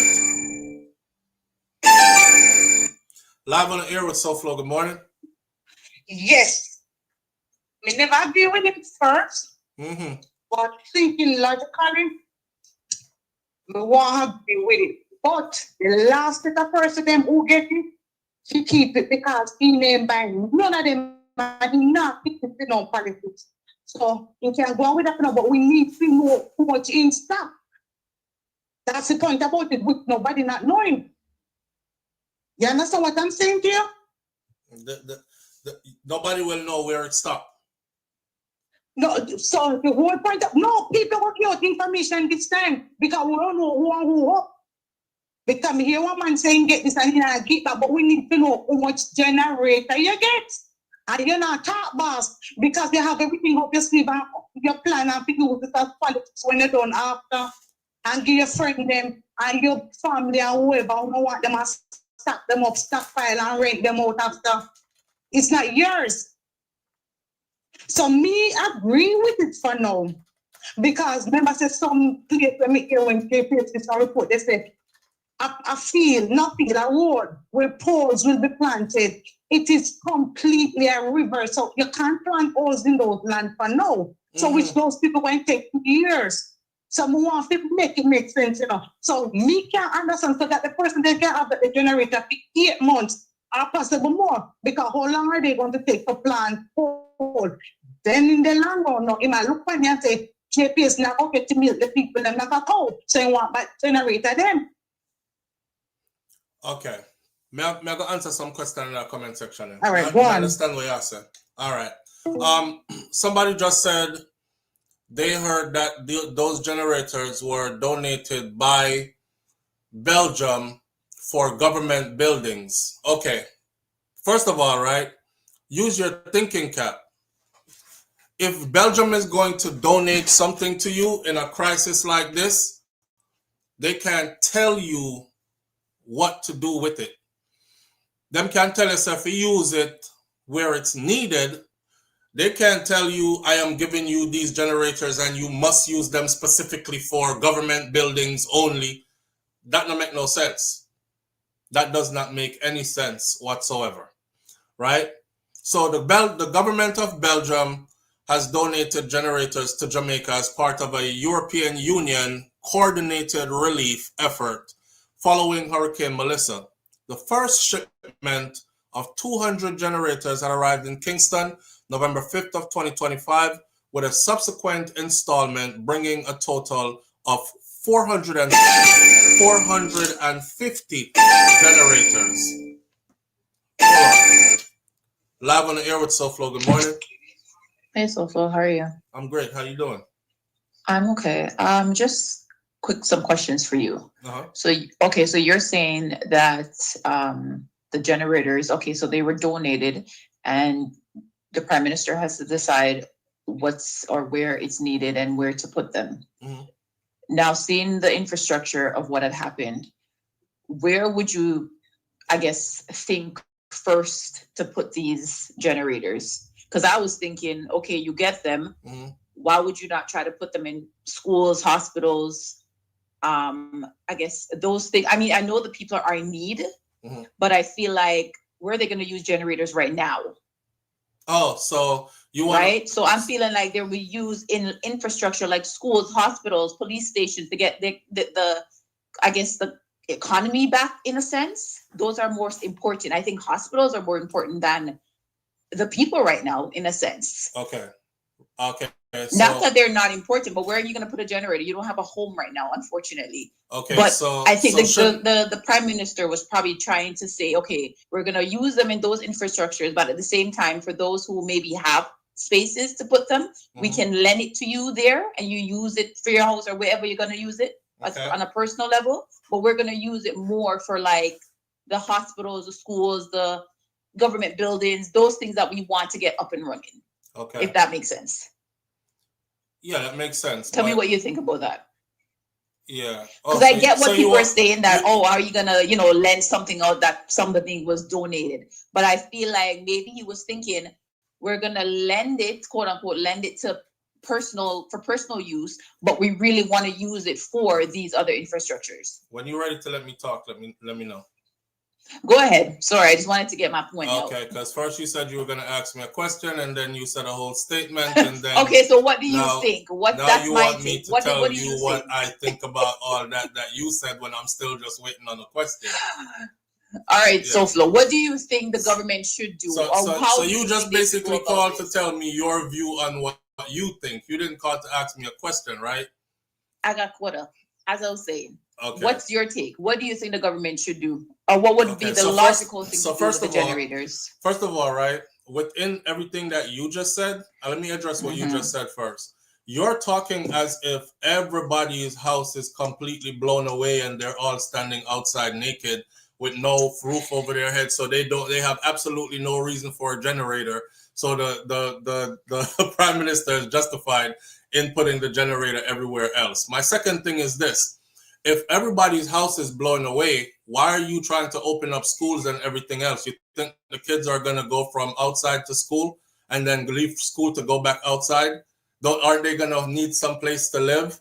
And then who's going to school when you have nowhere to live? So the first priority should be housing the people and then using these generators where they're needed there, stabilizing the people first. Then we could start thinking about opening up a school or schools that are affected, right? Of course, on the top of the list should be hospitals, because we're talking about a catastrophic event that just happened and people needing medical attention. So naturally at the top of the line, medical facilities would fall right in there as well, right?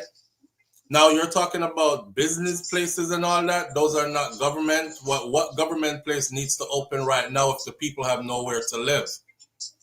And you said you feel like, not to make it sound bad or nothing, but right now is like that's more important than the people. Nothing could be more I was talking about important the than the hospitals people. mostly. I'm not saying they're not SouFlo, Yeah. but I'm also thinking of they also need medical attention. So if you get the hospitals that are, most of them are kind of intact, it's just the roofing that maybe they're off or whatever, that can help most people that need medical attention right now. Yes, absolutely. And you I get agree that that running. I agree that the hospitals should be a priority. However, Okay. the hospitals aren't going to take up 450 generators. And we're just talking about the generators that came from Belgium alone. We're not talking about the bunch of other generators that came from other donations. Just 450 from one donor. The Right. hospitals aren't going to take up 450 generators. So there will be lots of generators left, and those generators should go to people who need a generator in a time like this. Also, okay, that makes also sense. while you're at it, right? Are you Yeah. are you aware that over 300 plane loads of aid came into the country? Tons and tons of aid that have not been given out to the people who are in need of them. Are you aware that According our to Prime Minister, Daryl Vaz, that was made known yesterday. right? So yeah, there is the question of where is all that? Yes. And our Prime Minister made it clear that he is sitting on all the aid. He's sitting on it until he can figure out a system in which he can give them out in an orderly manner. He will create, this is his words, he will create like a voucher system or something where you collect your vouchers, then you go to a certain location and pick up aid. Now, all this, but that doesn't make sense, though. Well, that's your Prime That doesn't make Minister. sense. All this is happening while people are in dire need of stuff that he's sitting on. Over 300 plane loads of aid. And all those soldiers that came from that Spanish country, they're still Where are they? Hoping that there's a plan for them to get utilized. Exactly. All the equipment and all the personnel that came from other places to help us, El Salvador, the United States of America, other places. These are search and rescue experts, and these are medical professionals that came in ready to get into the thick of things to help us, and they have been parked. They have been parked.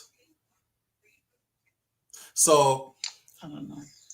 He's not handling stuff the way he's supposed to be handling stuff, and I don't care if this was anybody else, orange, green, whatever. If this was anybody else, I would be saying the same stuff if they were handling it in this manner that he is handling it in. We're watching him sit on all the resources. Even right now, while he is trying to decide what to do with the generators, there are people out there who need a generator, and he is sitting on, we know for a fact, 450 from one particular donor. While he tries to figure out, well, maybe I'll lend them out in 40s or 20s, and then people need them right now. So whether you're going to give them to hospitals, schools, or persons, they need to be given out like right now. The aid came aid came for people who are in desperation. That's what the aid came in for. Nobody donated all this stuff to say, okay, Mr. Prime Minister, you control this and you sit on it as long as you can until you figure out what to do with it. They came in like, here, we know you need it. Another plane, another plane, another plane. Let's go, get it out there. Help the people. And he's just stockpiling and stockpiling and stockpiling and just because he's waiting for the other people that are helping to do it all, I guess. That's unfortunate. Because he sees people are already getting help, so he can just drag his feet. That's sad. Do you think, though, and here's the question, and I'm going to go after this. Okay.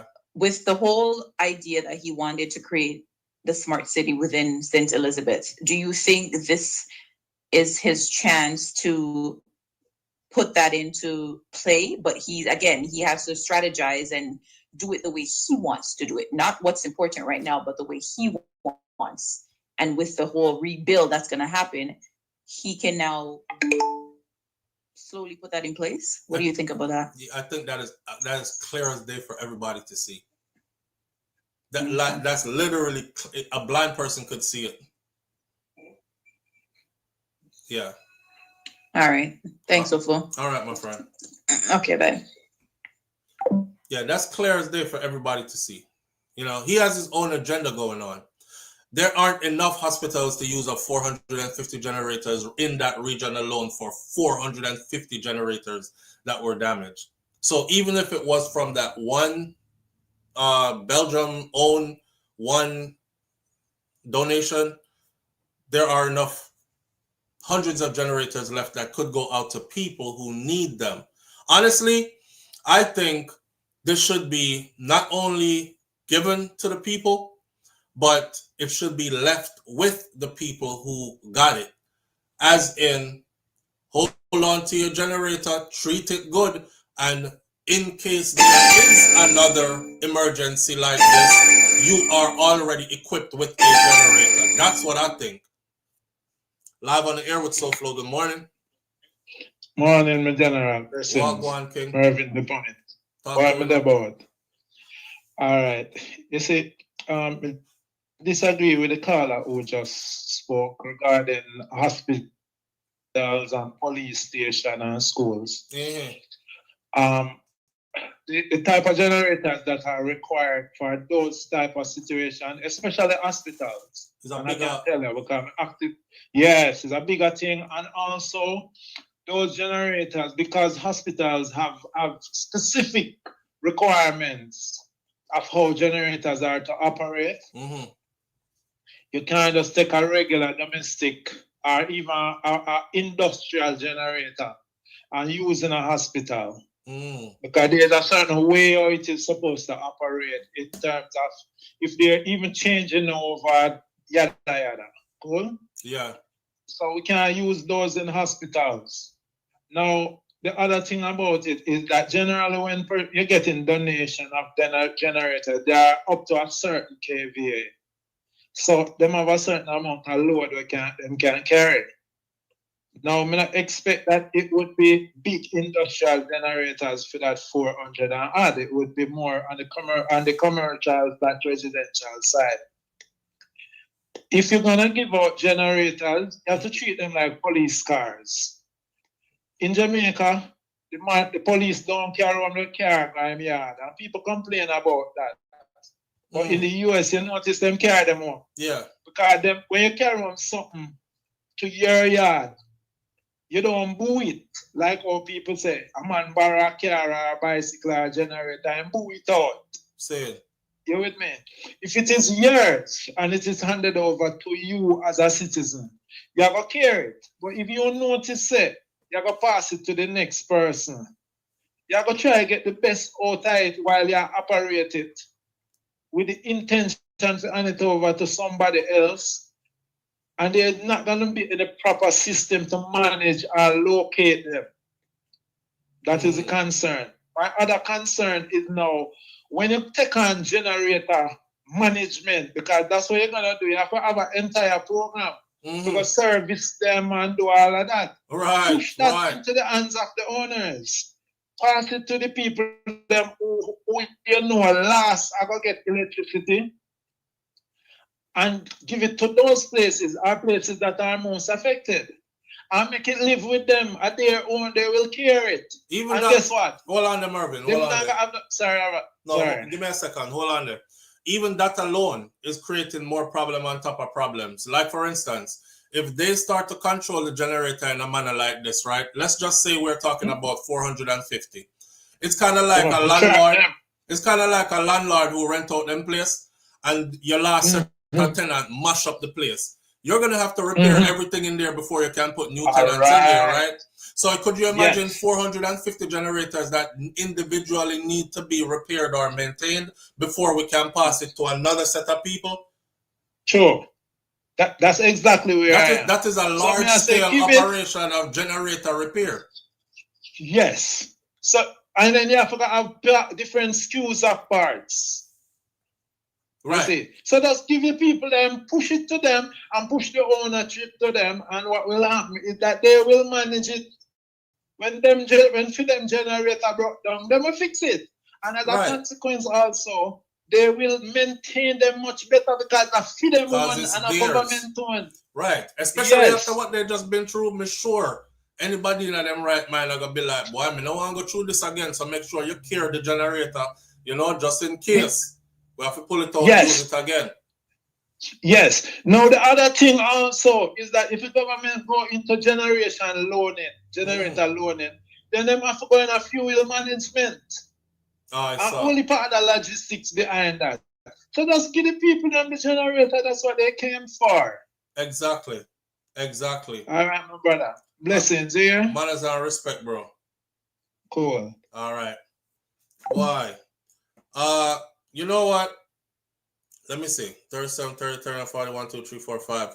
I have about 8 minutes left on this live right here. And then I'm going to go. I don't understand. Just Mervin was just talking about the size of the generators, right? And I already had it put up on the screen over here about different sizes and what different sizes could do. Live on the air with SouFLo. Good morning. Beg you, one last minute. Yeah. I want to put something out there. If you don't mash hands, then say it to them belly, right? Mm-hmm. So if Bojo never talk, I mean, bars wouldn't come out and say how much great load of stuff they get because nobody did still know, but and still coming in. Right. So in speaking about the war, I stand on some barrels. And when you tell me phone, my daughter got a call to say that one of the numbers on the barrel is wrong. It cannot be because the guy who wrote the paperwork, he proved that. Me not check it. Well, me could have checked it, but his problem that. But I'm saying the address and the name on him can't wrong because of me writing. And there was a fear in me of these things happening. So me, I wanted them to stand my barrel and the price to think what they want, snatch. So me, I put it out there for no on your platform. And me, I go low frequency. Any owner touch anything in my barrel. Any owner touch anything in my barrel. Me stuff them when I work hard for. Me sweat, blood and tears and stress. You know, we want myself to get it. So no make sure not touch nothing in my barrel and the people them barrel them work too hard up there. Some of the people them who come here to run gone down, couldn't be get to pack one barrel of carry them things in their suitcase. Leave the people and stuff alone. I left my stuff alone. Me I make that loud and clear. I'm ignorant this man because me hearing of me make for one confirm and me call back the barrel people them because you can't come tell me nonsense. So me just put that out there. Thank you for making me bent out that. And me will call back and tell you. All right, family. All right. All Yes. Right. Me no want upset our spirit no more, but me can tell her I said that now go do nothing. Them are going in a barrel same way. I don't want to upset our spirit today. When you said Nance, she ignorant. Nance said, what you sell? She said, you don't know how hard she there for and I walk out what she sell forget when she got put in a barrel. Listen up. I don't want them people not listen to it, my friend. But you vent and talk until your heart feel better and contented. Live on the air with SouFLo. Good morning. Yeah, SouFLo. Yeah, family. Quick joke. Yeah. Stop with the bag Andrew sitting down on things. Mm. Why for that? All right, brother. All right, so listen, but that's what I do. Like how chicken sit down for an egg. Andrew sitting down on the supplies and not letting them go. First he came out. Okay, let's close off like this morning, right? First he came out. We're wondering where is all the aid. I still say I'm giving them a couple of days just to see if Daryl Vaz is going to be super transparent, because I think the Jamaican people deserve to know how many of whatever was sent into them. They need an itemized list. Put it on your .gov site so the people them can go look and can say, okay, We had 300 planes come in. This, that much of that came in. So blah blah blah. The people them need to know because it got sent in for them. It didn't get sent in for the government. It didn't get sent in. Those people who were donating this stuff from overseas, they never said, Andrew, take this and you and your friends them enjoy yourself and have a wonderful life with it. They sent those stuff and said, oh my God, the people of Jamaica, they are in desperate need. Come on, guys, let's get this there. Let's get that there. I need some tarpaulins. I need some this. I need some that. I need some this. I need baby diapers. I need this, that. And they put the stuff together all with those people in mind. So it's unfair that all that stuff, over 300 plane loads, came and they're just sitting on it and the people have no idea how much actually came. So for one, I think they owe the people some clarity on that, some transparency on that. Me being a part of the people, I want to see that happen.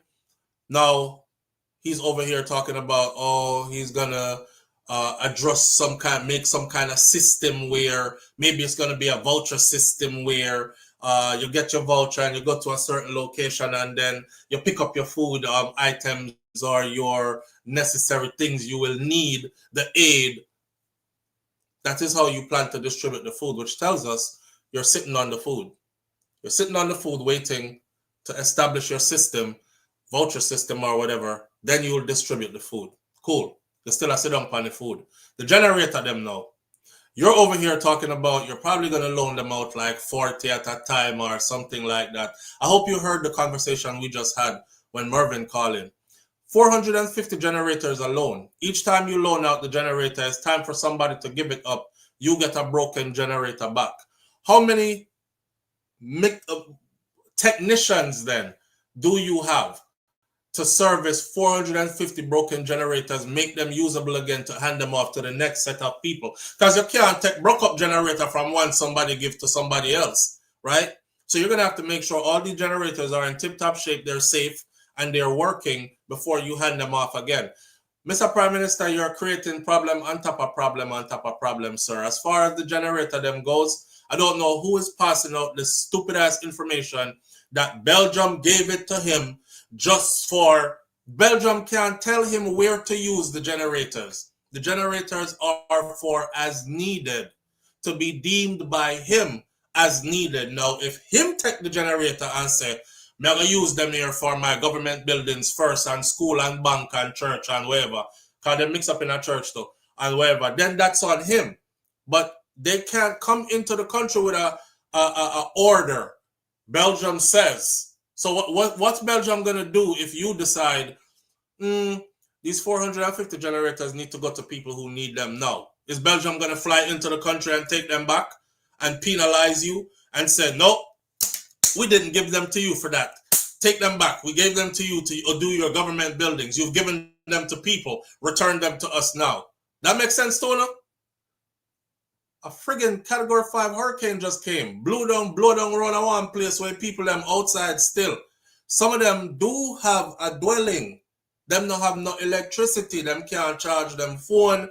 Them can't turn on no light. And them in a darkness. Mosquito bite them up. Get the people in the generator, yo. Everybody is not sitting outside, just out in the open. People are, as we speak, people are piecing their houses back together. I saw a video yesterday. There's a youth, a Rasta youth named Bigaton. Big up to Bigaton. Bigaton going around underground, helping people like put on zinc roof back on them house, and you know he took us through video couple of houses where them help the people them, and no door on this side of the house, and he's saying people anywhere can help.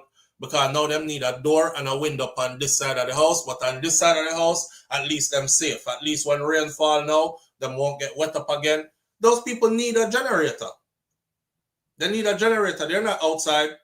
And for the caller who said, I don't think that is like, what's the rush to fix up schools in an area where the people are living in the conditions they're living in? Who you think I get up and think we'll go to school today? Ain't nobody thinking about going to no damn school today. You got to fix up the place a little bit first.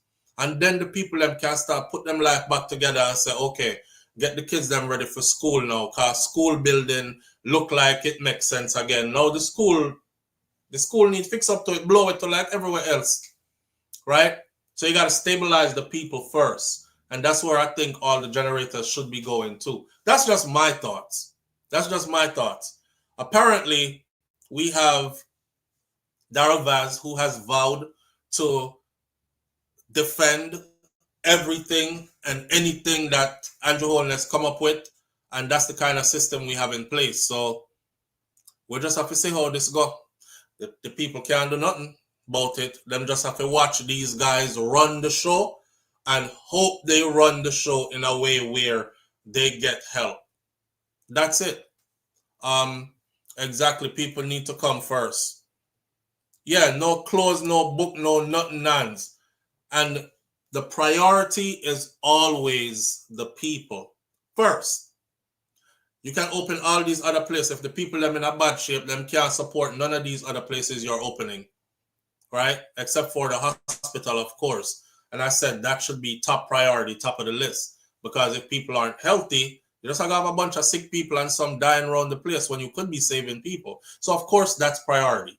But school right now and all the other buildings y'all are thinking of right now, who have time to think about that? They're trying to think about a dry place to sleep, get a little bit comfortable. Give me some light. Somebody can at least lift my spirit, listen some radio, play some kind of electronic device, charge up my phone, something. Let's start there. We're going to leave this one right here this morning. Manners and respect to each and every one of you tuning in. I appreciate you greatly. We could go on and on and on for days, but I have to go. Big up. Walk good. Like my granny Miss Ruby said, be good. It don't take nothing to be good. She said, if you can't be good, be careful though. But it's best to be good. And my grandfather, Mas Cleaver, said, I will see you tomorrow if God spare life. Knowing that you don't control this at all, my friend. And you can't bring tomorrow to yourself. You can't give tomorrow to the people you even love the most. If the Most High says they're cut off from tomorrow, is just no tomorrow for them and is no tomorrow for you. Yeah? So, if God spare life, then we will see each other tomorrow. Have a wonderful weekend. All right? God in all things, yes? And we'll meet again. I'm out. Peace.